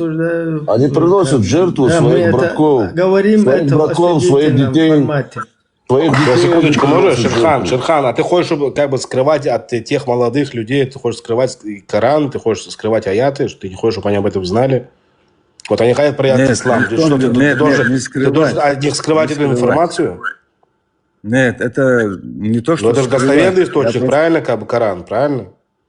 Да, достоверно. Ну все, вот так, я это не и это обсуждается, говорю. как бы. Вот, ты же просто это тоже она выражается у вас так, что как будто, блин, знаете, как будто пророк теперь как-то педофилией занимался. Нет, вот это у тебя в голове это выражается, что педофилией занимается. Нет, это много так говорят. Смотри, просто, понимаете? Для меня, то, допустим, как для человека... Пророк, я считаю это правильным. Ребята, я вам так вот скажу, да. Я вам то, что вот сейчас скажу, да, и вот я искренне вам желаю, то, чтобы вы дошли до той цели, до истинной правды, и чтобы вот, знаете, у вас не было ни в чем сомнения, что-то делал пророк правильно или неправильно. Я вам искренне желаю, чтобы вы дошли до этой цели. Пусть Аллах вам будет доволен вами, ребята. Спасибо. Я боюсь что-то там сказать лишнего. Мы не хотим я просто выйду отсюда. Аллах, я был бы ученый, я бы вам довел бы. Проблем. Просто пал был, да, Ибраим, это чего пал был. С тобой никто не агрессирует здесь, не вражду, короче. Можешь выйти без проблем. Ну просто я лично не собираюсь дойти до того момента, когда мне это будет нормально. И как раз таки я, Парма, там другие здесь наши, там Ганнибал, все мы хотим как раз таки свое общество, его пробудить, чтобы оно не дошло до той точки, когда они будут считать вот эту всю мерзость. Раз это пророк сделал, значит мне это нормально. Вот как раз до этого мы не хотим, чтобы наше общество доходило. И вовремя показываем конечную остановку, чтобы здесь и сейчас произошло вот это пробуждение, и уже вот этот вот ручник выдернули эти люди. А те, кто идут уже, зная, что там уже там им без разницы, если хоть один день было девочки, даже если один день, то тоже можно. Потому что нам это Аллах и пророк позволяют. Пожалуйста, флаг вам в руки, вперед. Только других, которые не хотят этого, им нужно это рассказать и объяснить, чтобы они не дошли как раз таки до того момента, когда им это будет уже нормально, и там они уже будут под паническими атаками бояться подумать это, покритиковать и будут, короче, я не знаю, в страхе находиться.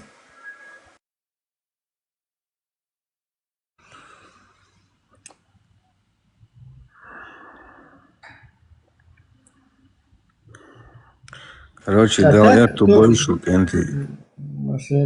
Так, кто уже готов, да, это все принять, кто готов, его тоже отбить здесь никому не получится, потому что у человека выбор свой должен быть. Единственное, там будет проблема Потому что никто не дозволит, ни евреи, ни язычники, ни многобожники, ни христиане не позволят себя, короче, по суре 9, 29 аяту, короче, там гасить до того момента, пока униженными не будут платить дань. Тут уж извините, тут вот это вот все ваши там чаяния, да, они, вон как сейчас в Палестине, там везде ноют все. Вот такая ситуация будет, когда будут все ныть потом. Это потому, что этого с собой делать люди не позволят. Не хочет, вот не хотят люди униженными платить дань каким-то говнюкам. Не хотят. Они же и правильно делают. Дай Бог, чтобы эти люди не опускались до такой степени, да, когда они будут каким-то говнюкам униженными платить дань.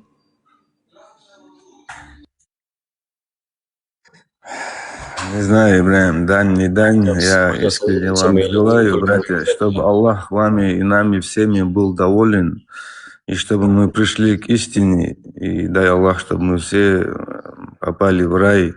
Всем ассаламу алейкум. Сделай за меня дуа, Андуши. Шерхан, не будет у тебя уже этого совкового ислама, нету его. Вот в 21 веке его нет. Хочешь, не хочешь, нету этого Корана в серванте уже. Коран сегодня открывают. Все открывают, и кто его принимает вот в таком виде, как вот только что описал Ибраим. Нет у тебя другого Корана. Но тот еще твоя голова работает еще, как бы у тебя ностальгия потому, да? Ты поэтому, ты человечина сегодня. А та молодежь, которая принимает, она принимает именно вот так вот, принимает, вот как Ибраим это описывает. Почему? Потому что у тебя сегодня открыты вылеты, выезды, будь то, не знаю, там в Мекку, будь то в Сирию, будь то туда, будь то сюда, куда бы они ни ездили, им рассказывают про вот это вот сегодня. Им объясняют, что это нормально. Потому что вот из-за этого тебе, по этой причине, тебе надо беспокоиться за эту молодежь, чтобы ты понимал. Твой мозг уже не хочет впитывать эту информацию, он ее от себя отталкивает, понимаешь, потому что у тебя возраст такой, потому что ты привык к тому исламу совковому, да, вот этот, как я сказал, да, вот этот Коран в серванте, не открывая его, не понимая, что там написано. А эта молодежь впитывает уже другую информацию, настоящего, когда Коран уже открывается. Ты понимаешь? Ты этого должен бояться. Я при каждом поклонении, да, при каждом намазе, я завершая намаз, да, я у Аллаха всегда прошу, чтобы мы все мусульмане, да, вот мы все в рай попали. Не мусульманин, чтобы стал мусульманином. Проси, как бы, летают, чтобы нам было всем облегчение, да, вот я всегда за всех прошу. Я не знаю, братья, я не ученый, был бы я ученый. Я не мусульманин, я иудей, Шерхан, ты с иудеем разговариваешь. Шерхан, ты пускай хоть иудей, может, завтра ты станешь мусульманином. Я тебе другому говорю, я еще раз говорю. Мы жили, у меня корни тоже грозненские есть. Я родился в Нальчике, я кавказский, я горский еврей. Но я знаю, как было до, и я вижу, что сегодня. Я проживаю в Израиле, я знаю, кто такие мусульмане. Ты таких мусульман никогда не видел, когда проживал в Грозном. Я когда сюда приехал, я узнал, кто такие мусульмане. Опять же, я тем кавказским мусульманам, вот откуда я приехал, я считаю, что для нас это родные люди. Вот что бы кто бы ни говорил, мне иногда даже делают мне как бы замечания, да, якобы, да, вот ты там мусульмане, а мусульмане нас убивают, а ты к ним якобы, ну есть такие тоже, я их дураками называю, а ты к ним хорошо относишься и так далее. Но я знаю для себя, какие вы мусульмане, суфи, да, вот это, опять же, ну какие-то у вас были свои адаты, но при этом вы там как-то, знаешь, по привычке были мусульманами, по привычке. Но сегодняшний ислам – это не тот ислам, это настоящий ислам. Ты не хочешь этого настоящего ислама, понимаешь, в чем дело? Он тебе неудобен, этот ислам сегодня, и твоим детям точно. Я суннит, брат, иншаллах. Сунниты хорошо, я знаю, что такое сунниты. Причем я не суфист, я нахожусь в Грозном, примерно, я уезжаю и приезжаю, разницы нету, брат. Шерхан, ты суннит, а ты насколько знаешь вообще Коран и сунну всю? То есть все хадисы. Вот то, что мне вот, то, что я должен знать, и то, что меня интересует, да, у меня есть ученый брат, я у него интересуюсь примерно, я ему скажу: брат, скажи, вот это так или так, он мне говорит, вот это так, вот это так, вот так по сунне, вот так вот по сунне. Смотри, вот Значит, у я, меня вот образ я, жизни такой, может быть, есть, может, это Шерхан, что-то вот смотри, как-то я есть, да. христианин. Вот я Ну, христианин. Вот здесь собрались да. и христиане, и иудеи, и мусульмане, Безбожники тоже. и безбожники. Вот я когда-то был в католической церкви, вышел с католической церкви, потому что нас католицизм учит: просто слушайте какого-то там батюшку, какую лапту он вам на уши навяжет. А когда я начал сам читать и Ветхий Завет, сейчас, пастух, не обижайся, для нас это Ветхий Завет, и Новый Завет, я начал понимать, что все, что рассказывает церковь, это ложь. И когда я начал изучать Коран, я понял, что и мусульмане, и имамы рассказывают ложь. И вот сейчас пастух говорил, что советские мусульмане, советский ислам, это не тот был ислам. Там все были люди, там все были своего рода светские. А сегодня ислам – это не тот ислам. И если ты читаешь Сунну, есть кораниты у вас, которые следуют только Корану, там уже достаточно ужасов. А когда ты следуешь Сунну, так там вообще конкретно Мухаммед такие вещи говорил, что вы не имеете права нас друзьями называть, вы должны нас убивать, вы должны иудеев убивать. И это то, я живу в Германии, и это то, какая молодежь сегодня растет.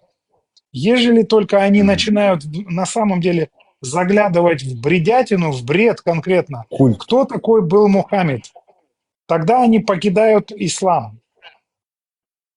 Но ислам, скажем, 90-х, 80-х, 70-х годов, это не ислам сегодня. Когда он конкретно призывает, по-моему, Я не знаю, на что сторону у вас обидеться, имамы. Короче, это можно говорить бесконечно. Ребята, братья, есть братья. Вот всем я вам говорю, да, одинаково. Это можно рассуждать, обсуждать, это бесконечно. Сидеть тут, да, это для многих, может быть, и бесполезно будет. Кто-то пользу возьмет, кто-то как-то, не знаю. Но я вот так тебе скажу, брат, ты не смотри ни на имамов, ни на кого не смотри. Тебе самому не перебивай, пожалуйста, только. Только ты один войдешь в свою могилу, ты умрешь. Я умру, мы все умрем, рано или поздно. Я живу, знаешь как, вот по 5 столпам вот ислама, вот есть шахада, ашхаду ан ла илляха илляллаху, ашхаду анна Мухаммада Расулуллах. Есть, смотри, по возможности хадж сделать, по возможности милостину, да, вот дать просящим. Подожди. Намаз читать, да, вот эти вот вещи совершать только вот ты делай для себя. Вот это вот делай, только вот 5 хотя фарзов ты соблюдай, ты до остального ты не доберешься. Ты Коран никогда в жизни ты полностью не выучишь его, не познаешь его. Как насчет джихада? Как насчет джихада? У тебя жизнь, джихад, я тебе вот так скажу, самый сильный джихад, да, это против себя самого, есть же, против своего навса, твоего хотения, да. Прямо сейчас Коран открыл, есть аят об этом? Я прочитаю дословно. Подожди, там вот изначально, когда ты шахаду произносишь, ашхаду, я свидетельствую. Что нет божества, кроме Аллаха, и пророк, посланник Мухаммед, да, вот это вот, идущий перевод примерно, да, поем. Да, но дело в том, что ты вот видел, например, на суде, когда свидетельствуют, или же в каких-то ситуациях. Я сам сидевший, брат, я сам на суде да, бывал. Что такое свидетель? Кто такой свидетель? Очевидец, свидетель. То, что он видел. Очевидец. Вот. Не, если сидевший очевидец, это очевидец, а свидетель это свидетель. Очевидец не придет против тебя показания давать, а вот не, у тебя... Очевидец это тоже как бы является, это одно и то же, это синоним. Можно конечно, перевод то это одно и то же примерно, очевидец, то есть ты своими глазами это видел. В том-то и дело, что когда ты произносишь шахаду, ты, получается, просто врешь, как бы, да, ну, как бы помягче это сказать, не врешь, а говоришь то, чего ты не видел. Натянул сову на И гов- голову. Да, и говоришь, что ты свидетель, то есть ты свидетель того, что ты сам не видел. Свидетели тоже бывают разные, Да, ложные. если бы это было бы свидетельство, вот в таком формате я свидетельствую тому, чего я сам не видел, то это как бы было более честно и понятно. Но тут все-таки изначально вот это свидетельство, я свидетельствую, что нет божества, это неправильно это тоже произношение.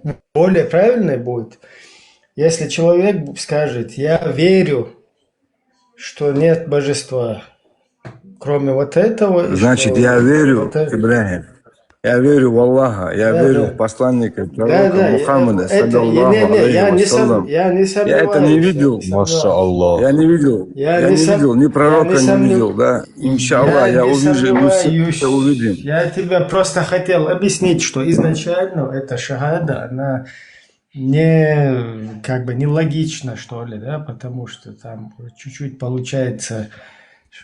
Вот представь ты где-то там человека, какая-то ситуация, да, криминальная и так далее, и тебя в качестве свидетеля вызывают. А ты вообще не являешься этим свидетелем, ты не видел этого, ничего, но ты становишься и говоришь, я свидетельствую, что вот этот чувак взял, короче, и другого чувака там ассалам алейкум по чайнику. И как это ты можешь свидетельствовать то, чего ты не видел? Более правильно это будет. Я уверовал, что... Или я верю, что вот этот чувак, вот этого чувака по чайнику, там, судя по вот таким каким-то там обстоятельствам, я верю, что это вот так произошло. А когда ты говоришь, что я свидетельствую, уже у нас получается... Ну, это такая придирка, тем не менее, это... Ну, иншаллах, пусть так бы будет, Ибрагим. нелогично. Я верю Да, в нелогично Аллаха тогда, получается. вот так скажем, да, я верю в пророка, саллаллаху алейхи вассалям, Мухаммада нашего, да. И то, что он делал, для меня это дозволено, то, что он не делал, это не дозволено. Хотя мы делаем это, мы говорим, да, вот то, что вот так, это не дозволено. Нас все равно шайтан ломает где-то, это нафс, да, мы слабые люди. И моя вот ошибка, да, вот сейчас, я виноват перед вами, я извиняюсь перед всеми, да, вот. То, Я что у прощаю меня тебя. нету знания, чтобы вам донести, да, его, чтобы, не знаю, Аллах, я очень сожалею, что я не ученый и не хафиз, да, вот это моя вина сегодня. Ну, а так Мы все вот в прощаем моем тебя, сердце... Шерхан, здесь сидит человек сверху, его зовут Харбат, у него эфир открывается, ему очень много пытаются оспорить это донести, поверь мне. Что-то Друзья, можно слабо я кое-что получается. скажу? Шерхан, смотри, вот ты не, у тебя знаний Паул, нет в исламе. Да. Я аккуратно буду, Ибрагим, я аккуратно буду, я понял. Да, сейчас прилетало, короче. Я понял, я вылетел прямо Да. отсюда. Я понял, прошу прощения. Шерхан, вот это, конечно, очень плохо, в первую очередь для тебя, что ты не знаешь свою религию. А для нас это большой роли не играет, и мы тебе прощаем. Но вот когда я с мусульманами разговариваю, вы же говорите, что Мухаммед – это пророк, это истинный пророк и последний пророк всем пророкам. Вот я тебе сейчас могу сказать, ты просто поинтересуйся, зайди в интернет, просто загугли, найди хотя бы один аят в Коране, который где конкретно говорит Аллах, Мухаммед – пророк, или где он обращается к Мухаммеду со словами «О пророк Мухаммед». Ты таких вещей в Коране не найдешь. Вот вы называете Мухаммеда пророком, а... Посланником Аллаха. Ну, пророком, посланником Аллаха.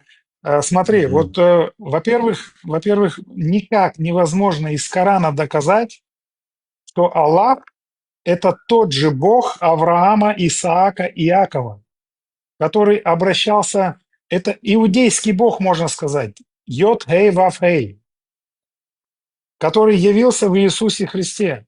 Никак Коран не может этого доказать.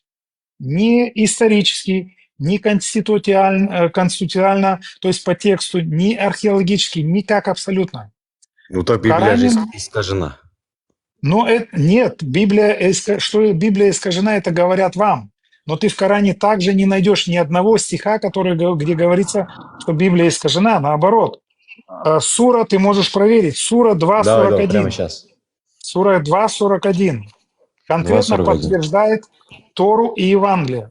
Сура 3.3 подтверждает Писания, которые были прежде.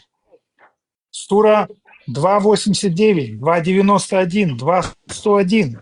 Мало того, в аятах Суре 5.47 и 5.68 конкретно иудеи и христиане призываются следовать ихним писаниям.